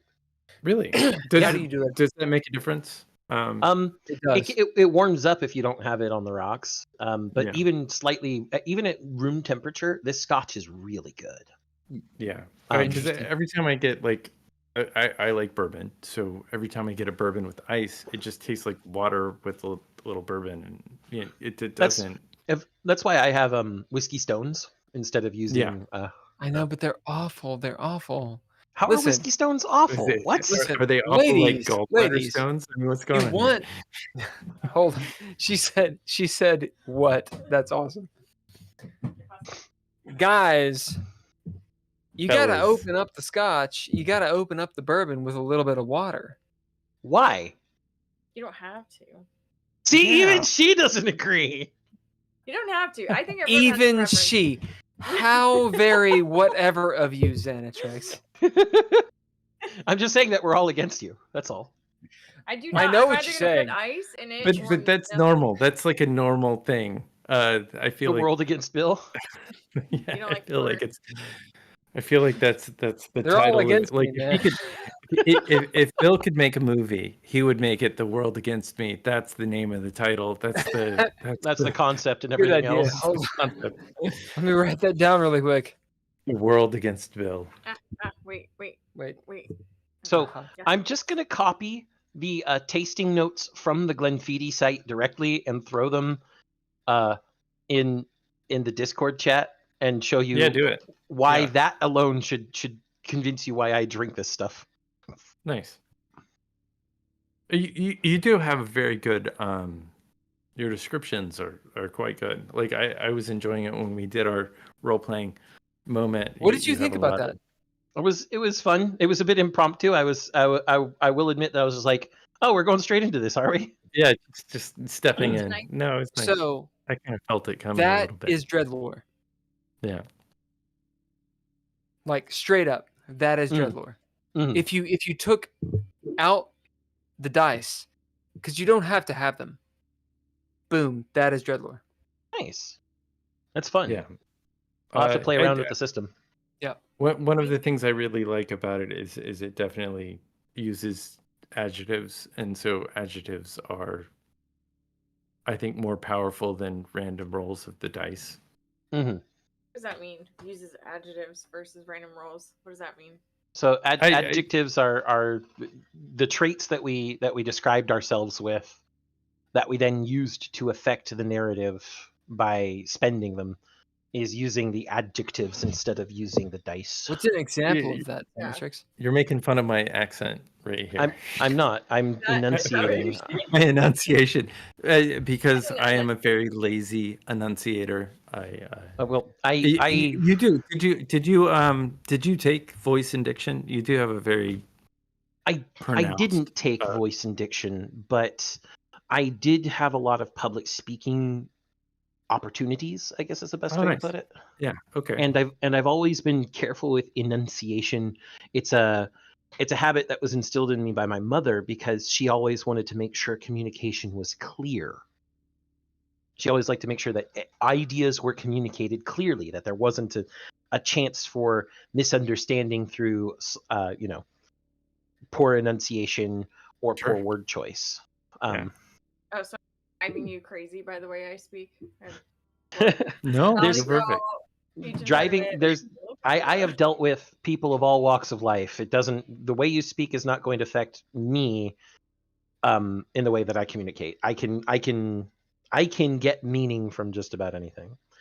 But at the same time, the way you speak, people are affected by it, and certainly, like when it comes to if they subscribe or not subscribe, Mhm. that aspect of if they can identify with your narrative or your speech, and having good enunciation definitely makes a difference. And knowing your audience, Yeah, clearly, absolutely.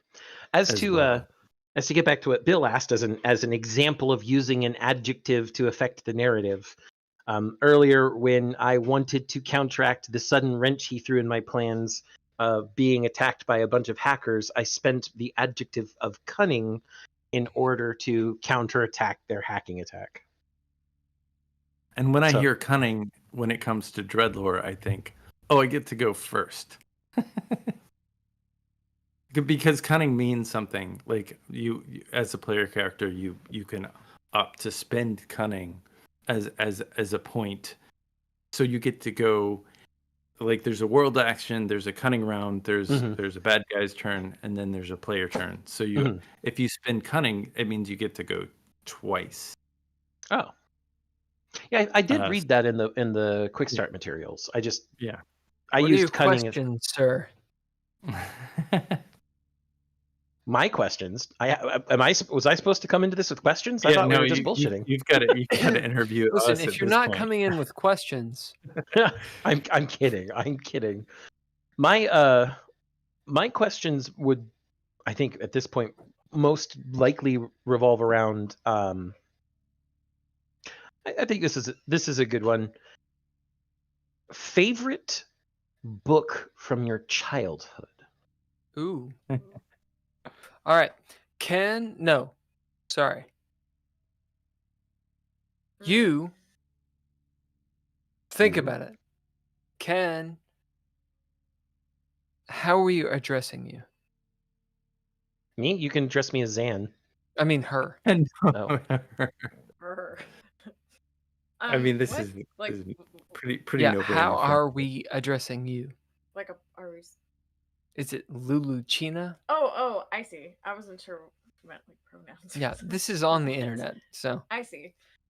Well, I already said my name. what is it? Right. Rain. Right.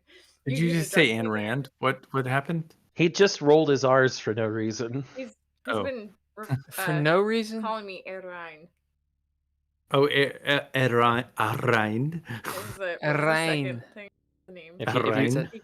You came up Like- with a name. like right? rain? Lucina. If you- Rain? if you- Hey, Rain? Lucina. If you Lul- want to say it like it's Lul- Scottish, Lucina. Lucina. You can call me Lucina. How would you say it like a Scottish?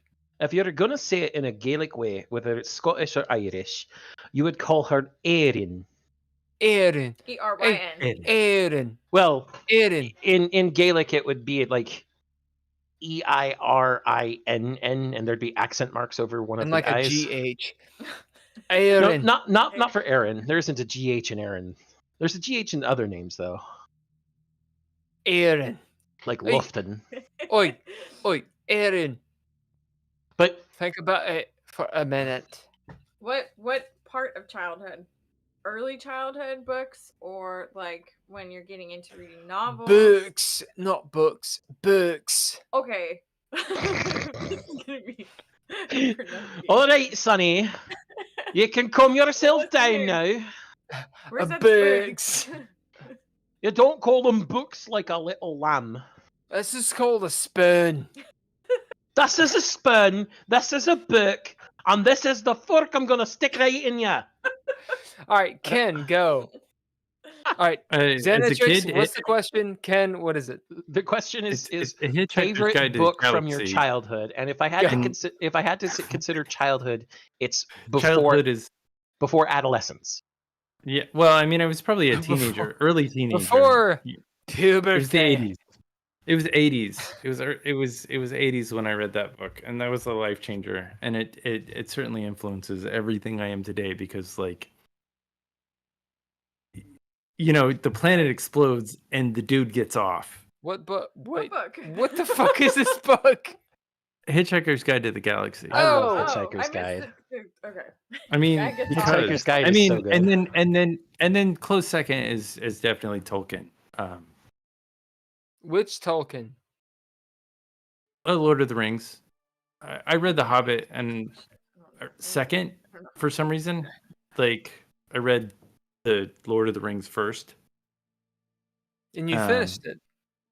I finished it. Oh yeah, it was Listen, great. I The mean, Lord the of the singing. Rings I sucks. skipped over the singing. No, I skipped over the singing. The Like, Lord of the it's- Rings sucks. It's not. It doesn't suck. It's written got some- shittily. Are you? You would not have elves. You would not have dwarves. You would No, not have. I'm not saying the content sucks. You would not have a Xanatrix? lot of it. I disagree with Help you me out here. completely. Yeah. No. It's. Yeah, you Lord of- disagree with Ken. I understand. No, I disagree with you, Bill. I love Lord of the Rings. Listens you. Don't make me chop you down at your knees already, you weak ass. J.R.R. Tolkien sucks at writing. Excuse me? No, Yeah. he's amazing. The Like I Silmarillion love, is I love great. the way The he Hobbit does is write. fine.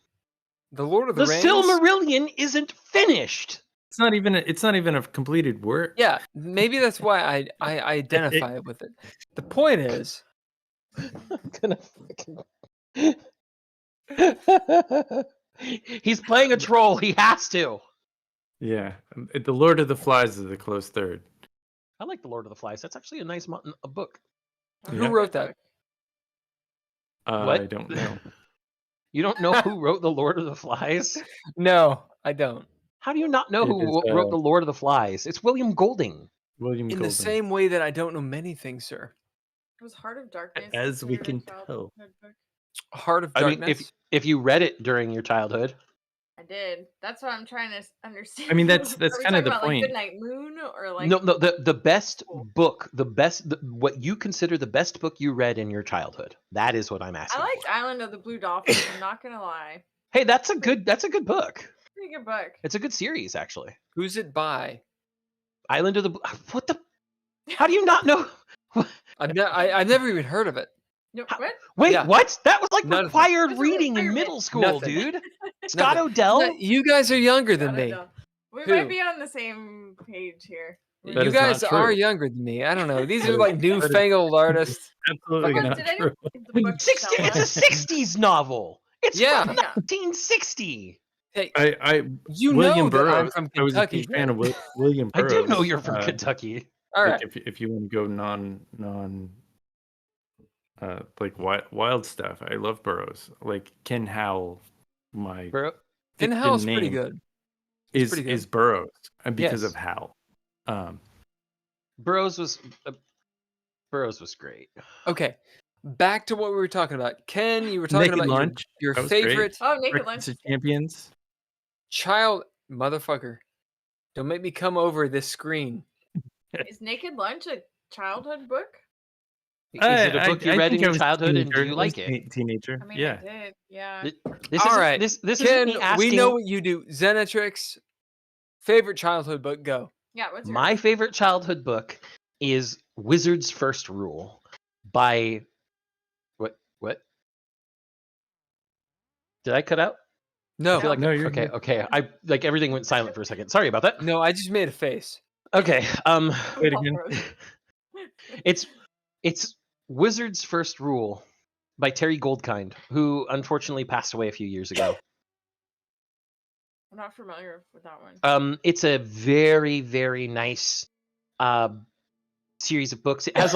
It's probably what got me into libertarian philosophy in the first place, because there's a lot of libertarian values within the books. Like one of the wizard's rules you find out is the only sovereign you can allow to rule you is reason. It's Wizard's First Rule by Goodkind. So good. I need to write this down. Oh, yeah. Oops, sorry. People are stupid. Given proper motivation, almost anyone will believe on. almost anything. Yes, that is the Wizard's First Rule. Well, I Hey. ruined Christmas. Join the Patreon so that we can upgrade our fucking audio. But the Wizard's rules. There's actually a bunch of Wizard's rules Go throughout on. throughout the series. hmm I mean, there's one in every one of the initial books. But like that's my initial issue with libertarianism is that people are stupid. So you have God, expectation I feel like that you other two people need to will. fight. Why? Well, They listen. So- they Gotta have get a on whole the thing. robot game. They have a whole thing. so the full Safety versus freedom. the Or freedom. Oh, we were Freedom. just talking about that. Yeah, There's the full Sorry, the full Xanatrix. text. Give me 1 second. Freedom versus safety. safety. Continue Xanatrix. And I apologize because that was kind of like a little jab.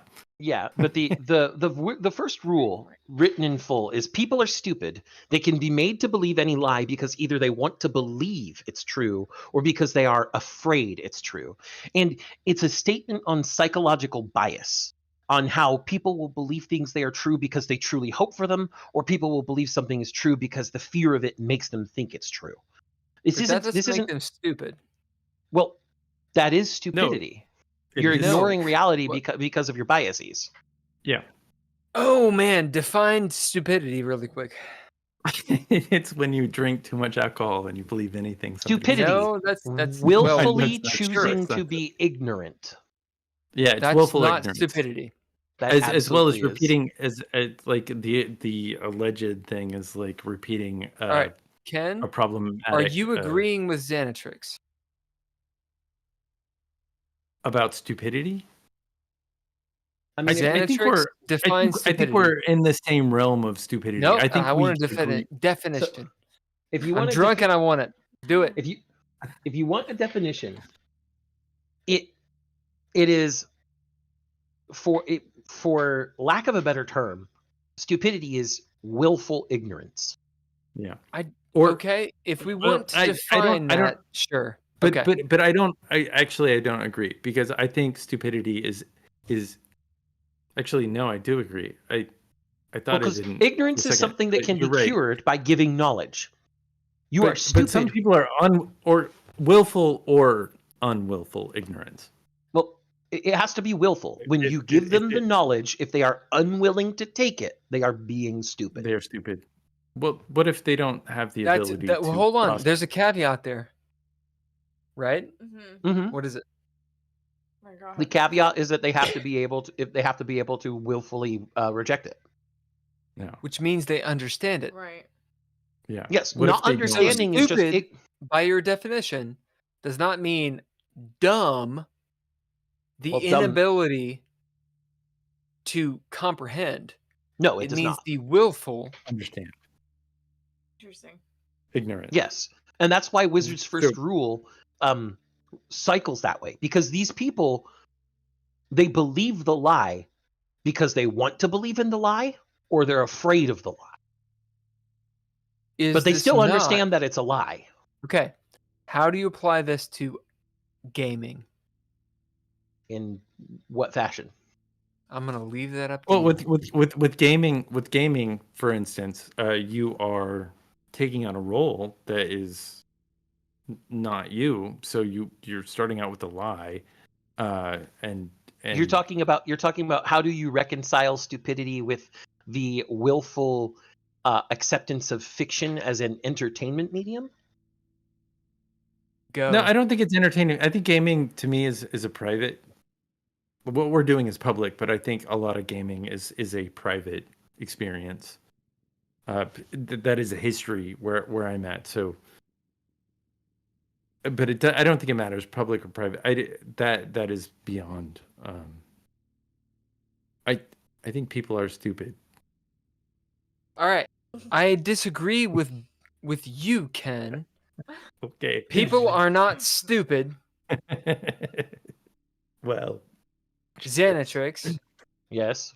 what is stupidity? As I said, it is willful ignorance when people reject knowledge. yeah, I think Americans are man, stupid. maybe people are stupid. But Ken, fuck you. You don't have to stop at America. You can add Canada to that list, or You can add most of the world to Listen, that list. Canada. Listen, but we love Canada. Canada, the U.S.'s war crimey little hat. Yeah, war crimey. Yeah, we are stupid.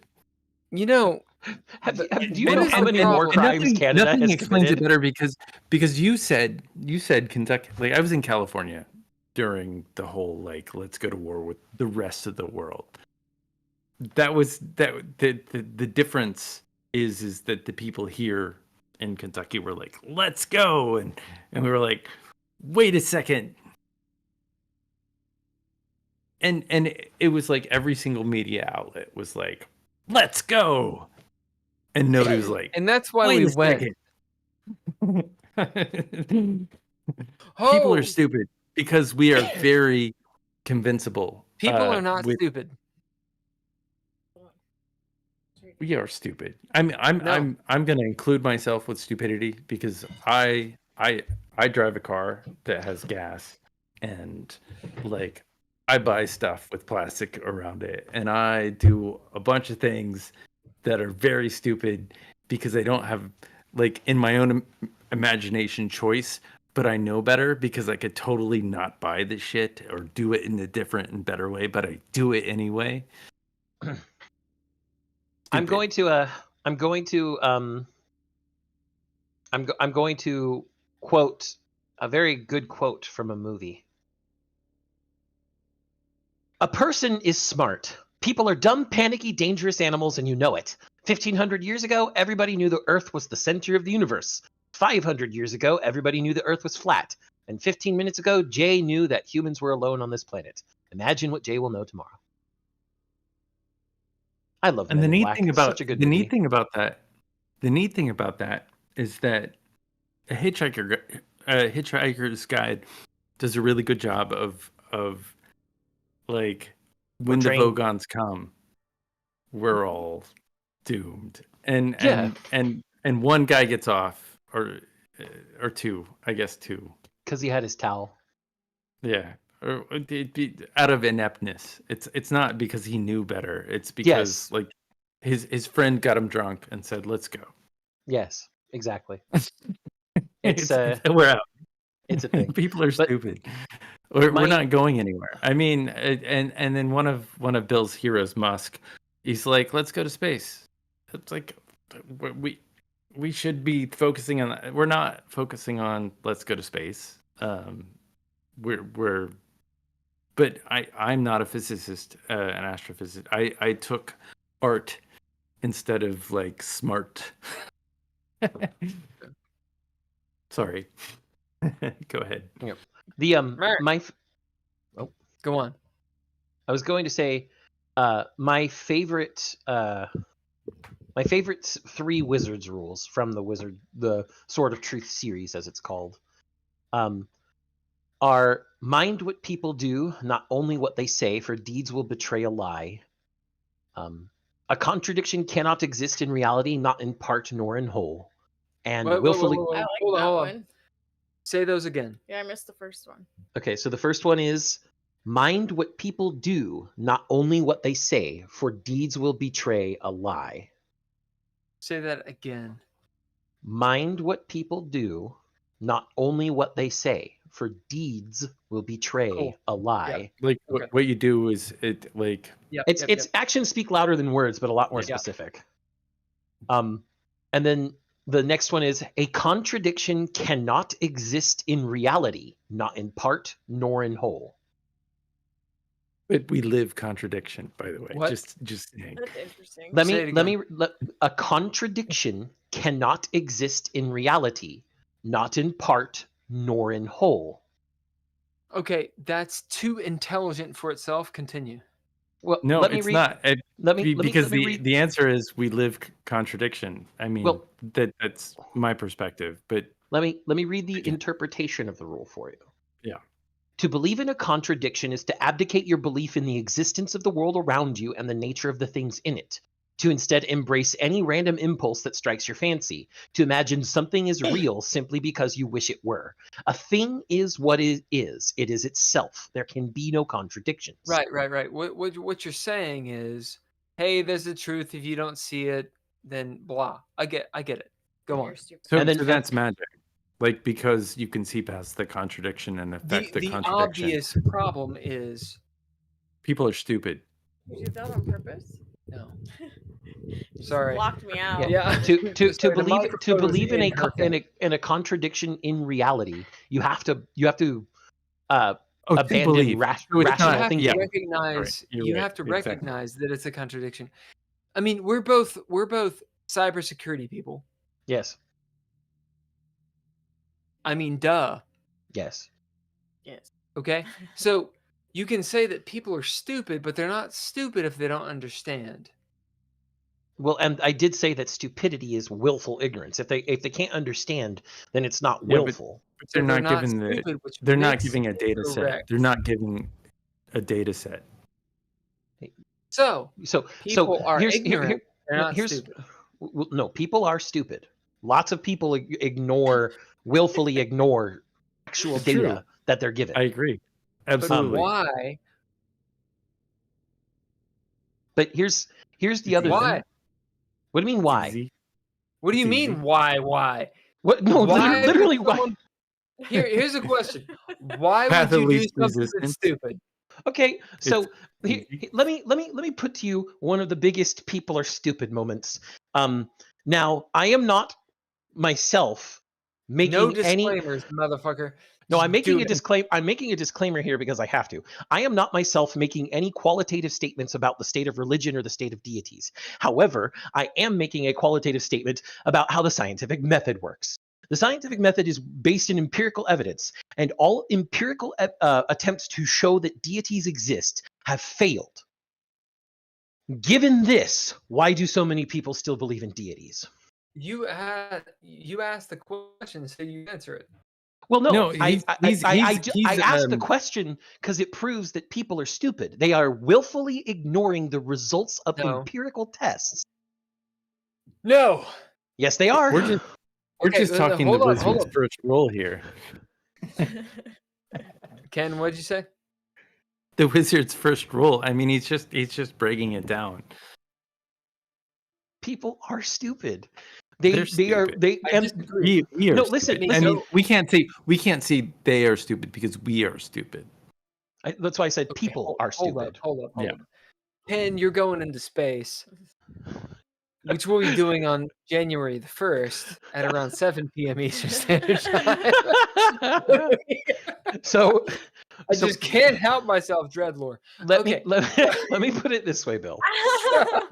If there is no empirical evidence for a deity, the rational conclusion should be you should not believe in one because there's no empirical evidence for it. That is the rational conclusion you should come to. But then people are afraid of an afterlife or of a deity, or they want an afterlife or a deity to exist. So they believe that deity exists. They choose to ignore the empirical evidence in front of them because of their want or their fear of an afterlife and a deity. It proves the wizard's rule. It proves wizard's first rule. Or you prove my point. What point did it just prove? What? They are stupid. They're willfully ignoring the evidence or lack thereof. You need a why. Okay. What? What? Easy. I just gave the why. The why is easy. There's a path set in front of a person. This is a path that is easy to walk down. It's all set in stone. It's all there. Destroyed Xanatrix. You haven't destroyed me. I gave you the why. The why that these people willfully ignore the lack of empirical evidence in deities is because they either want an afterlife and a deity to be true or fear that an afterlife or deity is true. Okay. Pop. And there's a lot of basis. No, there's a lot of basis. Stop. No, I know what you're doing. I know what you're doing. You discordant son of a bitch. Hold on. Hold on. I'm the only sober one here now. Jesus. Yeah, you are. Xanatrix, you just said it. Why do they do it? Boom. Do it. Say it. They willfully ignore truth because they either want an afterlife and deity to be true or fear that an afterlife or deity is true. Investigate what you just said. Want or fear? Did I? You can't. I feel like I'm taking crazy pills. What the fuck? You can't do it. You can't do it. Dude, there is religion all over the place. Yes, Everyone's there is. taking crazy pills. Well, no, there's a reason. We can distill it down. There is no empirical to where evidence. It is all of them and all the things that they believe are stupid. We could distill it down. That's not what I'm saying. No, it's. I'm saying that he's saying. Go ahead, Ken. I think you get what I'm trying to say.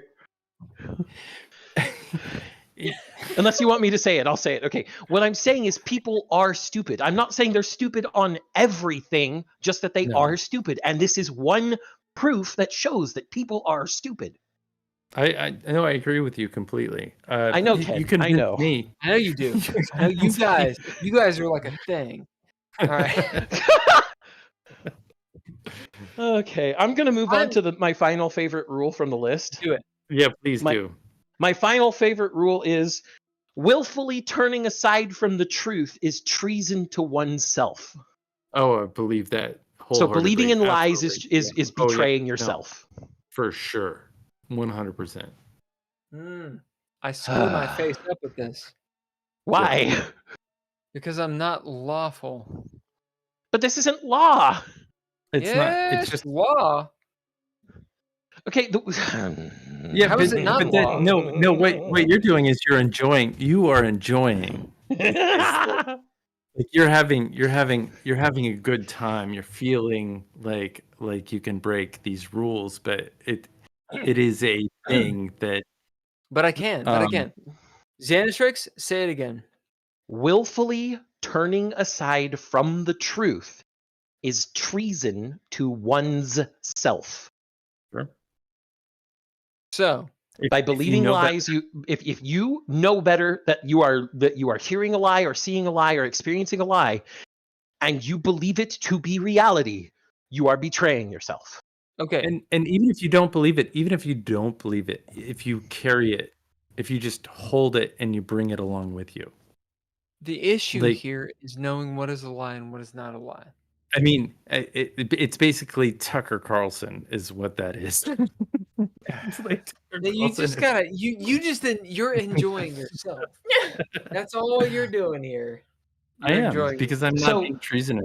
So To here's the myself. thing. The issue is, you said the issue is knowing it's a lie. That's built into the wizard's rule with the very first word, willfully turning aside from the truth. Willfully. and- For something to be willful, you have to be made aware of it.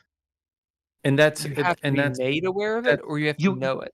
No, you have to be aware that there is a lie. If you are unaware that there is a lie, you can't willfully turn away from truth because you're unaware that there's a lie in the first place. And then for that's where anything to the- be willful means that you We have a problem awareness. here. We have a problem here. This kind of blends into and that's have where a the problem magic here. is, because you We can have a affect the problem. world Ladies, because you have a grounding. You have a Ladies. grounding in the reality of yourself, and so Ken, you I are don't know what you you're are saying because you're talking over. Ken, start from the beginning. Go. I was just saying you have a grounding of self, so you are aware of your truth, and the truth is like you're not lying to yourself. The entire rule is self-contained, and you are attempting to contradict it when it accounts for your contradiction. Willfully turning aside from the truth is the first part. For anything to be willful, you have to be aware that there's a lie and a truth in the first place. To turn aside from the truth, you have to be able to know there is truth. For it to be I willful. disagree. No, disagree. for something to be willful, it means you're making a conscious choice. No. Yes, it does. That's what the Hold on. definition of willful is. Hold on. Hold on. Hold on. Oh my Hold on. god. Hold on. Oh my Hold on. god. Hold on. Sweet. It's Gonna just- grab my microphone. It's just a moment. Willful, Not- adjective, said or done on purpose, deliberate, obstinately bent on having one's own way, Binary. of set purpose, self-determined. Binary. I think- 0, I think 1. what- Do you agree everything is a 0 or a 1? No. Bill is Okay, casting so- spells on you. So hold on. So, let's say I assume something is true. Boom. Okay. You make the assumption, do you know that there is a falsity to it? Right. Let's say I assume something, or I think, I calculate Mhm. something is false. Okay. Right? Boom, boom. Okay. 1 is true. 0 is false. Right? For your example, sure. Okay. However, what if I'm wrong? But As in, what if someone says, so I am dyslexic. What if someone's like, here's a thing, and I'm like, "Pfft," and I'm wrong, But you know the but I truth. think it. You're giving Okay. all the information. You're No, giving the subset of information that is true. And, So here's- and you decide to go forward in a way that embraces the false. I'm going to make a Boolean statement here. You should know what that means. It's a true false Okay. statement. Okay. Thanks. So Go on. the sky is blue. True or false? False. Okay, and why? It's black. Okay, and why? Because right now there's no sun in the sky. Okay, but is the sky true, or is that true in another part of the world? Yes. Okay. And you know that as well, correct? I guess it. Yes. Okay. So in this case, this Boolean statement is a superposition of both positions, true and false, depending on context. Sure. Now, Truthy. if we narrow it down, the sky where you are is blue, true or false? False. Okay, and it's false because it's night. Yeah. Okay, so you know both of these things to be true. But if I said the sky where you are is blue, true or false, and you said true, despite knowing that it's false, that's willfully turning aside from the truth. So did you know, like, at one point in time, and this could be a myth, and I could be talking out my ass, that people didn't recognize the sky as blue? Yes, that the color blue wasn't recognized and it was green. Yeah. That's not actually a myth. It's because of the fact that, at least not in the same way that you would think of what a myth is. There is evidence for it in writings across the world that the word blue didn't etymologically exist until certain dyes were found in nature and used in clothing and ink. Yeah. So I always thought that was fascinating by him. Yeah. But you see, because that's actually a perfect example of what we're talking about. Blue exists and has always existed as that nanometer length light wave that I talked about earlier. But if you don't have the full data set to know it exists, you can't choose true or false at that point. You know what? I'll agree with you, Xanatrix. Okay. I will agree with you. Okay, so then willfully turning aside from the truth is treason to oneself. However, for something this to be is willful. a trap.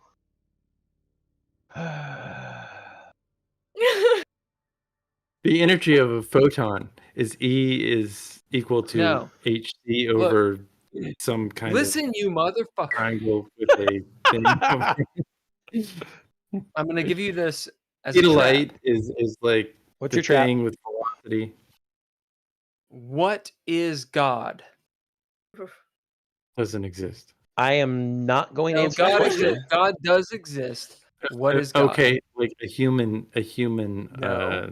narrative. What is God? I'm not answering that question. Well, then you're just refraining from answering. I am. You're refraining That's my choice. I Right. refrain to answer the question. Let me God is dead, no one redefine the cares question. if there's an LLC there. Let me redefine the question. Okay. What is God, balloons, as a concept? Helium. God as a concept, that is a question with numerous potential answers, because as a concept, God or a deity or anything of that nature is subjective. Yeah. So let's say there's a word. Let's say it's a game system. Let's call it Dreadlore.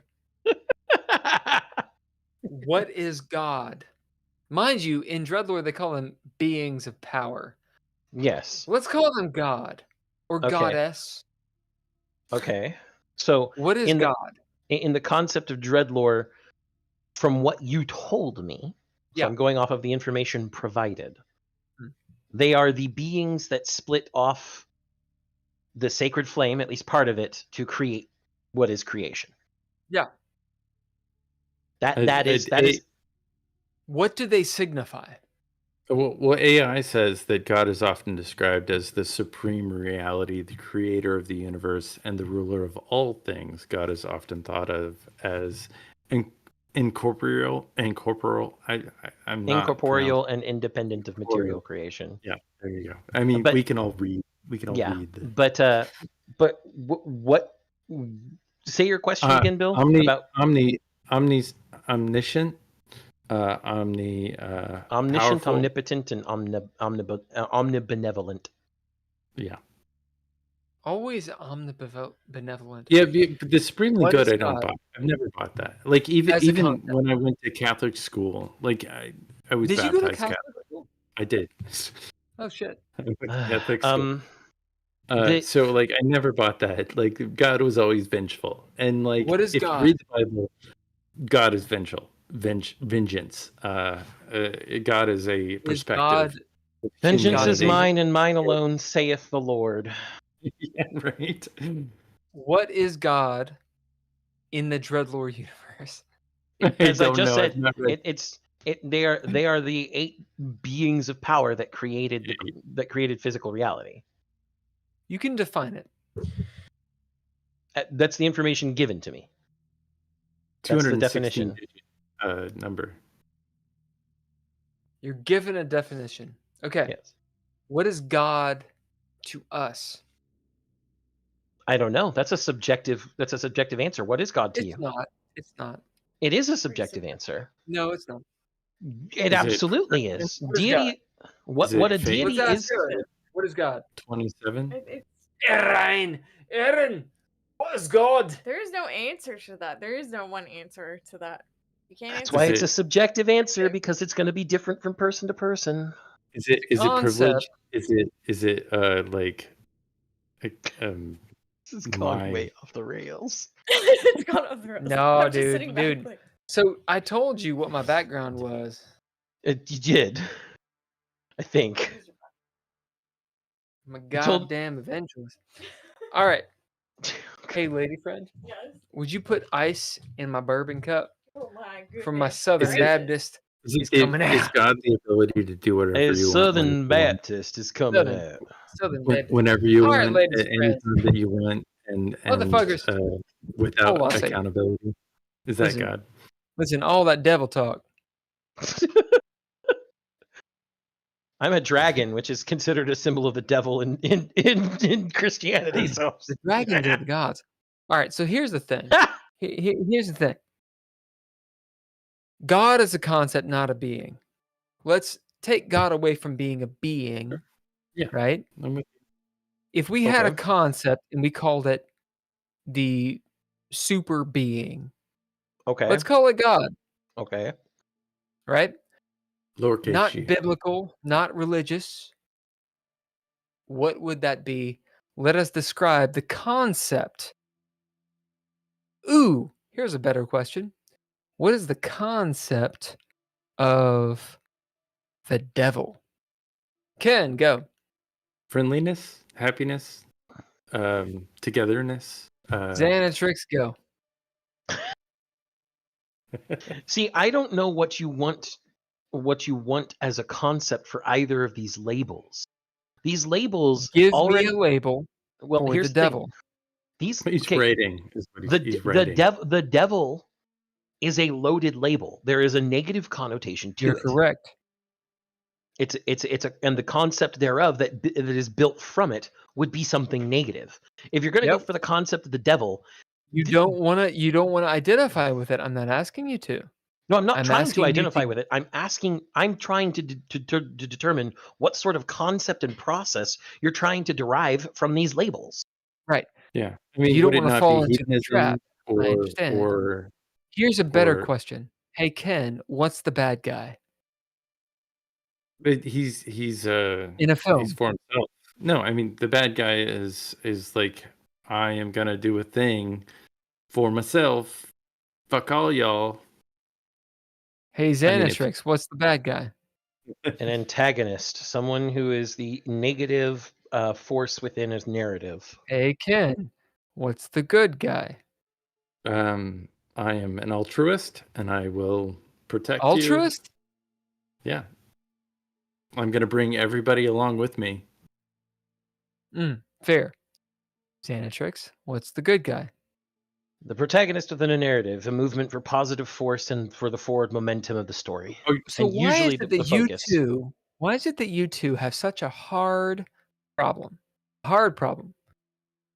Saying that God is the protagonist and the devil is the antagonist. Why Because do you the- have such a problem? Because the Because understanding of both of those labels gives them a superposition, a position that is beyond and above Superposition any. means both. No, a superposition, not a superposition in quantum ideas, but a super or superior, if you'd rather that word, position within any sort of contemplation.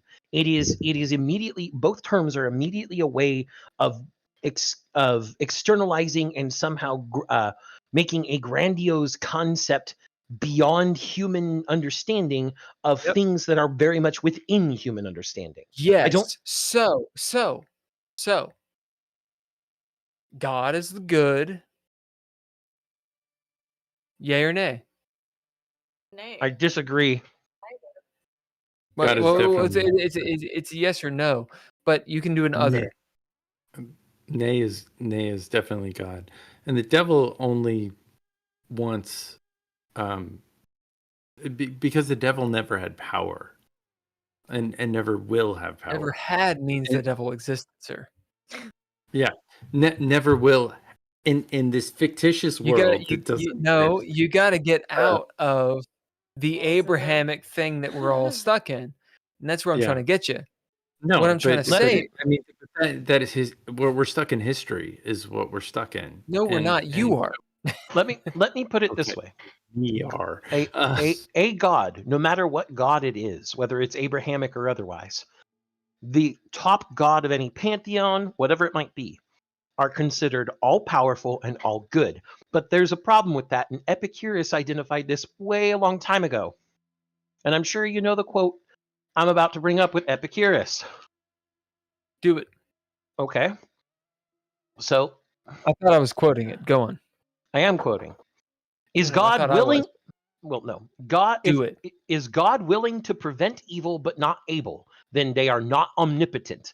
Are they able but not willing? Then they are malevolent. Are they both able and willing? Then whence cometh evil? And are they neither able nor willing? Then why call them God? Say the whence part again. Whence means from where. Go on. Then whence cometh evil? If a god is all where good, does evil come from? Right. If a god is all good and all powerful, then there should be no evil. Okay, so this is all bullshit. Well, yin and yang. I mean, if you want to go, this is all bullshit. If you want to go Eastern culture, I mean, there's well, if you go with Eastern culture, then there is no ultimate good or evil. Yeah. And I much like those systems better for it. Yeah, right. The balance. I was a Buddhist for 15 years, so this is what we're going for. I read the Tao of Pooh, and I thought that was really good. Oh, me too.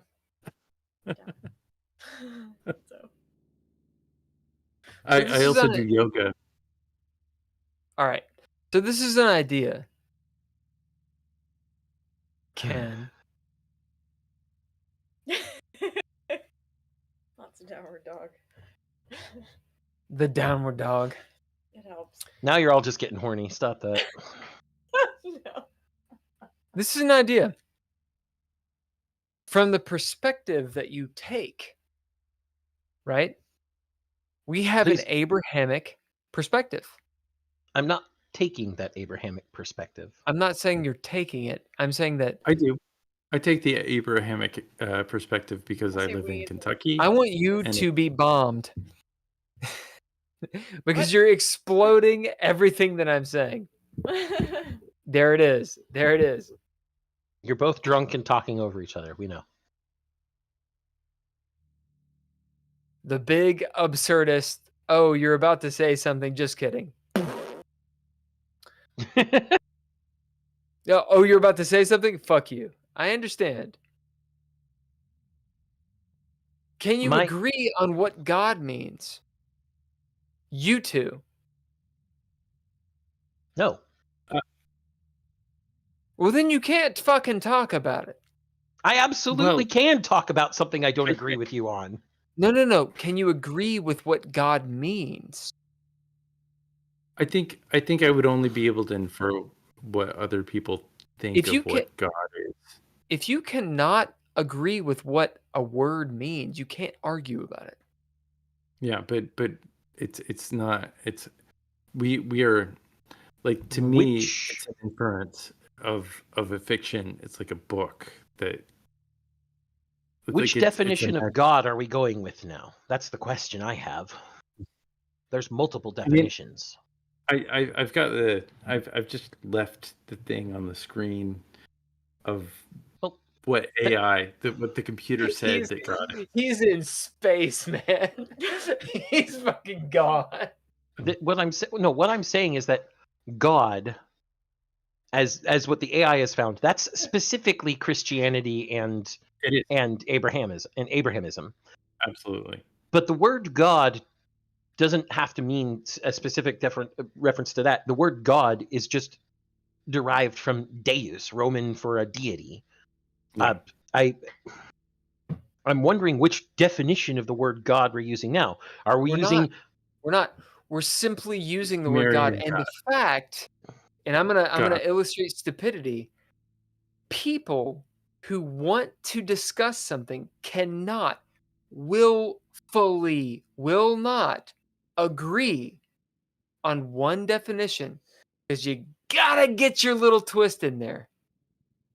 You want me to completely flatten what you just said?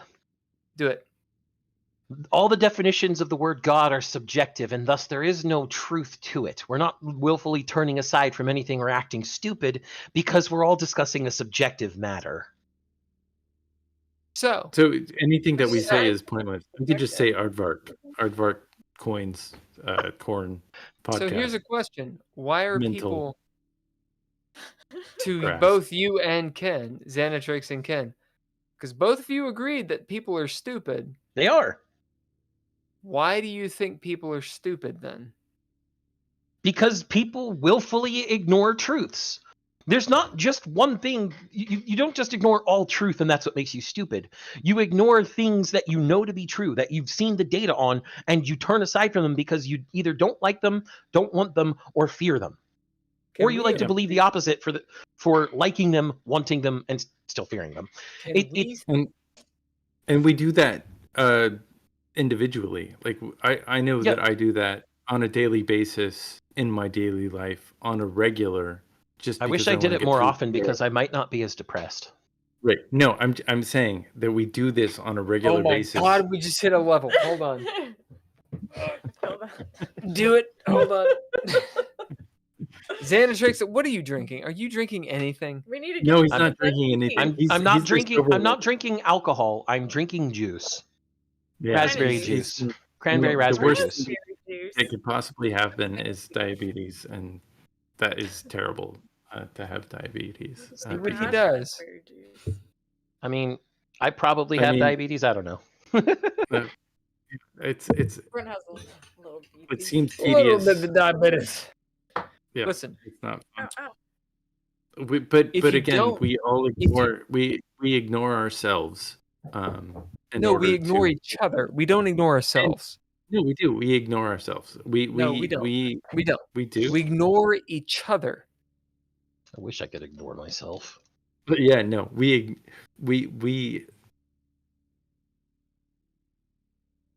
quit playing grab. I know a million. I know a million things.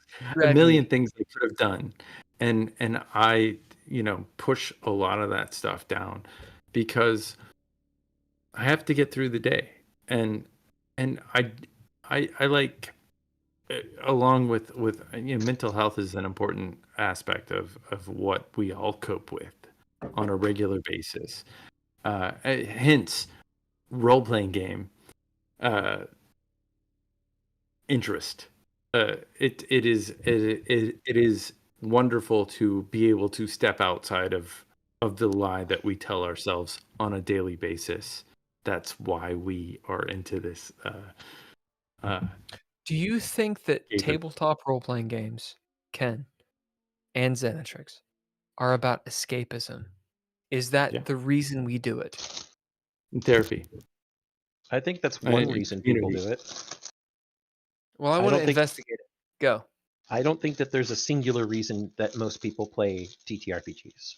There might be a primary reason, and in Ken's case, it sounds like escapism and helping him with his mental torment from the day is part of what draws him to TTRPGs. And I commend him because that is a good way to handle stress. That's a constructive way to handle stress. But I don't believe. I disagree with you. Well, let me fucking finish. I ain't gonna let you interrupt this time. But I don't think that that's the only reason people play TTRPGs, and I don't even think that's the only reason Ken would play. Like I said, it's the primary reason for him, but I'm sure there's other reasons he plays. Collaborative storytelling, just because he's having sheer euphoria and fun from it. He gets to hang out with friends, stuff like that. There's multiple reasons people play TTRPGs. And while escapism is probably one of the big ones for quite a bit of the hobby, considering the stigma that you mentioned so much earlier in this episode about that the hobby has because of how nerdy it is. Right. I'm sure that there are plenty of people out there who do it for escapism, and then there are people who do it for other reasons. So I don't believe it's the only reason, and I don't believe that it's even the primary reason for everybody. It certainly it is inspiration. It is creativity. It's a way to get out of the routine. It's acceptance, communication. A lot of the reason I get into it myself is because I want to adjust the world around me and in a particular way, and I find that to be very important, because like everyone else on this planet, I have emotions and thoughts and perspectives, and it's a way that we get to allow those emotions and thoughts and perspectives to go outside of just our own personal space. And it's also a way for those emotions and processes. It's like we get an extra life. Maybe we'll say something. I know there was a guy that got canceled a few years ago, and I feel like that was wrong, because I don't remember. He was a GM, and he raped and like one of his characters, who was a robot. Wait, what? And it was Wait. So he put one of his characters that was a robot through a rape situation, is what you're saying. Through a rape scene, and he was canceled because of it. Really?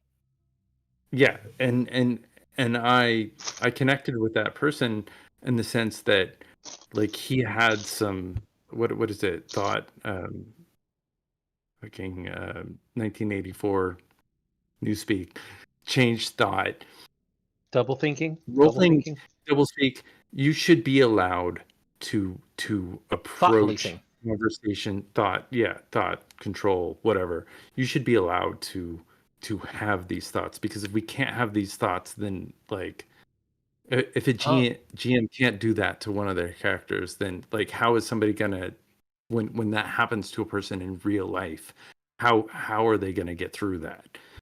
I see what Ken's trying to say.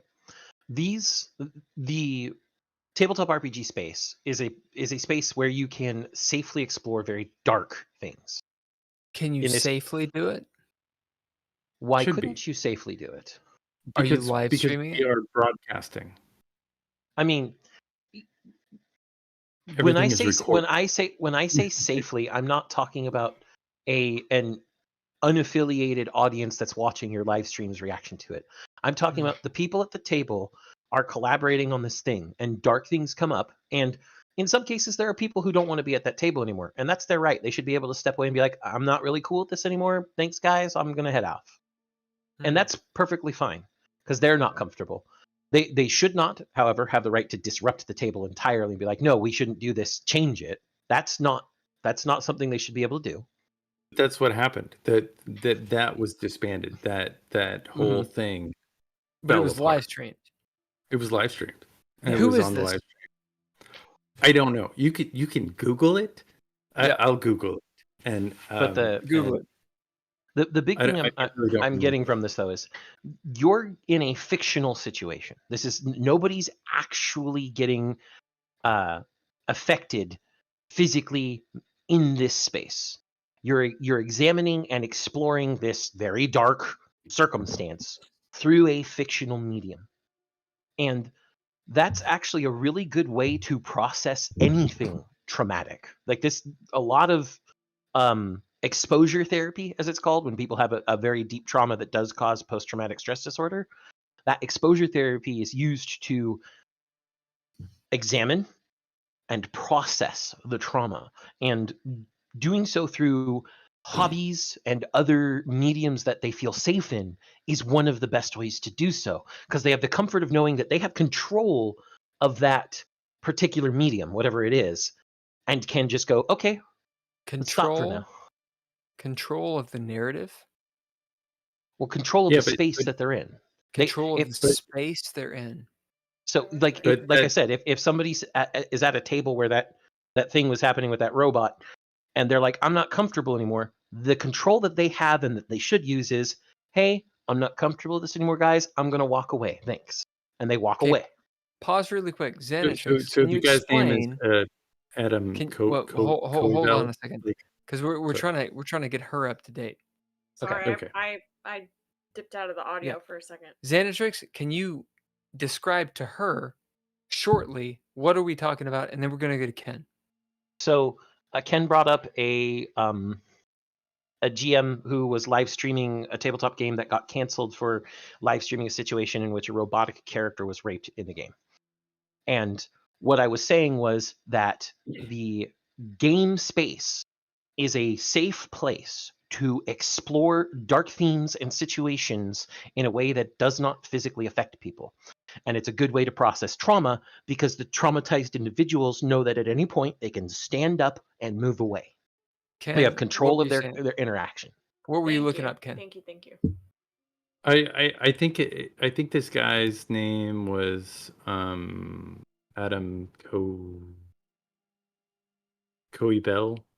I don't really know him well. He was a Dungeon World co-creator. I'm not super familiar. It's been years. This is 2020 since it happened, but it's something that kind of stuck with me. It was like, and certainly I don't know all of the concepts, but I remember going and watching the moment where this intense thing happened, and this guy was basically fired from his job because that was not. But again, when we're in capitalism, you can get fired from your job for doing porn if you're a professor at a school, and it doesn't go against the whole way they want to be seen. Xanatrix, what do you think about this? This type of reaction from whoever he was, looks like he was part of. He resigned from Modifius, probably under heavy pressure. Yeah. I don't think that he should have been punished for exploring dark themes in a tabletop game. There's no reason to punish that. The people punished it because they found it distasteful, not because it was actually a punishable offense. Sure. Can we have some more? Do we have any more details? Because I would like to get your opinion. I think the details that we have are research. So thoughts? Career destruction via robogasm. Yeah, I mean it's career stuff. destruction So of what do the- you think? I mean, it's pretty. I don't know. It's a pretty. it was a hot topic at the time. Pretty hot. No. Go ahead. What were you gonna say? No, I wasn't going to say anything. I don't know enough.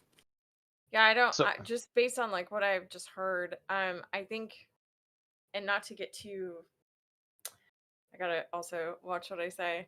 I think in the current climate, maybe within even like the last 3 years, people feel obligated to make an act, like a call to action, if anything like that. Like the tolerance for any of these topics is pretty low. What? So it's they probably were told to fire the guy, because they have to, or else the company would have gotten canceled. Like a People corporate were thing. getting canceled like left and right for any little thing. I do think, like you said, Xanatrix, like the point of like RPG stuff or any like escapism-esque like games or activities, like you are able to explore those things. Good, bad, ugly, evil. So it's okay to kill someone, but it's not okay to do that. Yeah. in a game. Yeah. That's So- acceptable. So I did find the details of what occurred. Okay. Adam Coble was playing the GM of the game, and one of the players, who was female but her character was a male robot, went in for repairs, and the repairman forced the male robot to have an orgasm via stimulation. Wait, say Yeah. that again. Okay. He went in for. Go on. The GM, Adam Coble, was GMing a game. One of the players she is female. The player is female. Yeah, but the Her character is male. Her character is a male robot. The male So robot she's needs gender bending. Well, I don't. She's role playing the opposite sex. I'll say that one. Yeah, that's gender bending. I mean, that's gender bending. If it's gender bending, if she was playing herself and then swapped to the opposite sex. Right. My handle is DJ No Fly, so like there's no sex. You can call me a she, Hold up. her. You How can is call that me a not he, gender they. bending? Because It she's doesn't not playing matter. herself. She's playing a character. Gender bending is wrong to one Okay. half too. Okay, I see what you're saying. Go on. Yeah. But so the robot has to go in for maintenance, and during the maintenance procedure, the robo-doctor, maintenance performer, whatever you want to call them, forces the robot to have an orgasm. And that's the big thing. To me, it sounds more cringe than a big deal. It seems pretty like just awkward and cringy. Yeah. But he then got a shit ton of shit thrown on him, and resigned from his position, which I'm guessing was under a ton of pressure. Was it a cringy, poor attempt at gutter humor? Probably. Should he have maybe consulted his players a bit more about what they were comfortable with in the particular setting? Definitely. Go on. Are there usually like sexual themes in these games? Depends on the game. I played a character that fucked a prostitute because it seemed like a good idea at the time, and got crabs for it, or gave crabs.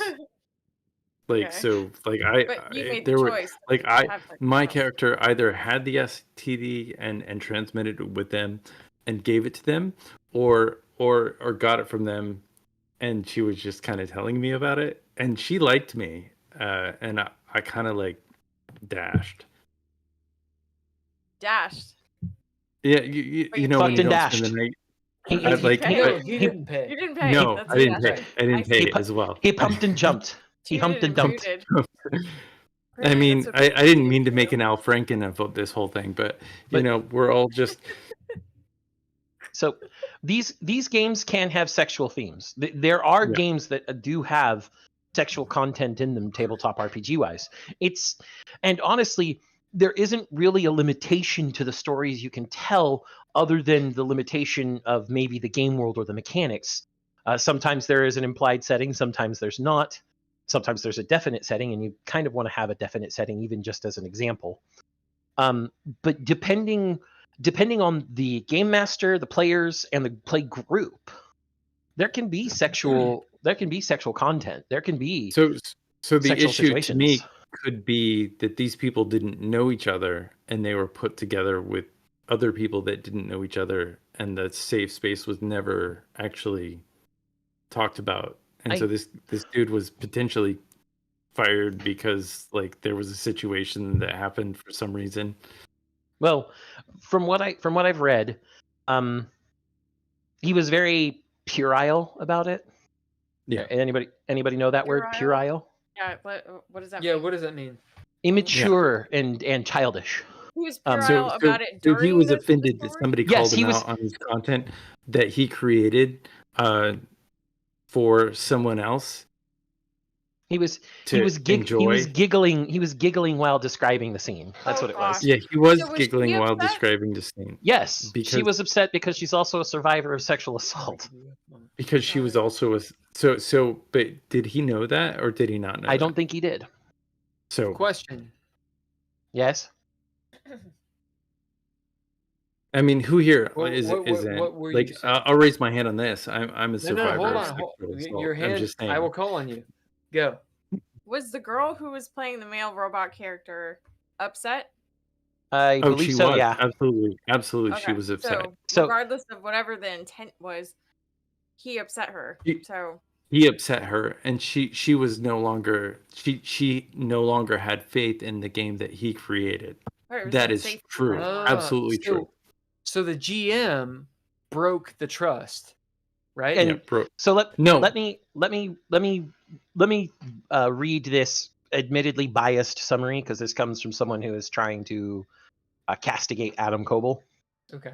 But to there was fully a lot of grasp the castigation for that. yes, to fully grasp the magnitude of what has happened, let's review a few things. Adam Coble, as a male game master, plays out what is clearly a pre-planned scene of non-consensual sexual assault on one of the female player's characters, a player who is, by the way, a survivor of sexual assault, in front of a live audience of hundreds. No agency is given to the God. player. At no point before or during the scene does Coble make sure his players, especially the character's player, are fine with this. And on top of that, he appears intensely amused by the sexual assault he is orchestrating in his game, even gloating about it afterwards. Yeah. I my haven't seen the clip, so I can't say for sure whether that I, description I've is seen the fully clip. accurate. I've seen the clip. I mean, the clip is the clip. I mean, it feels like a pretty normal role playing game. He was smug. I want to know. I but- want to know. Can but- I'm not trying to shut. I'm not trying to shut you down. I want to know your view, and then I would like to know your view. Go. One of the things that as a survivor of sexual assault, one of the things that that I see and feel is that role playing games are a safe space. So you do have autonomy of a thing that happened. How you feel and how you process that feeling, that's on you, and that's always on you. You are not being touched by other people. You're not being affected by other people. Certainly, you can be fucked with, because I am a victim of narcissism as well, where people have gone out of their way to gaslight you and take you to a place of near insanity for years. So mental assault is this guy did not have that capability. No. Nor intent. This was a momentary action, but to stretch that out beyond, like,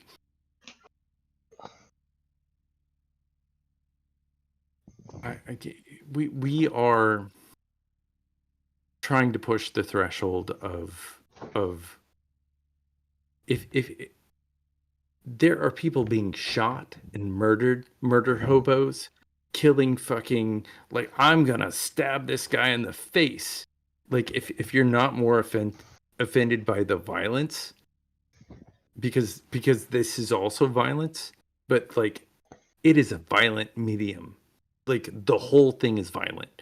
Like, people are doing things that are beyond where we are as a society. We don't go to the grocery store and stab people. We don't pull out our guns saying, like, you took my groceries cart, so I'm going to kill you. Rape is rampant throughout our culture, and if we can't talk about it, and they can't process through that, they have to, like, cancel this person because they are basically the god of this thing that happened, and they can't process through it, then, like, what is the lesson here? We have to sweep things under a bus or under a carpet and, like, not actually process through. Like, I can see where she didn't want to be highlighted for that experience, but she said out loud with her voice, like, this happened to me, you know? She offered that information. It's not fair. Life's not fair. Life sucks. A lot of bad shit happens. But the intent was not to, like, having not seen the clip, I don't think it was to fuck with her. It was to push a threshold of thought. A lot. What I'm reading is the potential of an explosion. Oh, absolutely. No. Wait, Thoughts? Follow that. Also, Ken, thank you very much for expressing that, because I can. That's some deep shit. Yeah. That was a lot of deep shit. It was very true. Honestly, I'm hesitant to comment. Well, I have a lot of opinions. This is also I- a live Well, stream. and Like, that's no, that's the thing literally, is- I've is- had, I don't know when this happened, but this is like 5 years ago or something. This is a long time ago, so I've had a lot of time to think about it. So it's unfair to make a rebuttal or to go into it. Like the simple answer of like how you would react with something like this is like, to me, as a person who is empathetic to anyone who has had issues with rape or with a violation on self or assault or any kind of a deviant thing that someone else has chosen to violate your body, is that you totally, as libertarians would say, you can hit them first. all right, hold on. I'm gonna let you get away with a couple of these things. I appreciate you, No, it's not happening. and what I'm saying is that I do came it, down to it, bam. I came down. We do have to have a rebuttal, Yeah, and please. the fact is the rebuttal has to be as free as you just gave. Yeah, no, please, absolutely. I mean, All right? go So you big. can't go big. domineer the rebuttal, but be like, No, "Oh, I was I- hurt." It's like, I I'm happy appreciate to the fact mute my you were mic. hurt. I appreciate that you were hurt. However, you can go fuck yourself. We're still going to talk about it. So this is not about Ken. Mhm. However, the fucking powder keg, dude, Yeah. you just nailed it on the head. We're talking about a powder keg. Go ahead. Me go ahead. Yeah. Really quick. Xanatrix, what was the question again? The question stemmed from, should this man have been fired for performing this act? I say no. That's my opinion. Okay. We want But he more. We resigned. want more. He We want resigned. He more. wasn't fired. We want more. Hold on. Ken just said a whole bunch of shit, and it's important because all of that is packed in. This issue is very complex, and we've all dealt with some serious personal issues. Yeah. It is a complex thing. It's not easy. So, boom. I'm a Go on. CSA survivor, so yeah, I'm very, very aware. On her. Go. I mean, same. I'd say we're probably all quite aware. I don't know, just also like the background of like what I do for work and stuff, which I do not need to go into. I don't think I have enough information to give an opinion. I don't know this group. I don't know the people. I don't know what they've agreed to. I do think with any type of fantasy stuff, like even like the games that I have played, you go in and you are essentially stepping into a world of other people's fantasies as well. Granted, he's the DM or GM. What is it called? It's both. Either works. Both. Okay. Arbiter, if you're talking about. Dreadlore. Essentially, like there are some ethics that you as a leader, I will say, of a group of men and women and all kinds of people, you shouldn't do that unless there is some sort of like what's it called when they say like, hey, there's going to be strobes here. If you That's have a epilepsy, that's a content warning. content Yeah, or warning, disclaimer. maybe like but do but this. I feel like any type of I don't know if that would be considered rape, because I don't know exactly what the what exactly happened. However, I think that's a topic you should not even just you shouldn't go there. You got to have the trust. Gotta have if it is it a sexual group? You guys touching on sexual content? Fine. Otherwise, don't do that. Just don't do it. Go on another route. In my group So- with go on, Xanatrix. Sorry. Go on. That was Ken who was about to start. Okay. Oh, it's me. I was gonna say with Oh. Dreadlore, like every time I've played in a role playing game, it's like if you go to a what are those shows where like people get up on stage and they're like, I'm gonna be a chair and you have to tell me what to do. Like whose line is it anyway? Improv. So Improv. like Yeah. anytime you go to improv, it's Rocky a yes Horror. and. Right. So with yes anding, it's like I'm gonna rape you in the face, and then I'm gonna stick a carrot on your nose, and then I'm gonna slap you on the head, and then What is I'm it? gonna shit on your face and your eye. Yeah, but no one would say rape. No one would say rape in those But things. you know the content of that show, you were going there essentially to get dicks drawn on your forehead with lipstick Yeah, and but stuff like at Rocky Horror. the- You know so- what's so- gonna happen. yeah. So they were going for views. Like rape is a Yeah. how many people like Well, it's a hot like, word. they never covered rape in TGIF. They never covered rape on Law and Order. I mean, it's like a rape murder maybe, or I don't know. I don't watch Law and Order. SBU, they definitely do. It's all Yeah. shows about it. So it's covered. I mean, it's certainly a subject matter where I think that people should talk about it and be like open to talking about it. It's like suicide. Like when you are facing like I love Big medicine. TTRP because we went suicide and TT and Yes, in we our did. Yes, we did. and But- and, but- and but- we but were hold not up, hold we up, were hold not we were no wait hold on we were not given any kind of like context before it. I mean No? none. Interesting. I know, but but it's a group of trust. group of trust. And we were also given vampires, and we also fucking murdered people. I mean, so Hey, like hold on, wait. Xanatrix. Yes. So you want my Thoughts? viewpoint on all this? Okay. Yes. So Garm pointed out first. I need to point this out. Garm pointed out in the comments that Oh, thank you. Thank you. Adam brother. Coble was part of a very outspoken group of people who said things like, I'm a male feminist and people I call misogynists should be blacklisted. And he was a proponent of the cancel culture. And my addition to that, which Garm agrees with, is that even when cancel culture affects the people who advocate for it, those of us who don't like cancel culture should still say cancel culture was bad for that person too. Mm. Regardless of whether they Sure. supported it. I don't support cancel culture. So, but Ken, beyond, what do you think about that? well, I am finishing my point. I don't think I'm Yeah, relevant. I'm gonna get, Let I'm him gonna get back finish. to you. Just real quick. I don't think I'm relevant because I work for Mel Gibson. Oh, Xanatrix, go on. Okay. What is the As for the specific incident that occurred on Far Verona,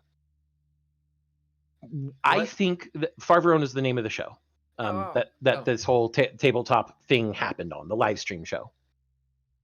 I think that what occurred here is a failure on Adam Coble's part to properly prime his player base and let them know, hey, there's a character in this that is a complete sexual deviant pervert who, if Right. you're not careful, is going to fuck with you. Mm. That But how that do sort of- you immerse yourself into a preordained scenario?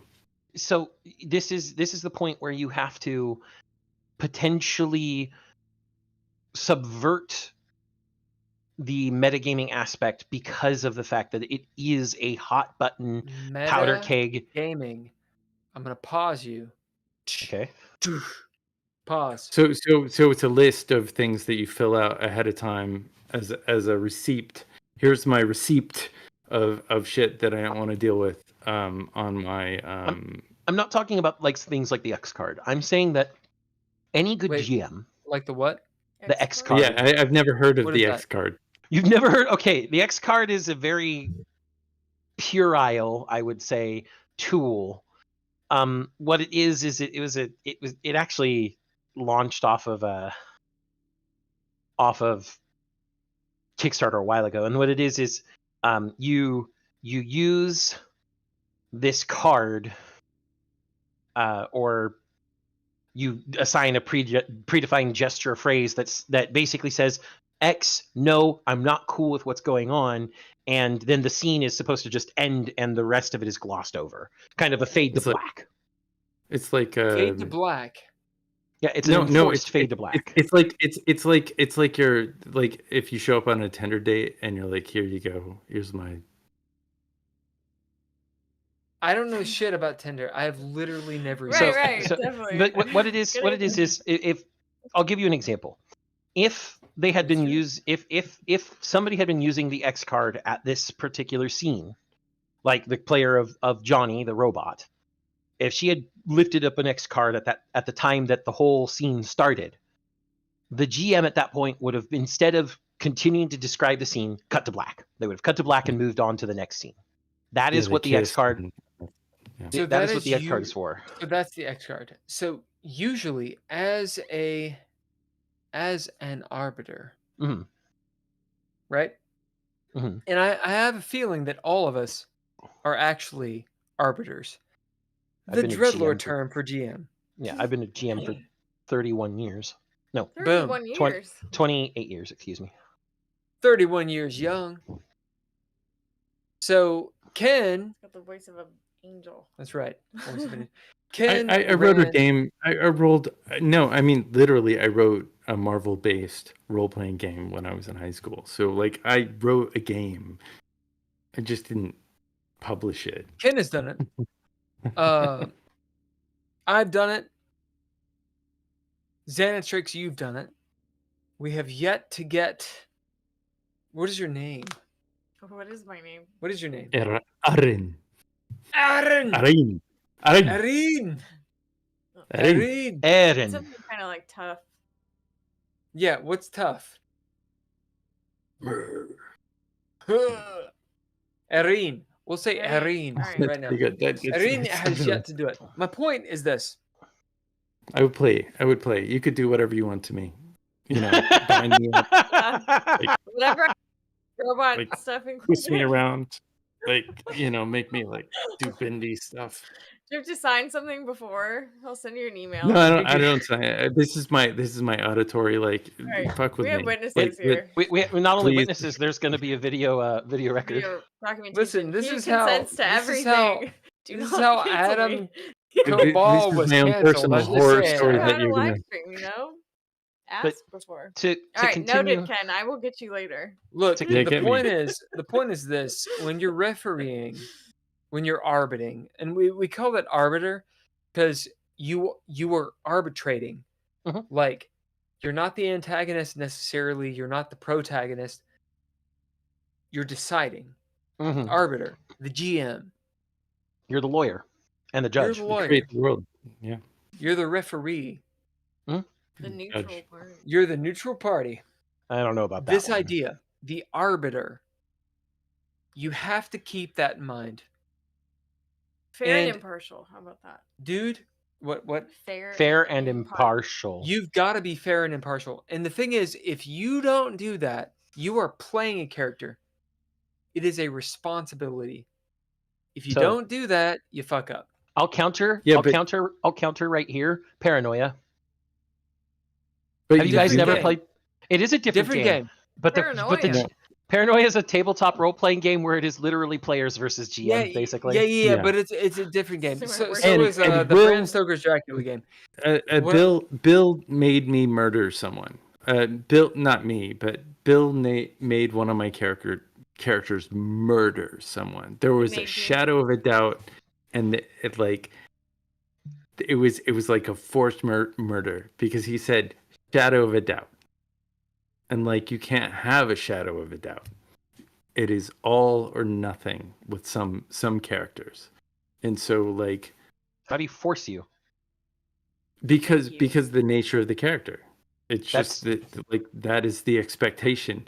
There was knowledge, and he definitely said, oh you knew, oh you had a thing, but he was like, no, I'm gonna make you murder this person because you have opportunity to murder this person. with a laser sword. With the late, I was waiting Okay. to hear how did it happen. So to finish my point regarding the Adam Coble thing, Yeah. he definitely should have continued to keep Apologize. open conversation and commentary with his players. The biggest reason that this started to go bad was he blindsided everybody. No one knew he was doing this besides him. And as I said, there are some situations, especially very hot button powder keg situations, that should be addressed prior, simply because there may be someone who goes, well, Should they? okay, Should I they? think so. Should they? listen, I was listen, thinking listen I'm a gonna second. listen to you. Listen, Xanatrix, I am listening to you. I'm Yeah, just yeah. I'm listening evoking as well, something. but I'm going to Go on, disagree Ken. with you, but I'm listening. Well, the big thing is that there are some issues that are so hot button, so powder keg for some players that forewarning gives them the chance to go, okay, I don't necessarily want to play with this group at this time. Should then. it? Thank you. Should Yes. it? Okay. Should it? Really? we were just Should talking it? about that with But, Should it? but, well, hold on. We're in freedom of speech world, and I'm in security. Like I'm battling Indeed, for Xanatrix, security, you chose and you freedom. This is freedom. and I'm battling I'm security. kidding. I'm kidding. Yeah, this is freedom. See, So- for example, something that Mildred and I both do as GMs, we build a primer that explains the general, You mean to a game? Yeah, to any campaign or game we're running. Explain to someone who doesn't know gaming. The primer. it's like make a primer. You do it before the game. I mean, Tone. that's actually surprisingly close to what it might be. Yes, but for example, a primer.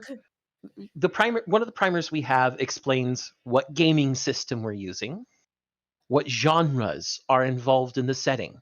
Truly the- dreadful. So it's the foundation of whatever it is to move. Yeah, forward. yeah. We also put in the primer what media could inspire the type of adventure you're about to go on. Is Sure. the primer written or verbal?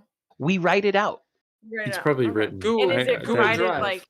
Okay, that I was thinking earlier if that was going to be a content, send it in an email or Google Drive Yeah, or yeah.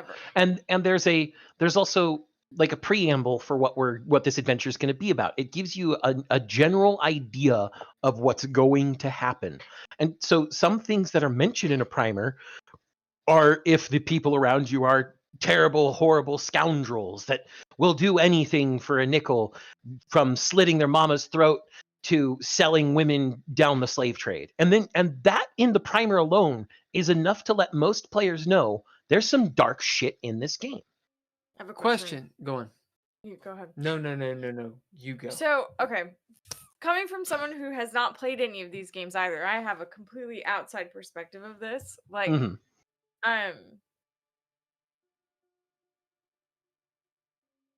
I do think there are individuals who might be extremely sensitive to certain things. So, Yes. like you said, we have to be aware of that. Other people, like, isn't the whole point of gaming is to be surprised, to kind of like shake your experience? Like, obviously, no one wants to have some sort of horrific, like, traumatic experience, but like if I were to go to a game, maybe like Mhm. say if I was doing vampire LARP, I'll use that because I have been to a vampire LARP. Like I Okay. kind of know some like weird stuff's gonna happen. Performance art. Performance art, I'm well familiar with. So Yeah. going back to You performance talked art, like, You talked Rocky Horror earlier. I've been to many Shadowcasts, I so did. Like, so I was in a performance art thing once where someone in the crowd jumped up and said, like, stop perpetuating rape culture. They were extremely upset, freaked out. This person freaked out, and all that was going on was something that could, I suppose, be considered that, but it is performance art.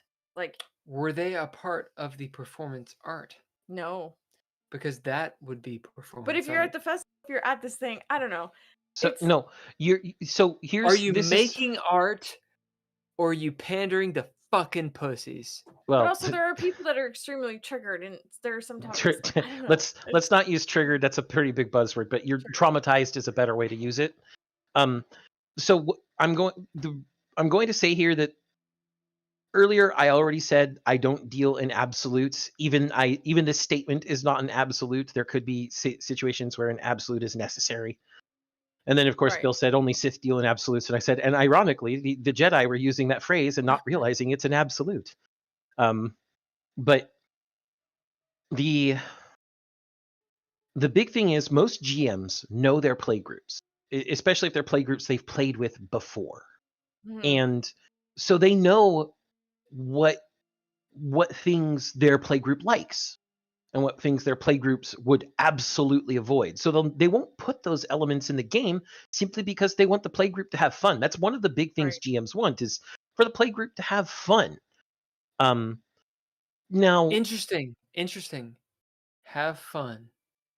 fun can still be being terrorized. Why do you think people like haunted houses?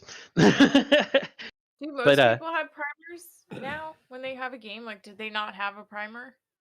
I don't So think primers can I are interject a a common. thing that I Ken, just what? remembered about this whole thing Sure. is that he didn't know, the robot didn't know that they Wait, were raped. say that again. He didn't know that they were raped right away. The Oh, robot you're character talking was about the guy. unaware. Yeah. The character was unaware. People were unaware until somebody mentioned it. Who mentioned Okay. it? So it was subtle Yeah. enough that the horror was they didn't fucking know. Well, okay, so Like having experience, you fucking know.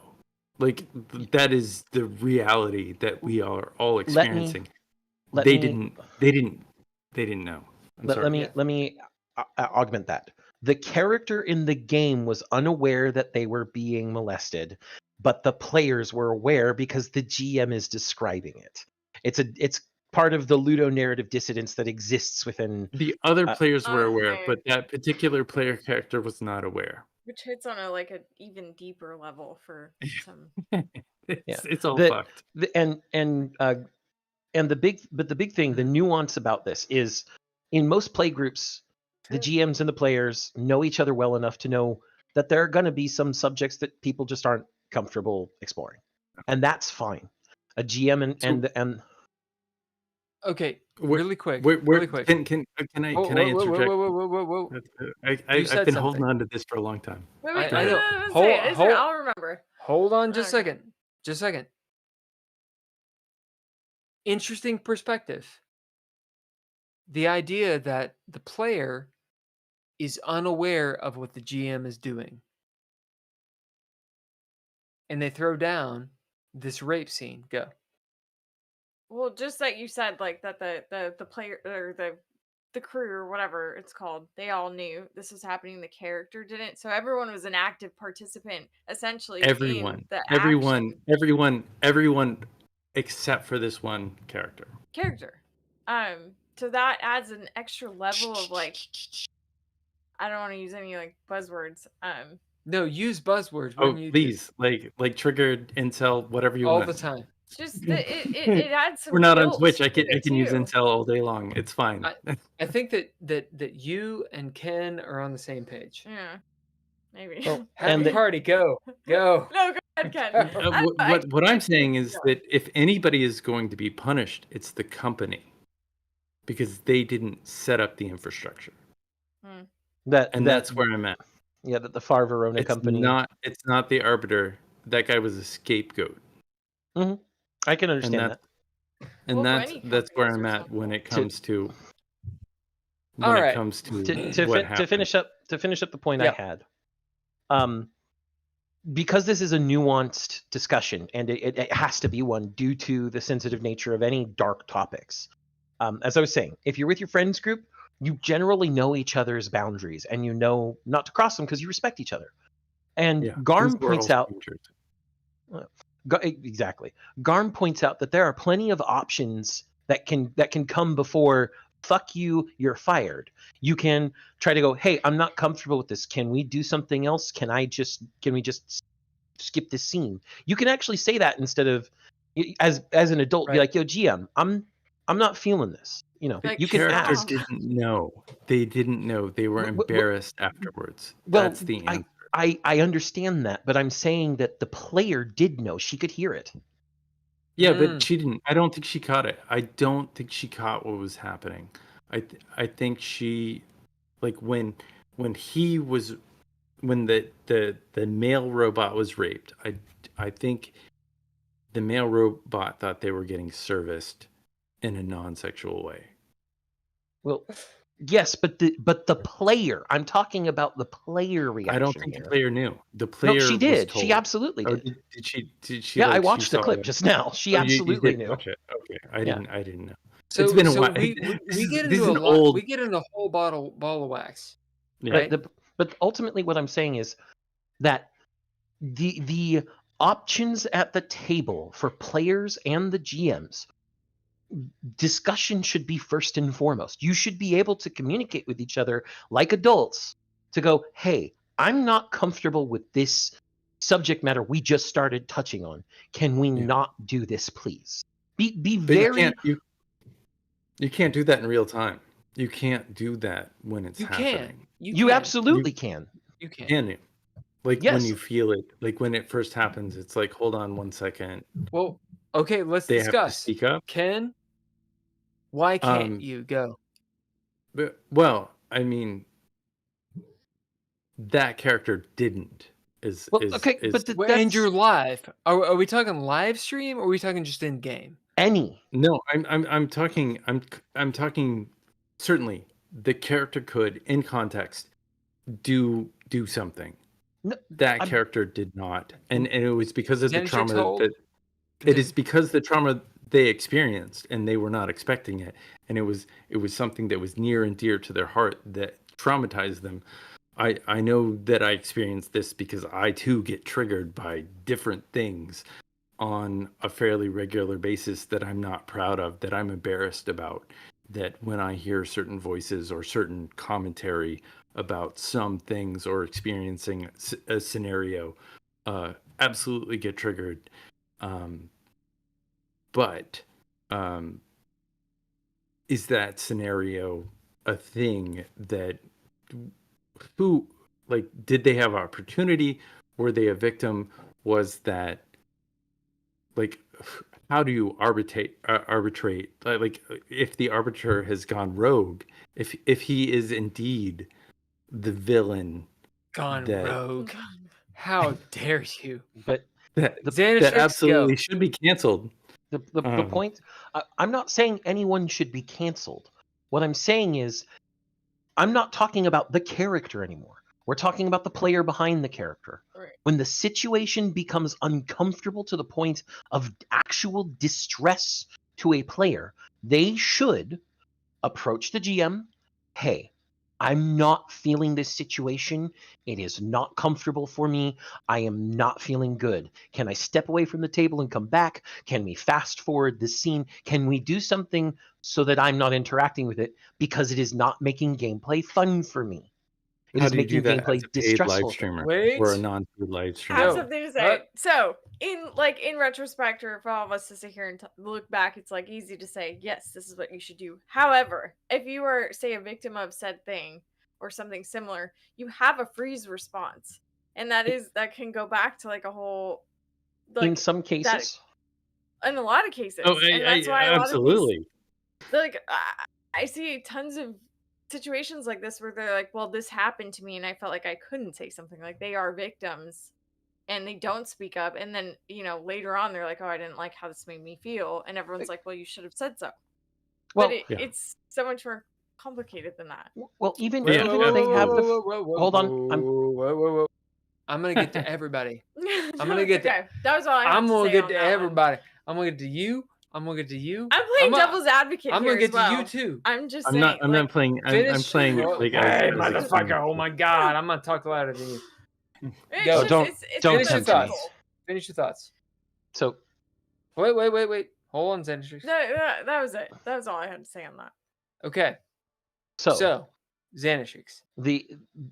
If they do have that freeze response, and yes, I understand that does occur, they can still, after the fact, go to the GM and be like, yo, this happened. I froze up at the time. I wasn't really comfortable with that. Can we never do something like that again for me?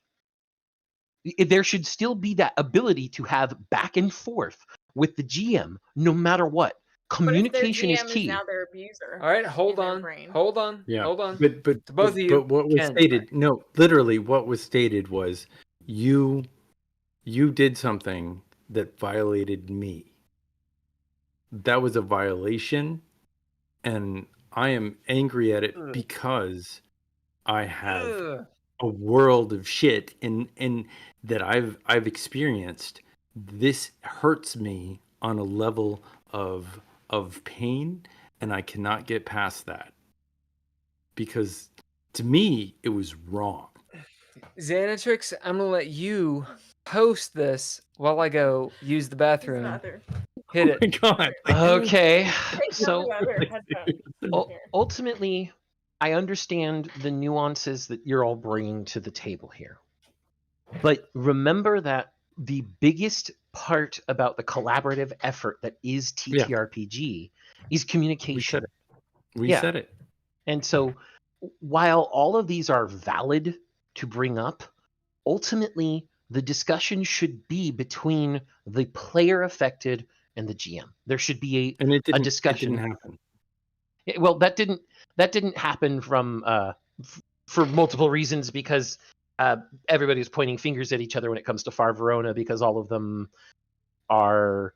Is that still a valid? Like, I don't know. Do they still get views? I mean, does anybody I don't actually? know. Pay I'm pretty sure Far Verona was put on permanent hiatus. No, I after mean Adam. the what is the so that YouTube channel is gone. It's like I don't know if the YouTube channel is gone, but the show itself is on indefinite hiatus. Yeah. Okay. So the show ended because of this scenario that they did not account for. Yes. In fact, the last video on there is it's like 4 years video ago. games. It's video game videos is what they have on there now. Yeah. How long ago was that? Far Verona was 3 years ago, 2020. Yeah, 3 years ago. So 3 years ago, this thing ended the scenario. What do you think about exploiting that? Exploiting which? Exploiting this idea that you can have a culture of rage that makes you go viral. I mean, I know it did the opposite to them. But exploiting dark themes to try and get rage clicks is what you're asking? Yeah. Rage clicks. I think that it's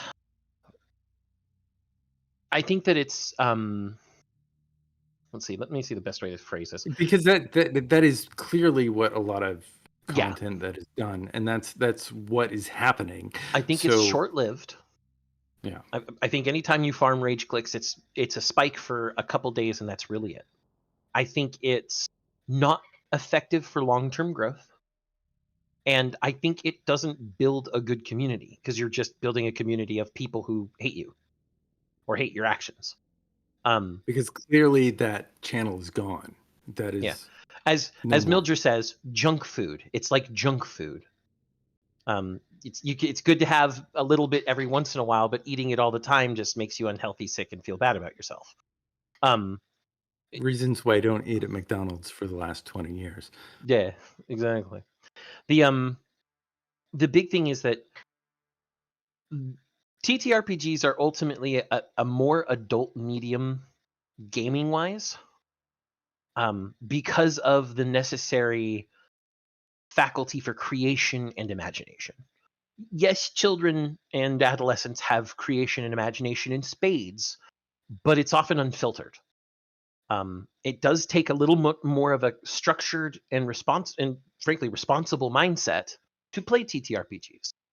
I think it takes a responsible mindset to put any content out in the world. Absolutely. And so I know that when Monk and I have discussed this, and when he had a musing about this exact issue a few years back, the X card issue and the idea that you can't have dark themes in games, the ultimate conclusion we come to is, table by table, what's acceptable is going to be different. Some tables are going to want more lighthearted stuff. Some tables are going to be better with heavier stuff. And it's all going to be based on how you read the table. A good GM knows how to read a table of strangers enough to know what not to approach and what's generally acceptable. And a GM with his friends or her friends is going to know a lot more, because they're all friends. They know each other's boundaries a lot better. And so there's going to be that the biggest skill I see among any GM outside of the creative portion is the adaptability. You want to be adaptable, flexible, malleable as a GM, because that allows you to best help create and referee this collaborative effort. And it gives you the most fun.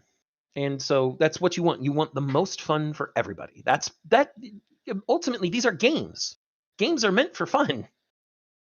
And so I do apologize. I feel like this is something that I've thought about for a long time, and it's just like, here's a bomb drop that we get to talk about. Oh, I've talked about heavier issues elsewhere. We don't generally talk. Glad.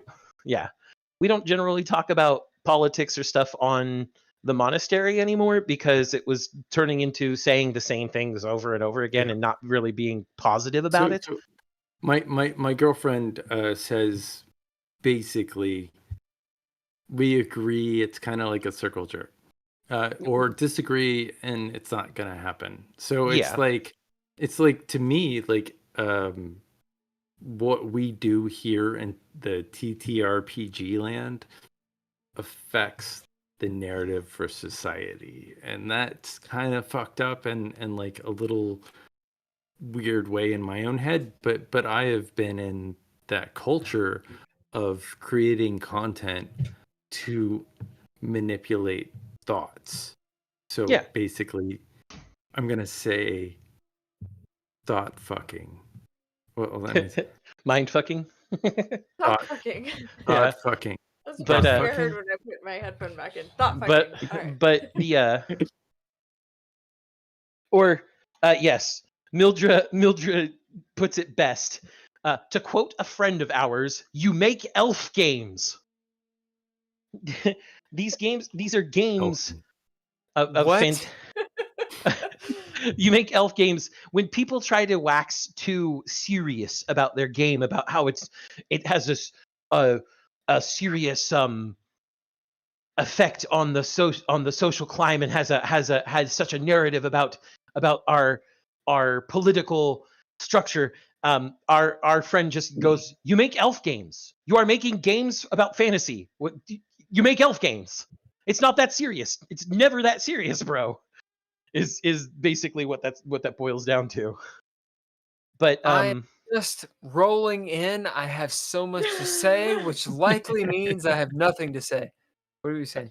No, I have a lot to say too. I'm just withholding Don't withhold. You're the only XX chromosome. Do it. XX chrome? What does that mean? It means you're a woman. Go. I am a woman.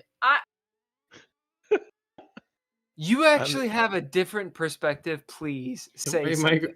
Allie's not going to join us. Or Allie is not going to join us on this one. She should. Or they should. Whatever. She should. She's smarter than me. She knows more about the human body than I could ever. Yeah. Do it. No, you just kind of hit the nail on the head majors. there. This is supposed to be for fun. I do think intent is a big thing. Like if the point is to, kind of shake up the story or whatever, something kind of silly, like the way people perceive your intention, you can't really control. I could say carrots suck and someone could be really pissed off. This is not the same thing. It's an unfair comparison. Oops. Wait, but go. I like watching movies that are extremely fucked up. Like my tolerance for things is extremely high. So if I were to, we have such sights to show you. Yeah, I love Hellraiser. Hellraiser, that's nice. Like if that were to have happened to my character, I would not be upset. I'd be like, Oh, so we need to have her character in a game. A little history about me. Like the first viral video that I ever made, it was on a platform called iFilm, and it was called the fuck song, and it went viral. The fuck zone. No, the fuck song. It was called Everybody Wants to Fuck. But it wasn't about fucking. It was about getting fucked, not sexually, but getting fucked up. Yeah. and finding a different place to be. And so like I feel like TTRPGs are about finding a different place to be. And so we gravitate towards these things because we want to be somewhere else and we want to interact with it, because it's one thing to watch a movie, and I love watching movies. I like the D&D movie. I enjoyed that. That was fun to watch the things that happened in that. And it's also fun to watch all the movies that come out, but like I want to affect that stuff. And that is, the fuck song is also about, it's about stepping in, and it's about creating distortion.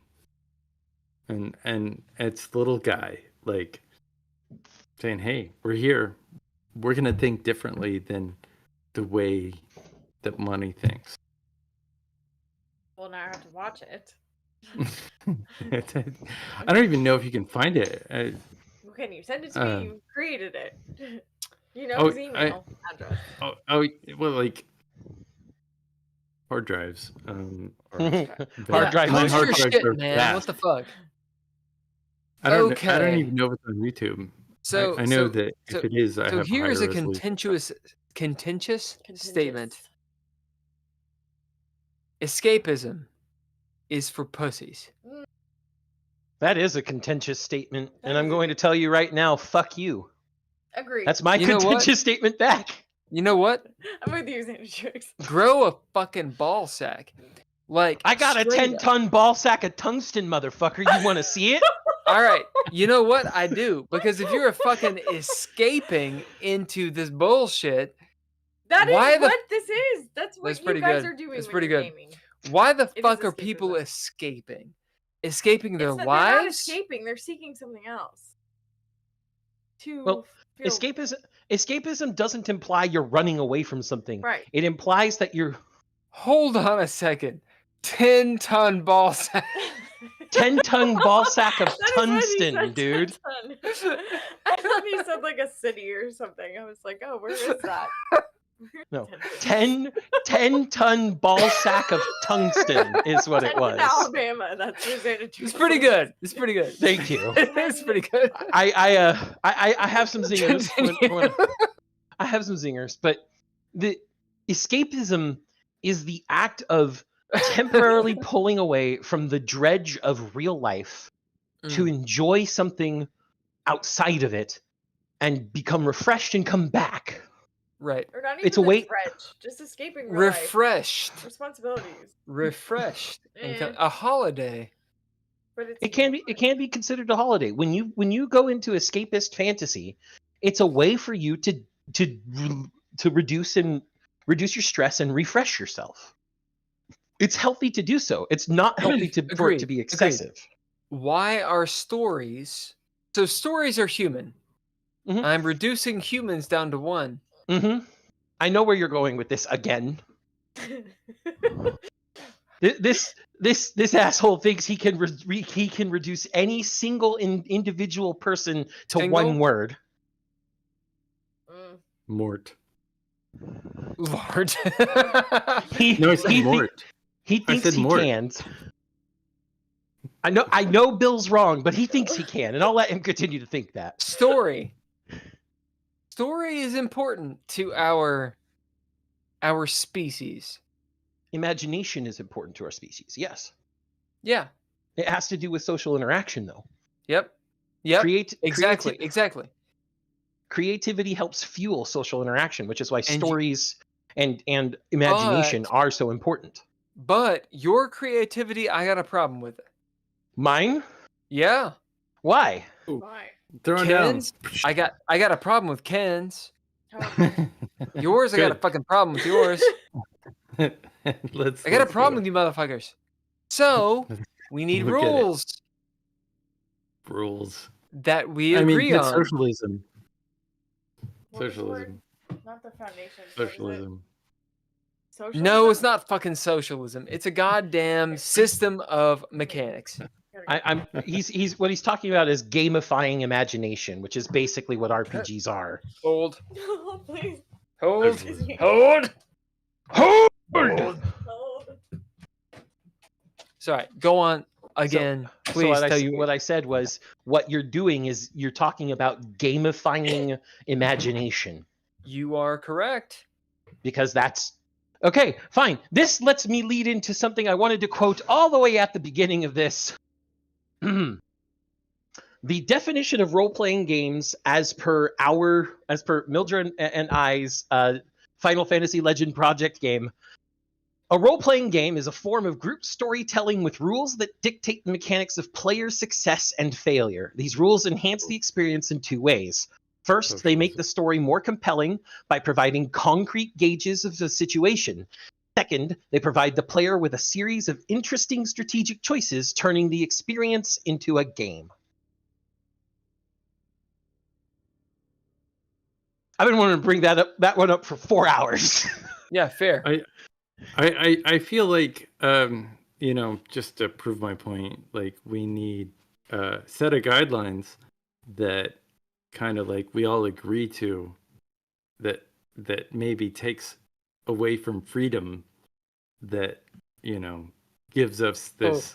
He's just trying to win. You see, He's just trying to win. Here's the thing, Ken. You just proved it's an act of freedom and not an act of safety. Xanatrix, A set of guidelines that we all agree to. Xanatrix. But the guidelines are security. Like if the we guidelines are guidelines, limitations. Yeah, but it's security. And I've lost all control. We have optionally chosen to accept those limitations. It is freedom of choice at its finest. Xanatrix, will you read Garm's message? I shall. For me, TTRPGs are not even about stress. I can't pilot a giant stompy robot or have telekinetic and telepathic powers while wielding a laser sword or fight a dragon in real life. But in a game, I can. Thoughts? I mean, that's as valid a motive to play a TTRPG as anything else. I can't get crabs from a hooker with my current girlfriend. Okay, we are at 10:30 Pacific, which means it's 12:30. 12:30 your guys' time. All right. Yeah, So we have a maximum of 31 minutes. Okay. We're not going to do a 5-hour podcast. We did a 6-hour podcast already. What are you talking about? We already talked about it. Ken and I were like, wait, we can't do this. Ken, it's going to be fucking. This was supposed to be 2 hours. States, don't look at me. It's these guys who keep going on and on and on and on. I show up. He's like, by the way, it's still going. I know. I'm like, he's like, sit in the chair. I didn't even know what was going on. I sit down in the chair, couldn't hear. Now I'm in this fucking podcast. It's good shit. 10 hours later. This is awesome. So no, just a second. You like him, but you were blindsided by an idea that you weren't expecting. Hey, okay. We'll get to the fucking heady shit. I do. Okay. I'm here. Coming back. Throw me Coming in. back. Because to me, like, because to me, privacy is very important.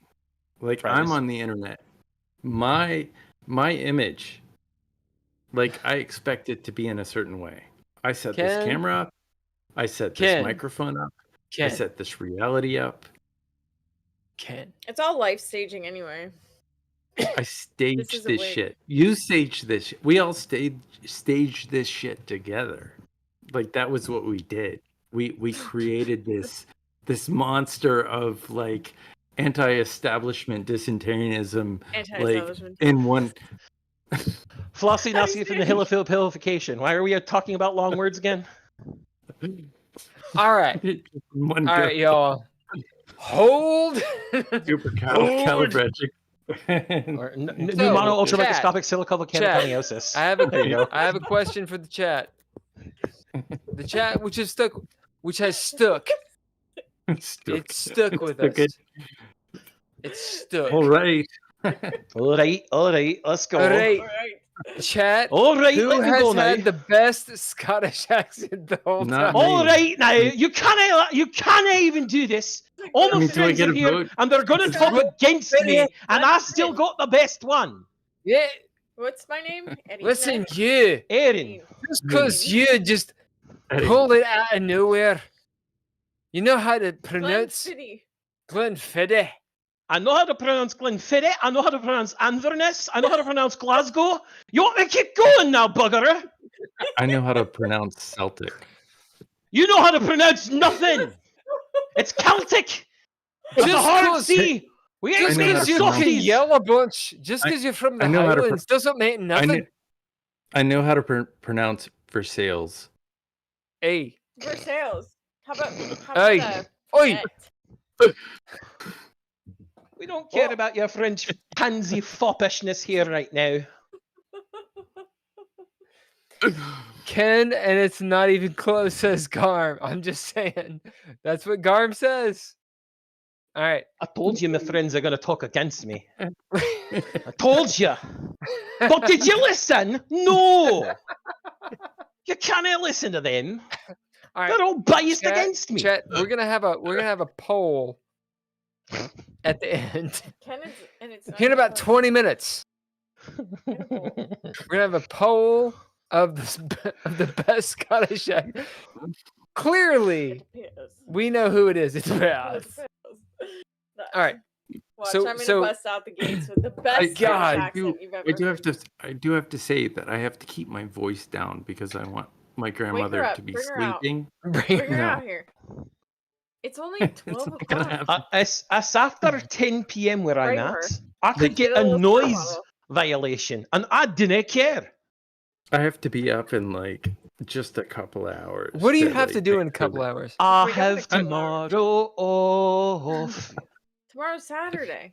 Wait, Tomorrow- What is no, tomorrow? What is tomorrow? I'm in Tomorrow's Europe. Friday. When, Friday. when you Friday the when you 29th. take care of someone else, you don't get a day off. You Listen, work listen, every day. Ken. Do you take Listen, care of first people? of all, we appreciate you. Second, your bullshit is not going to influence this poll, okay? Wake up at 3 We o'clock. don't care if you're Work taking care of every like day. 10 cancer survivors.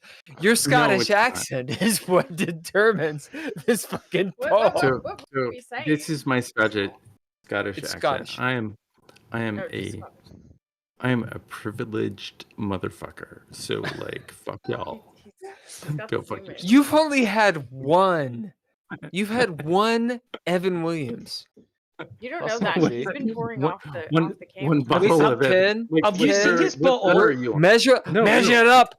All right, Xanatrix, you did it before. Measure up. Where You're are we at the at? same place. You're both at the same place. Again. Where were you before? Oh shit! They were both halfway up the bottle. Holy shit, Ken! He's been pouring off. Digital the high camera. five. All right, Double. Get Y'all, All right. y'all are too drunk one for more your own hand good. all right. Listen, Kentucky folk have to keep it real. All right. Fuck you.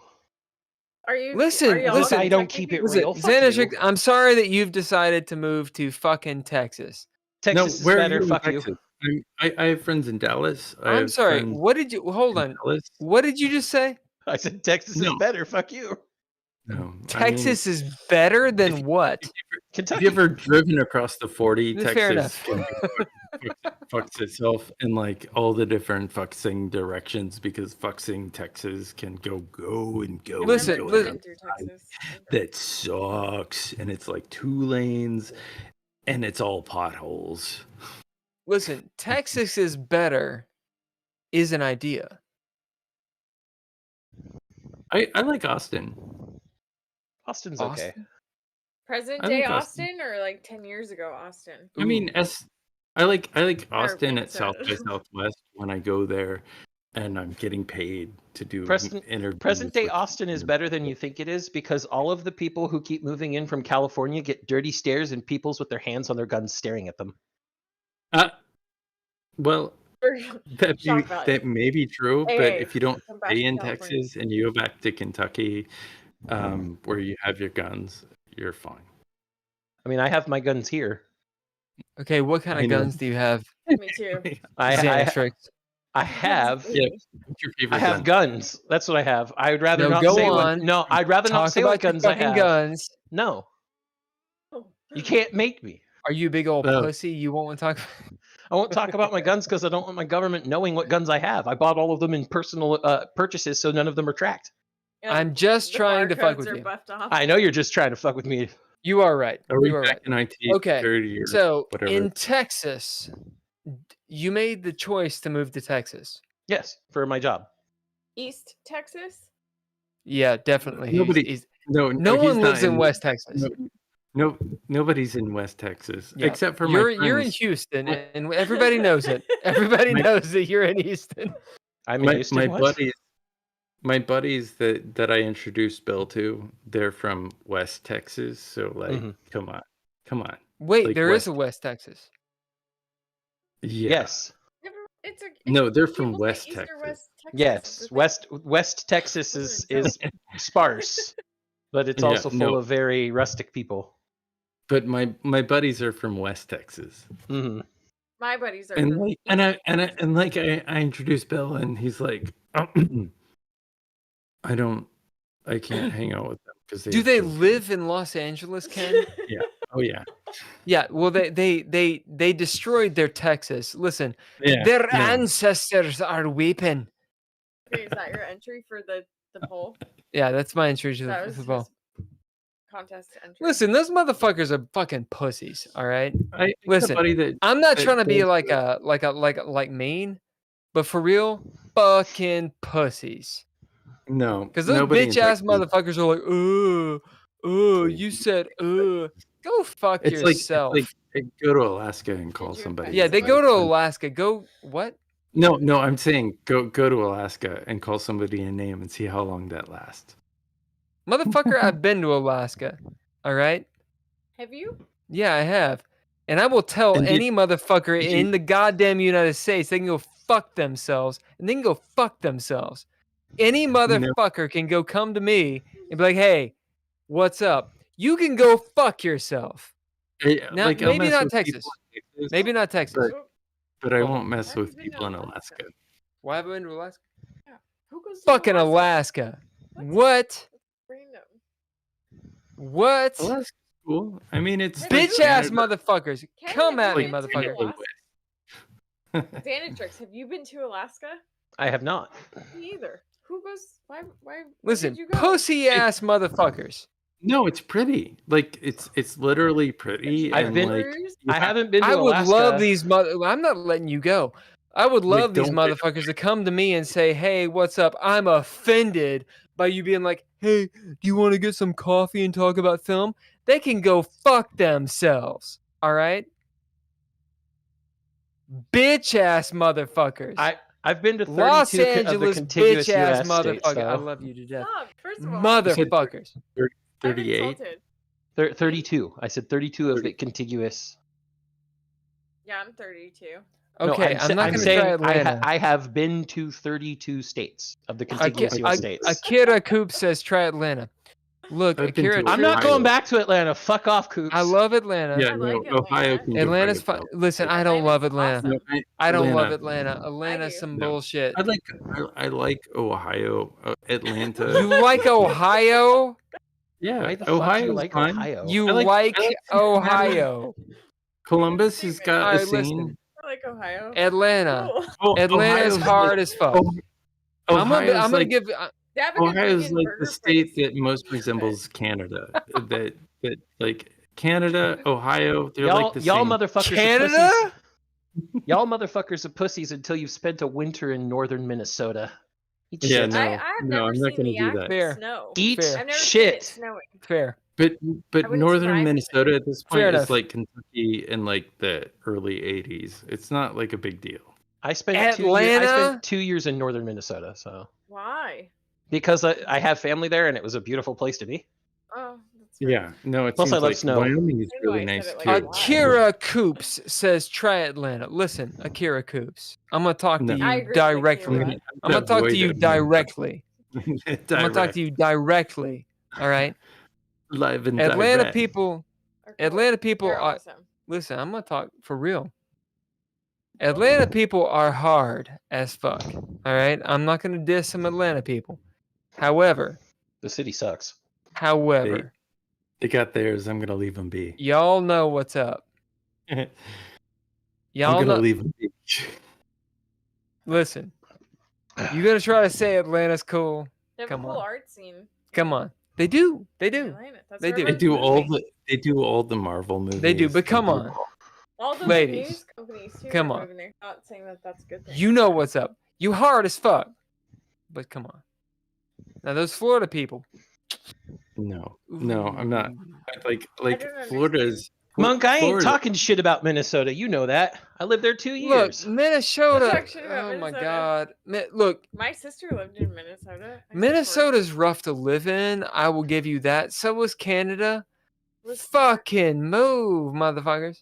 I would love to live in Vancouver. If I could afford it, I would be in Vancouver right now. Like seriously. No, North Carolina. I'm sorry, North Dakota. Vancouver seems like Minnesota it's a neat sucks place. dick. No, it doesn't. Motherfucker, Canada. you're gonna get curb stomped. Sucks. Really?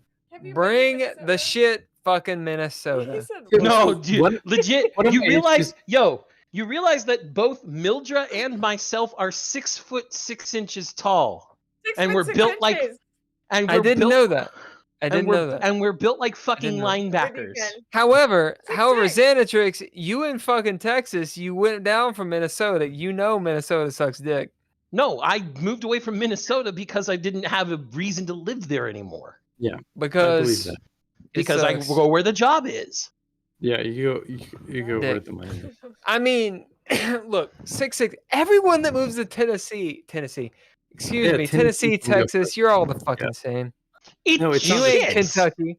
You Eat Tennessee shit. and Texas are different. Like, Tennessee I and have to Texas say- are hella different. you ain't Kentucky. And, What and, the and fuck's wrong hella, with you, motherfucker? Why, hella- why would I and want to hella be? somebody's- Why would I want to be somebody's from Kentucky? hella NorCal right there. I'm saying, I can't hear. What did you say? Look, let me show my Kentucky bitch ass motherfucker. Here you are in Texas from Minnesota.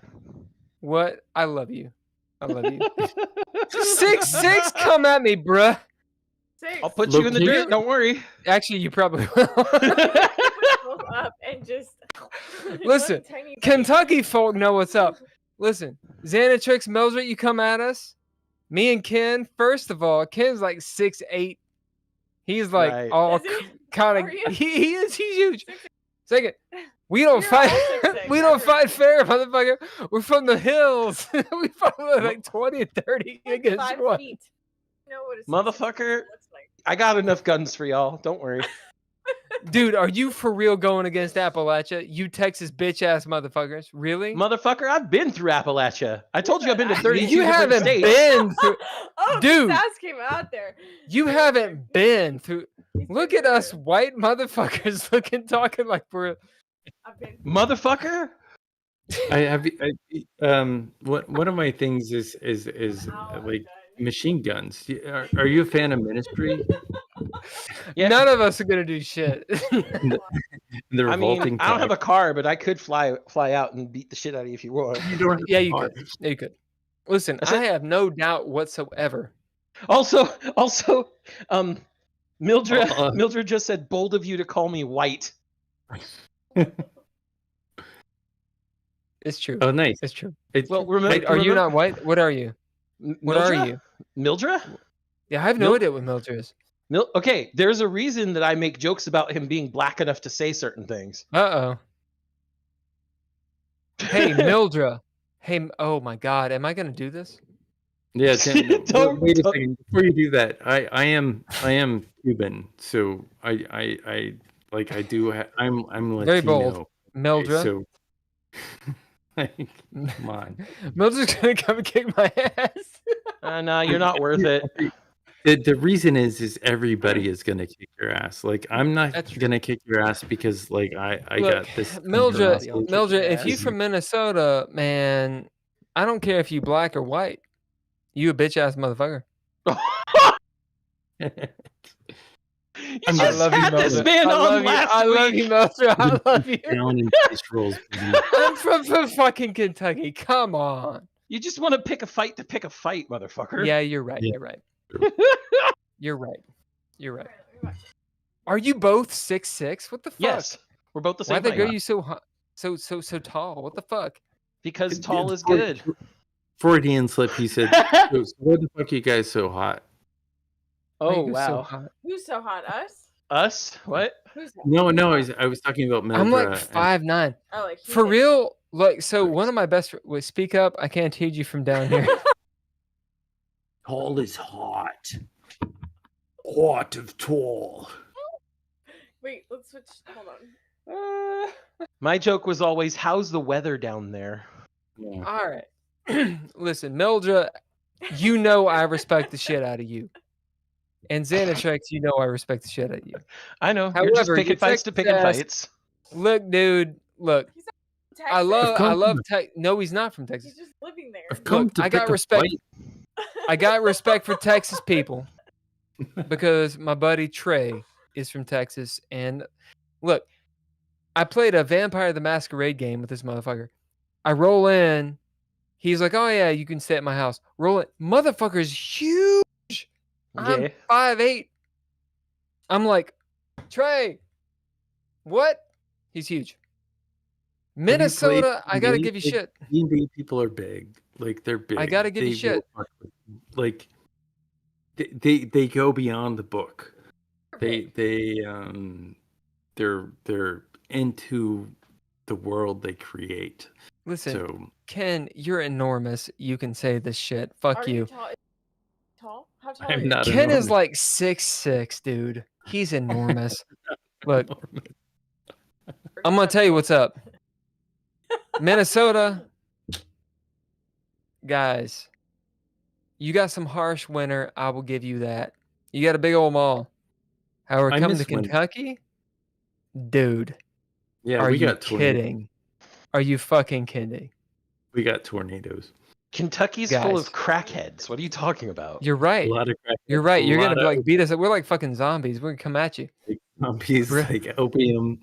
For real. You come to Kentucky, you're gonna feel I don't know what fucking I'll But just we go get a also police have cruiser while I'm at it. That's all. You will probably not do that. If we're gonna treat this haven't like a been to any zombie of those zombie places. film, I'll go grab a police cruiser, get the shotgun, we going. Mm, Okay. Can we agree that Canada's some bullshit? no. I can agree that Canada's some bullshit because it's being run by Fidel Castro Jr. Okay. Canada's some bullshit. We can all agree. Mildred, can we agree that Canada's some bullshit? Can we agree that California's some bullshit? Oh, I can definitely agree. California's some bullshit. All right, we The can all dude is agree like on that. Newsom, Okay, like okay. on normal. Y'all don't talk about California. I will Okay. talk all the shit about California I want. talk I have about family that still Minnesota. lives there. Or love Tennessee, or wherever California. the fuck y'all My are family from. lives there too. Oh, or Tennessee. I'm Texas. Fuck. Texas, Tennessee. Tennessee, you said Texas. They are not the Yeah. same fucking thing. Yeah, Basically they the are. same Because, thing. like, if No, you they live in aren't. Colorado, no, seriously, if you live in California, and then Colorado or there's everything Texas, else. you move to California. I mean, because move to they're so great, you're like, oh, what am I gonna do? I'm gonna move to California because Him? Texas and Colorado Eh. are great. Listen, I was Like, born seriously, in California. Aaron, Aaron? how many people do you know from Texas or California? Like, is it 10? Is it 15? Did you say Aaron? Yeah. Are you talking to me?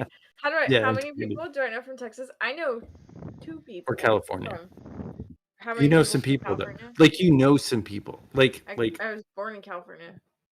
yeah, but you know people from Texas that are Two. like trying to, like, you know 2 people. From Texas. I know several people from Texas. Like, look, what I'll say is this. What was the question? Wait. What's the point of that question? What's the point? California is Well, shit. left Texas to go to California. What I will say is I've been I'll to They Houston like once. Pacific Coast ocean waters. I'll Things that I'll say this about California. All right. you know I'm your coming- bedroom. I'm coming from Kentucky. I'm gonna say this about the United States. All right. You come from the bread basket. Minnesota, you know how to handle cold. These are not pussies, okay? people, we can call shit, we can call the accents. They got grit. Kentucky, you got grit. Tennessee, I hate saying it. Nobody, but Why do they you keep talking about got Tennessee? grit. Texas has got grit. If you are actually from California, I'm not talking about a transplant. If you're from California, like actually from here, if you're an Angelino, for example, you got something to you. Every Angelino I've met knows what's up. It's not just because she's my girlfriend. Girlfriends, hey, Spoiler. people that are from Angelino, boom. We're pretty Transplants, cool. It's everyone that comes here that ruins the idea of college. transplants. No, That's no. a different What ruins the idea of California is how they vote. Look at Gavin fucking Newsom. Mildred So says, it's- if I can't talk shit about Cali, listen, Mildred, you can talk shit about You can Cali. talk about traffic. Then I demand you Whoa, to hold defend on. LA traffic. Right now, everyone who's not from California, sorry I'm yelling, Do it. everybody's gone. It takes 19 minutes to get anywhere. They're right not going to now. understand that. 19 Everyone is minutes. gone. No, it That takes is more not than from that. California. There's Okay. zero traffic. Let me Sure. All the give you fucking leftovers are here. let me give you context really quick. On Xanatrix. Christmas Day, Xanatrix. you can go anywhere you want to go. Today, and that's Xanatrix. 19 minutes to get to Yo. Highland Xanatrix. Park. Yeah, but they're not going to understand it. Yo, Xanatrix, I understand. I got a it. question I for lived you. there for like 15 years. I I, got it. get it. I got a question for you. yo. How far is it from you to, we'll say, what's a place you go to often? I By work from car. home. I don't go anywhere. Me too. All right, to the grocery store. Do you do the grocery store? Yeah, Okay. it's like Instacart. three How- or 4 minutes away. Okay, yeah. How I'm not many asking minutes. I'm asking miles. 2. 2 Oh, miles. it's How long like does 2 it take? hours. Hold It's on. an About hour. about 3 minutes. Okay. No, 2 miles, 3 minutes. Ken, how long does that take in LA? It's like an hour and a half. No. It's an hour and a half. Angelino. Has terrible No, traffic. we're not talking about Texas. He's in How long? Texas. I know, but we're trying to get the context. 2 miles, 10 minutes. 10 minutes No. in LA. No. Yes. How long does it take you to get Seriously. to Venice Beach at 5 o'clock? Hour. It takes an hour to get anywhere. Yeah, but they don't understand. Yeah. Motherfuckers, No. you and your fucking bullshit LA 45 bullshit. 45 minutes You to an hour fucking to go talk. anywhere. If you're talking about 6 miles, it could take 30 minutes. Depends on where Yeah, it's an hour. For real. Xanatrix. And then, Have and you then lived like, in Los somebody- Angeles before? Ken. No, but I have Then- family in LA. Okay. What part? It's been 19 years since I saw them, so I don't remember exactly which part. That's fair. So Ken and Zubidoo, as we're going to talk on. What the fuck? I'm not We don't have a name. We don't have Ryan. Oh. Ryan. at all. Aaron. Oh. So where Aaron. I'm from, where I'm from, Where I'm from. If I'm like, oh yeah, shut up. If I'm like, oh, I got like 10 was minutes. with me. If I got 10 minutes to go, that's 10 miles, Nope. Yeah, Nope. right? yeah, that's Okay. about right. Here, Why are you guys talking shit about traffic? here, It's like 2 3 hours. miles is Nope. like 30 minutes. Well, it's Yeah. because the freeways were not. But set up I don't for mean the traffic because. for cars. I'm trying to give context. But it's just part of the. People reality. don't know it. No, it's Yeah. the here reality. Elsewhere doesn't understand. Yeah, Houston takes an hour to go anywhere. But I you're don't going live 90. in Houston. I don't know Houston's Where do you where live? He lives. I am in not. No, Houston. you already tried that a few Austin. times. The answer's no. to Texas. He's playing. one time, He's playing and the it took long forever to game get- of like, where do you live? Where you at? Last thoughts. we Uh, got 6 minutes. Because I'm gonna turn Bathe. into a goblin if I don't eat some food soon. Goblin Spade. Xanatrix, this episode is all about you. We appreciate you and your opinion on all this stuff. What's the Cybersecurity, title? we hit. What's the title of the episode? We'll get to that in Literally a just second. my name. Hey, dude, chill. I'm talking to Ken. chill the fuck out. We're gonna deal with that shit later. Xanatrix, thank you very It's so much. important. Thank No, you for it's having not me. This fucking has been important. fun. Xanatrix, what the fuck is the name of the fucking episode so Ken can do 3 things at the same time? God damn it. Okay, the name of the episode?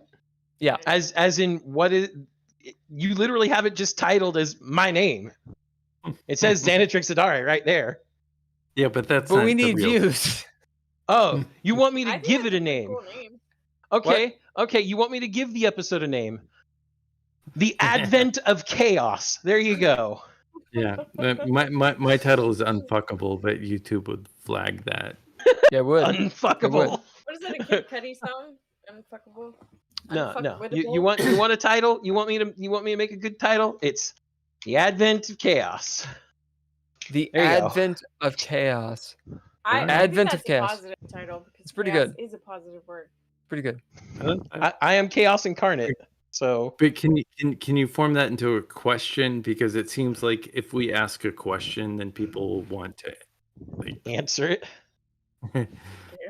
I think this is gonna make them scratch their heads and go, "What the fuck's that all about?" and click it. Yeah, what the fuck's that all about? I feel like that's the title. Good job. Okay. I'm glad No, I can give you that. So, 4 minutes. 4 minutes What is- indeed. I didn't expect to be on a 7-hour long podcast, but it's been fun. It was Neither did Mildred. Yeah, but- Mildred was on here for like fucking 5 hours. We were like, dude, we're done. And Mildred was like, dude, we can keep on going. Ken and I were like, dude, we're done. Oh my God. stayed on because I showed up and I wanted to continue talking. Continue. Yeah. Yeah. Continue. Last thoughts. We've been talking about all kinds of shit. Safety versus freedom. Listen, viewership, you go to Safety fucking versus hell, freedom. motherfuckers. You didn't sticker it out this time. Go to fucking hell. Safety versus freedom. Ken is all about safety. Safety. No, it's not Are you? safety. It's security. Sure, same thing. No, it's not. Oh, no, Yeah, it's it is, because I asked the question and I said it was both. Xanatrix is about freedom. Yep. Ken, you fucking played that because you were fucking doing the devil's advocate. You don't get to do shit, motherfucker. Acting like you're shit. Fuck you. So here's the question: I'm Which afraid one of is the right? world. I'm afraid of Americans. I'm afraid I can't help it. I'm afraid I can't. Which one's right? Derivative. I'm pretty sure. I'm pretty sure I definitively proved that the one who's most responsible for your safety is you. Thus, having the Yeah. freedom to seek your safety is the best outcome. We have And a I- problem and I- with that, which was voiced by Ken. And I proved that you can't count on anyone, even yourself. You did not prove that. What? When did you prove As- that ever? Well, You we didn't. proved it. We proved it As me, I We am proved it. myself through 3 proof. things. that I am inadequate to prove anything. We're gonna prove it through no, 3 that things. doesn't work. Why 3? 3. 1. Jaywalking. Bad No. idea. always a bad idea. No, yeah, but, but even if You you're in can't have both, motherfucker. no. even if you're in I prison- already told you that the reason that jaywalking is penalized is not because it's a criminal act. Yeah, but you're But as in- penalized. That's not freedom. No, okay, not the same because Yeah, your but freedom not- isn't it taken is the from same. you. But the penalty is like your It is the fellow, same. your fellow You're tell- American. You're no, telling listen to me Please that stop. someone coming You're up telling on you, asking you for money, is No, not no. authoritarian. Your fellow American, which is supposed to be on your side, has chosen to run you over instead of like stop. Because they are afraid of your life because you have a picket sign saying, I would like to have a thing, please. And you're like, And you are nope. not And you're like, protected because nope. of their freedom. Because they can run you over. It's because not of their freedom. freedom. It's like an Xanatrix? advanced. It's like an advanced form of attack. We already went through this. That if someone is illegitimately stopping people from going on their lawful way by blocking traffic. It impedes on what things? Emergency services, flow of traffic, and the economy. And I proved that by law that whatever it is you said is right. Ethically, I did not prove that. Ethically, I never said it was ethically acceptable. I said that it's morally acceptable. There's a big difference. No, yeah, it's not. If they are blocking an ambulance from getting to a hospital with somebody who is dying in that ambulance, is not an ambulance. By law of the government, you can run somebody over for being in your way because you want to or fear for your life. That is hard to prove in court. Trust me. It is not. In court, that's an interesting idea. No, it's regardless, not, you say freedom, and then you appeal to a higher court. Government. That ain't freedom, dog. We already discussed that too. When I discussed fucking, I never threw in, motherfucker. When I discussed philosophical libertarianism, I never threw in. I let you motherfuckers threw in. I let you through. You threw in too. Come on now. Don't you be trying to gaslight the shit out of us here now. I'm trying to gaslight the shit out of you. Is a libertarian, and he thinks that we should go build a road. This is good shit. So, it is. Put your motherfucking head back down, Ken. That's what Mildred says. Listen, Mildred, Ken has got some big old fucking testicles. All right, just so you know. All right, Xanatrix. Yep. Fucking amen. Very good conversation. You are awesome. Very, very good conversation. I had fun. Like, seriously, like, I'm a fan. I listening to what you say, and everything you say is interesting to me. So thank you. 100%, man. Great shit. Thank you for having me. I figured we'd hit it off after I watched some of what you guys did with Mildred last week. And awesome. We love it. Ken, of course, fucking Couchfire Media kicking ass. If you guys have been watching any of the graphics you've seen, that's Couchfire Media. That is Ken double, triple tasking. It's a big deal. If you want to support us, it's patreon.com/dreadlore, and eventually that money is going to go to Ken. Thank you so much, Erine, for impromptu showing up. Xanatrix, guest fucking star, kicking ass. Yeah, rolling on. You're badass, dude.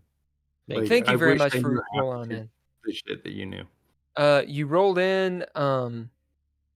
Also, throwing down from Mildra, throwing down from the Cloister of the Dice, all the kind of stuff that you guys do, making gaming actually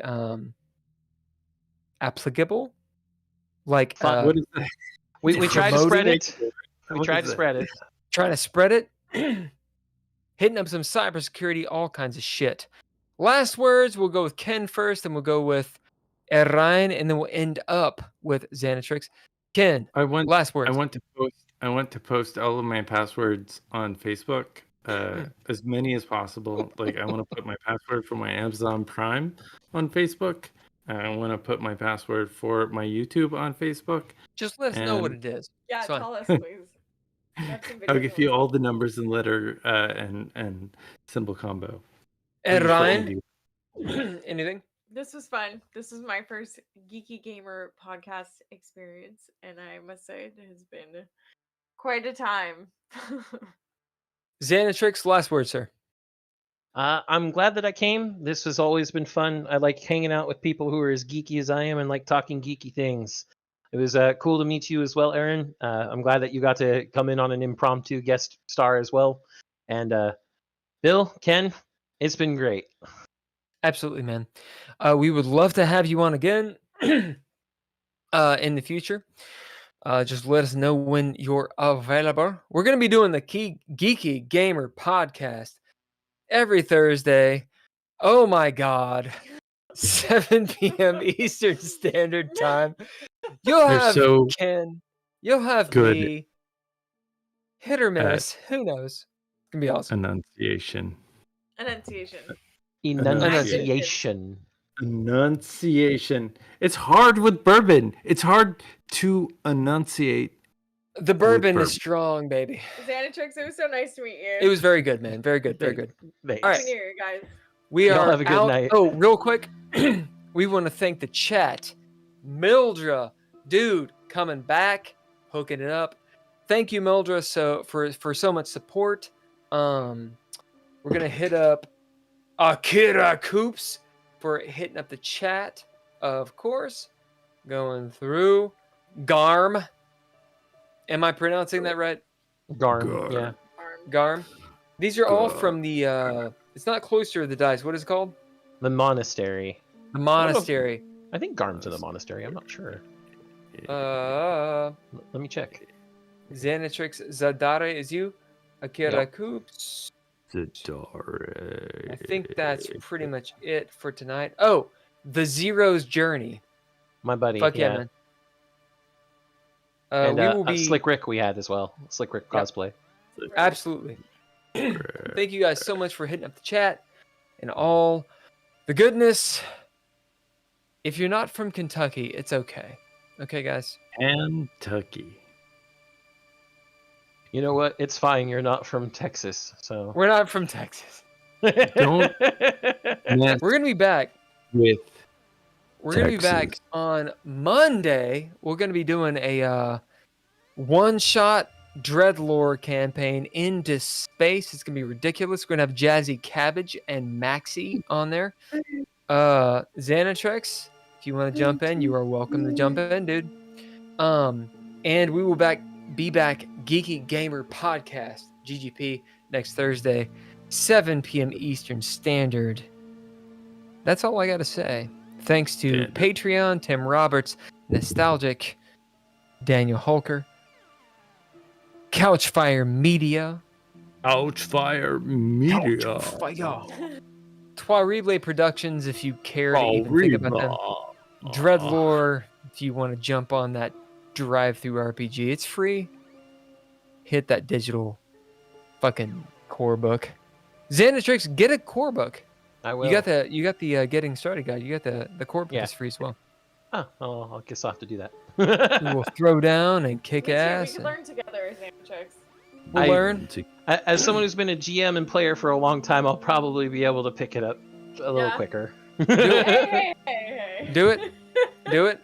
Probably. Drink some bourbon. We'll hang out, and we're done. Ken, we're done. We are Nice. done. Night, y'all. Good night.